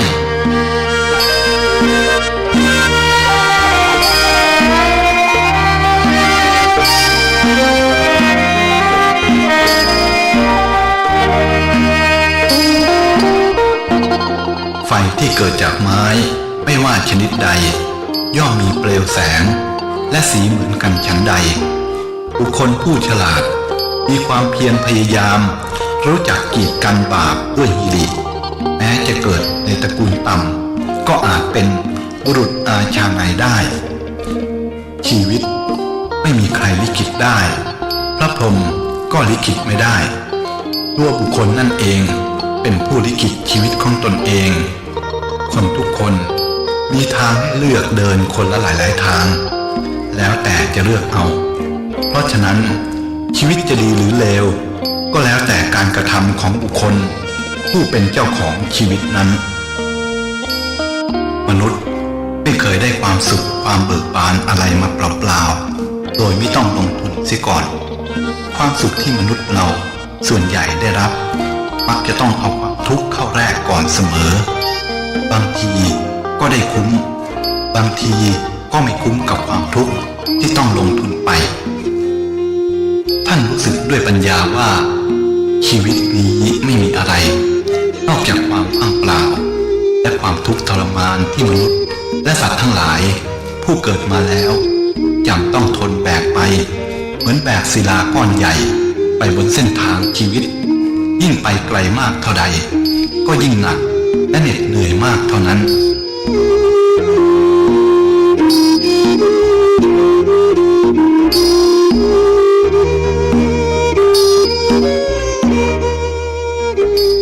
มิใช่เพราะความดีหรอกหรือที่ทำให้ท่านต้องระลึกถึงใครคนหนึ่งอยู่มิเว้นว่างมิใช่เพราะสายสัมพันธ์ทางใจอันค่อยๆก่อตัวขึ้นทีละน้อยแล้วกระชับเกลียวของมันอย่างแน่นหนาดอกหรือที่ทำให้ท่านต้องตกอยู่ในภาวะจำยอมแบกภาระอันทั้งหนักและเหน็ดเหนื่อยทั้งไม่รู้เบื้องปลายว่าจะสิ้นสุดลงเมื่อใดไม่ใช่เพราะความดีของเขาดอกหรือที่ทำให้ท่านเคยยิ้มทั้งน้ำตาเคยระหกระเหินจากที่หนึ่งสู่ที่หนึ่งเพียงเพื่อได้เห็นเขาได้ฟังเสียงเขาให้เขาได้ปลอบประโลมใจเมื่อท่านเศร้าให้เขาได้พลอยชื่นชมเมื่อท่านสุขมารดาได้เคยหลั่งน้ำตาที่ละคนด้วยปิติสุขเพราะความดีของลูกบิดาเคยทิ้งขวดสุราและกิริยาเสเพพอระลึกถึงคุณความดีของลูกแล้วยิ้มให้กับโลกอย่างอ่อนหวานบุตรธิดาได้เคยมีดอกไม้ธูปเทียนในมือพลางคุกเข่าลงเบื้องบุรพาพแห่งฉายาลักษณ์ของท่านผู้บังเกิดเกล้าและน้อมรำลึกถึงพระคุณอันประเสริฐยิ่งมิตรที่ดีได้เคยพลีชีพของตนเพื่ออุทิศแก่กัลยาณมิตรผู้ตกอยู่ในห้วงอันตรายพอระลึกถึงอุปการะที่สหายเคยทำให้ชายหนุ่มผู้มีเกียรติยิ่ง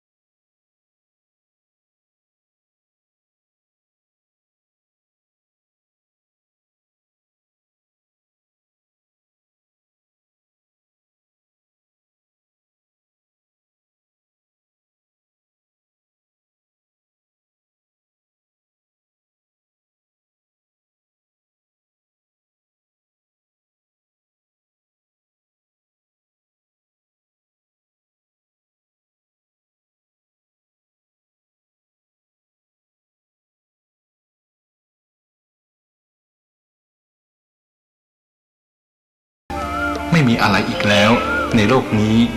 ที่จะทรมานจิตใจคนยิ่งไปกว่าแผลแห่งบาปมนุษย์เกิดมาจะต้องทำบาปกรรมบ้างไม่มากก็น้อยแต่เมื่อสำนึกบาปแล้วน่าจะต้องพยายามละเสียและไม่คิดจะทำอีกไม่มีอะไรสายเกินแก้ขอให้เริ่มต้นใหม่ตั้งต้นใหม่แล้วข้างหน้าจะดีเองอย่าท้อใจเลยแม้จะสูญเสียอะไรไปหมดแล้วแต่อนาคตยังมีให้อยู่เสมออนาคตยังเป็นของคนทุกคน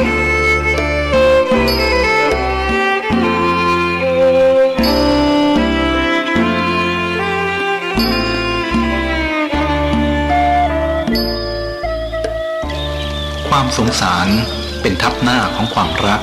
สำหรับชายพอๆกับความละอายเป็นเบื้องต้นแห่งความรักของผู้หญิงและความรักที่เริ่มต้นด้วยความสงสารนั้น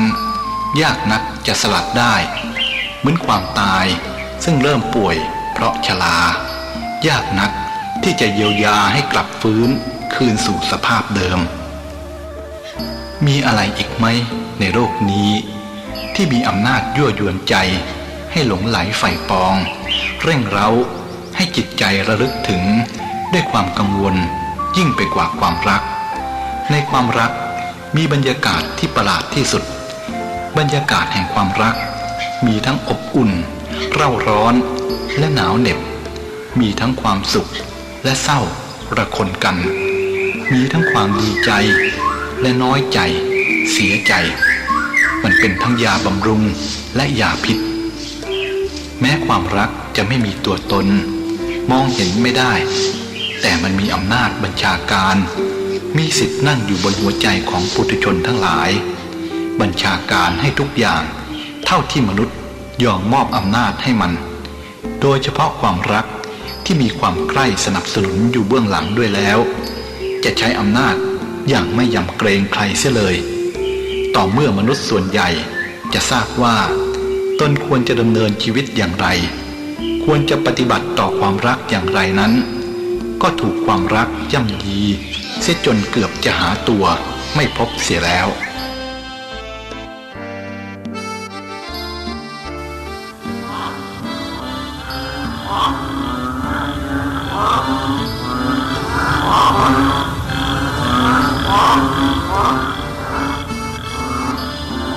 ในกามภพนี้อะไรเล่าจะเป็นเครื่องผูกมัดใจคนให้ดิ้นรนหลุดได้ยากยิ่งไปกว่าการผูกมัดด้วยโลกีมันเคยทำให้บิดามารดาลืมบุตรธิดาลูกลืมพ่อแม่พระราชาลืมแว่นแคว้นมิตรลืมมิตรมามากต่อมากแล้วมันมีเหตุสืบเนื่องไปจากความลืมตัวลืมตนความมัวเมาความมืดบอดเพราะอำนาจแห่งความดื่มด่ำในรสสัมผัสอันรักดึงใจบุคคลผู้จองหองทะนงตนไม่ยอมก้มศีรษะให้ใครแม้แต่เทวาธิราชจอมสวรรค์แต่ก็ยอมก้มให้แก่แรงโลกีนั้นเมื่อความเสน่หาใช้มนุษย์ก็ไม่ค่อยผลัดเพี้ยนไม่ผลัดวันประกันพรุ่งดังนั้นเครื่องผูกมัดคือความเสน่หาจึงเป็นเครื่องผูกที่เหนียวแน่นมั่นคงเมื่อมันคล้องใจดวงใดเข้าแล้วเป็นการยากนักที่จะสลัดให้หลุด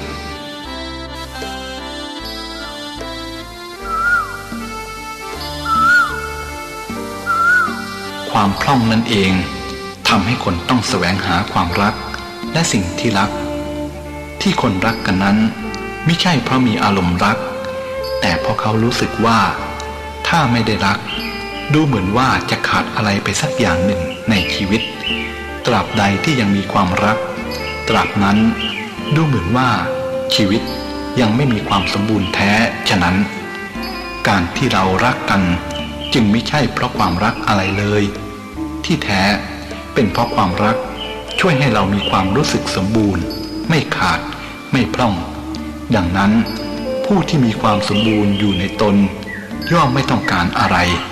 ไม่ต้องการที่รักไม่ต้องการความรักในชีวิตมนุษย์นั้นยากนักที่จะให้สมบูรณ์ไปเสียทุกอย่าง ทุกแง่ทุกมุมคนที่โชคดีเรื่องหนึ่งก็มักจะโชคร้ายในอีกเรื่องหนึ่งบางคนประสบความสำเร็จในชีวิตสูงแต่ก็ไม่เคยประสบผลสำเร็จในเรื่องของความรักคนที่จะได้มาก็มองไม่เห็นว่าดีส่วนคนที่เห็นว่าดีก็ไม่มีทางจะได้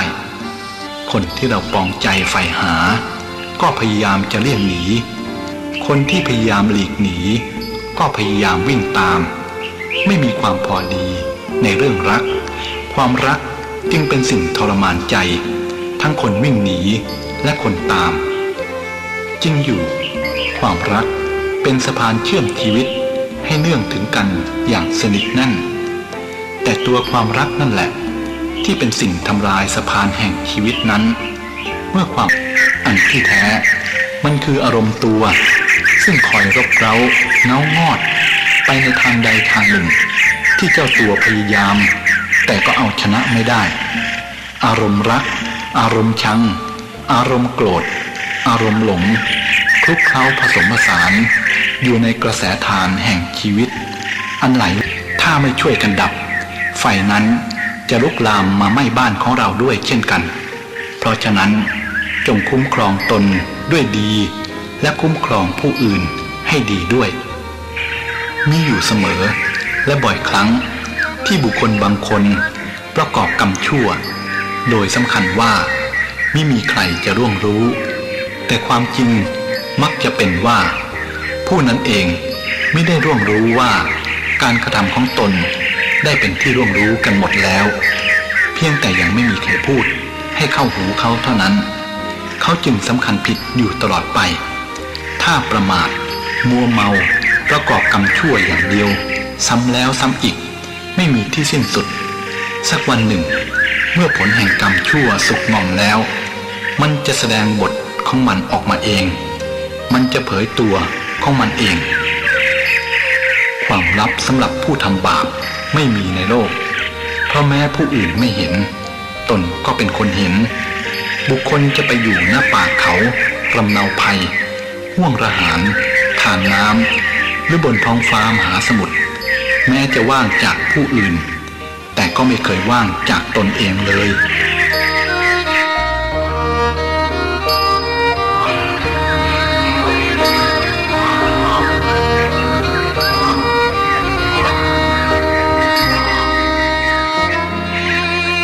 มนุษย์เราส่วนใหญ่ได้มีความสำนึกอยู่บ้างหรือไม่ว่าเราเกิดมาเป็นทาสของโรคพวกเราพากันกระเสือกกระสนอยู่ในป่าแห่งชีวิตป่าซึ่งระดับไปด้วยเรียวหนามคือความระกำช้ำชอกพวกเราพากันแหวกว่ายอยู่ในสายทานแห่งชีวิตสายทานที่ไหลวกวนหมุนเวียนเย็นฉ่ำและเร่าร้อนอยู่ด้วยความสมหวังผิดหวังเพื่ออะไรหรือเราจึงกระเสือกกระสนและแหวกว่ายกันอยู่ในทะเลชีวิตเราแหวกว่ายชูมือกันขวักไขว่อยู่ในทะเลน้ำเค็มเมื่อกระหาย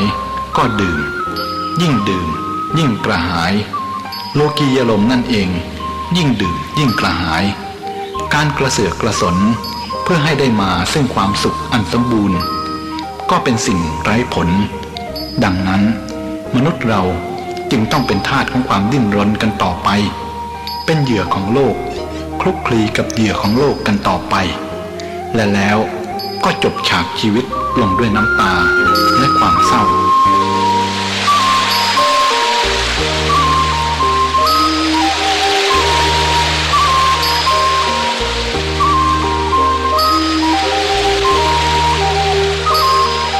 ถ้าพวกเรากระเสือกกระสน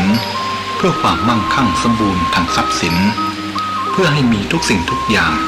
เสนอสนองความอยากซึ่งมีลักษณะวิ่งออกนอกหน้าเสมอแล้วเราเคยสำรวจบ้างหรือไม่ว่าความมั่งคั่งพรั่งพร้อมทางทรัพย์สิน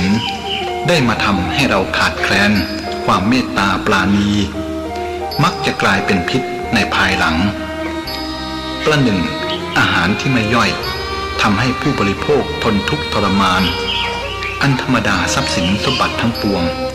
ย่อมตกอยู่ภายใต้กฎ3 ประการคือถูกใช้สอยให้หมดไป พังพินาศไปเอง เจ้าของทรัพย์ย่อมตายจากไปทุกคนเกิดมาแล้วต้องตายความตายมันค่อนข้างจะเป็นศัตรูอย่างร้ายกาจของคนมั่งคั่งร่ำรวยแต่มันก็เป็นมิตรที่ดีของคนยากจนที่ไม่มีอะไรจะกินเป็นมิตรของคนชราและคนทุพพลภาพความดีเป็นสิ่งที่ต้องสะสมกันนานแต่ความชั่วเพียงเล็กน้อยก็สามารถทำลายความดีที่เคยสั่งสมมานานได้ในช่วงระยะเวลาเพียงเล็กน้อยคนที่เคยสกปรกเปื้อนเปื้อนเพราะคุกกับดินโคลนเมื่อขึ้นจากดินโคลนแล้วชำระร่างกายให้สะอาดลูบไล้ด้วยของหอมเราจะเรียกคนคนนั้นว่ายังเปื้อนเปื้อนอยู่อีกหรืออย่างดีเราก็กล่าวได้เพียงว่าเราเคยเปื้อนเปื้อนเท่านั้นอีกอุปมาหนึ่งเราลองเอาก้อนหิมะมาวางไว้ในถาดให้มันละลายแล้วนำน้ำนั้นไปต้มเมื่อถึงจุดที่ควรจะเดือดมันก็เดือดได้การแปลสภาพของสิ่งต่างๆเป็นอยู่อย่างกล่าวนี้จิตใจของคนก็เหมือนกันเมื่ออบรมให้ดีก็ดีได้เมื่ออบรมให้ชั่วและถูกสิ่งแวดล้อมที่ชั่วดึงไปก็อาจทำให้ชั่วได้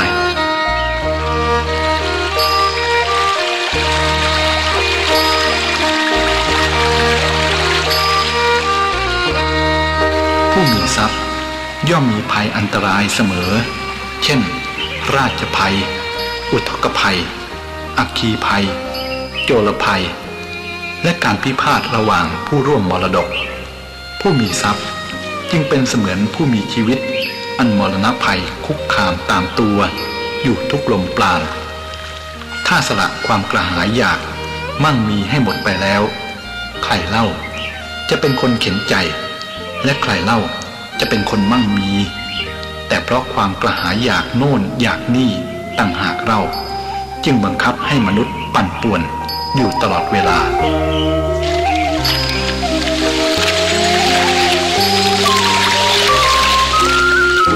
ดอกไม้ย่อมมีหลายลำดับคือดอกตูมดอกแย้มดอกบานในที่สุดก็ร่วงหล่นดูก่อนกุมาลาและกุมารีทั้งหลายชีวิตก็เปรียบเหมือนดอกไม้ผู้ใดรู้ผู้นั่นเป็นบัณฑิตความรู้ก็มีหลายอย่างคือรู้ตามเขาว่าหรือรู้ตามตำรากับรู้ทันรู้เท่าหรือรู้แล้วหาประโยชน์ได้ดูก่อนกุมาลาและกุมารีทั้งหลายจงรู้ให้เท่าทันชีวิตแล้วท่านก็จะได้ไม่ดีใจจนลืมตัวเมื่อรุ่งเรืองจะได้ไม่เสียน้ำตาเศร้าโศกเมื่อร่วงโรย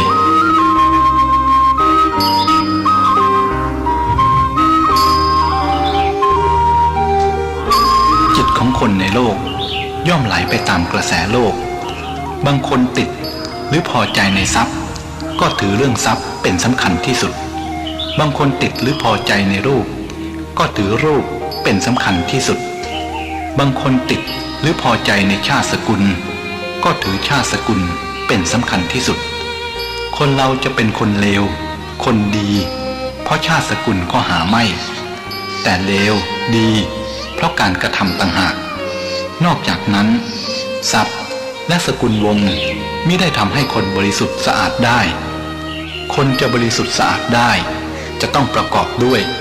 การกระทำความรู้ธรรมะและศีลการครองชีพอันอุดมคือการ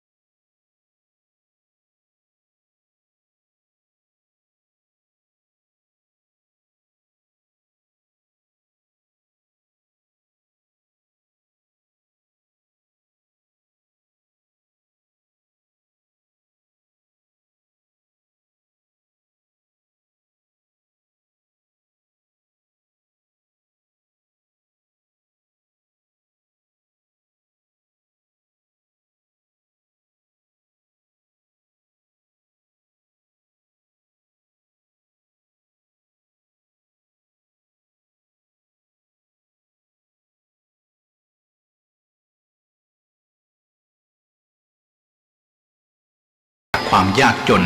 ได้โดยแท้ คนที่เห็นแก่ปากท้องเห็นความสำคัญแค่ทรัพย์สินเงินทองก็เปรียบเสมือนคนที่เดินขึ้นบันไดปราสาทได้เพียงขั้นเดียวแล้วนั่งนอนอยู่บนบันไดนั้นไม่ยอมก้าวให้สูงขึ้นไปกว่านั้นไม่ยอมขึ้นขั้นที่2ขั้นที่3แล้วก้าวขึ้นสู่พื้นปราสาทเพราะเข้าใจว่าการนั่งนอนบนขั้นบันไดนั้นคือสิ่งที่ปรารถนาอย่างยิ่งยวดในชีวิตเขาอาจจะพอใจและภูมิใจในการได้นั่งนอนบนบันไดขั้นนั้นแต่คนอื่นที่มีปัญญามองเห็นย่อมปรงสังเวชในความเข้าใจ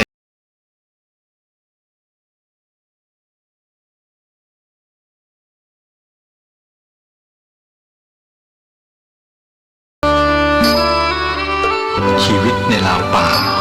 ไม่มีสิ่งประดิษฐ์สวยงามแต่มีธรรมชาติเช่นพฤกษาระดาวันและสัตว์ป่าทำให้ท่านผู้เคยอยู่ในราชสำนักได้ประสบความสดชื่นอย่างใหม่ที่ง่ายๆและเบาสบายไม่มีเรื่องวุ่นวายโกลาหลเป็นชีวิตที่ดูเพียงผิวเผิน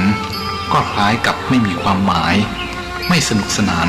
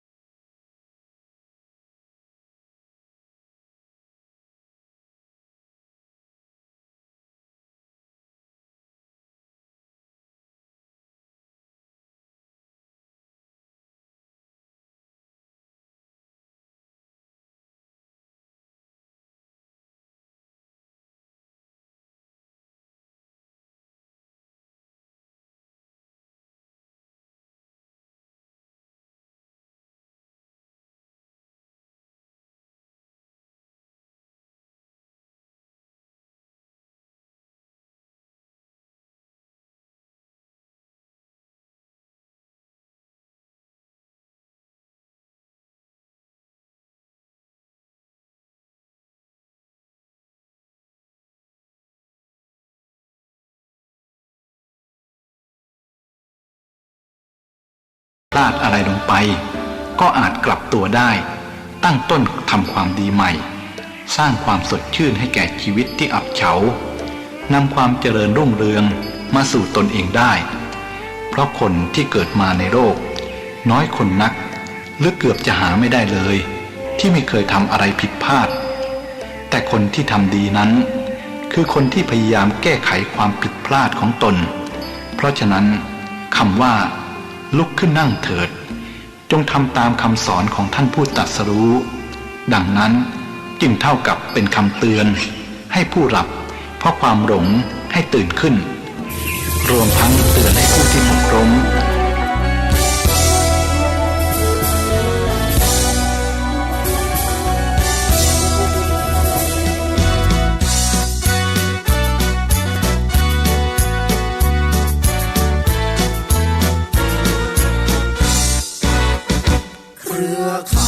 วิทยุชุมชนภาคเหนือ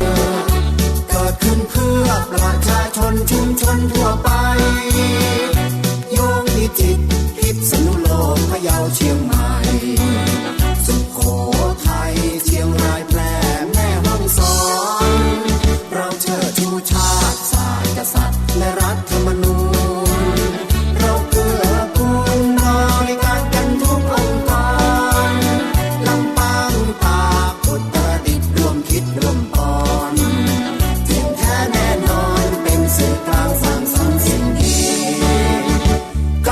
เพชรบูรณ์ลำพู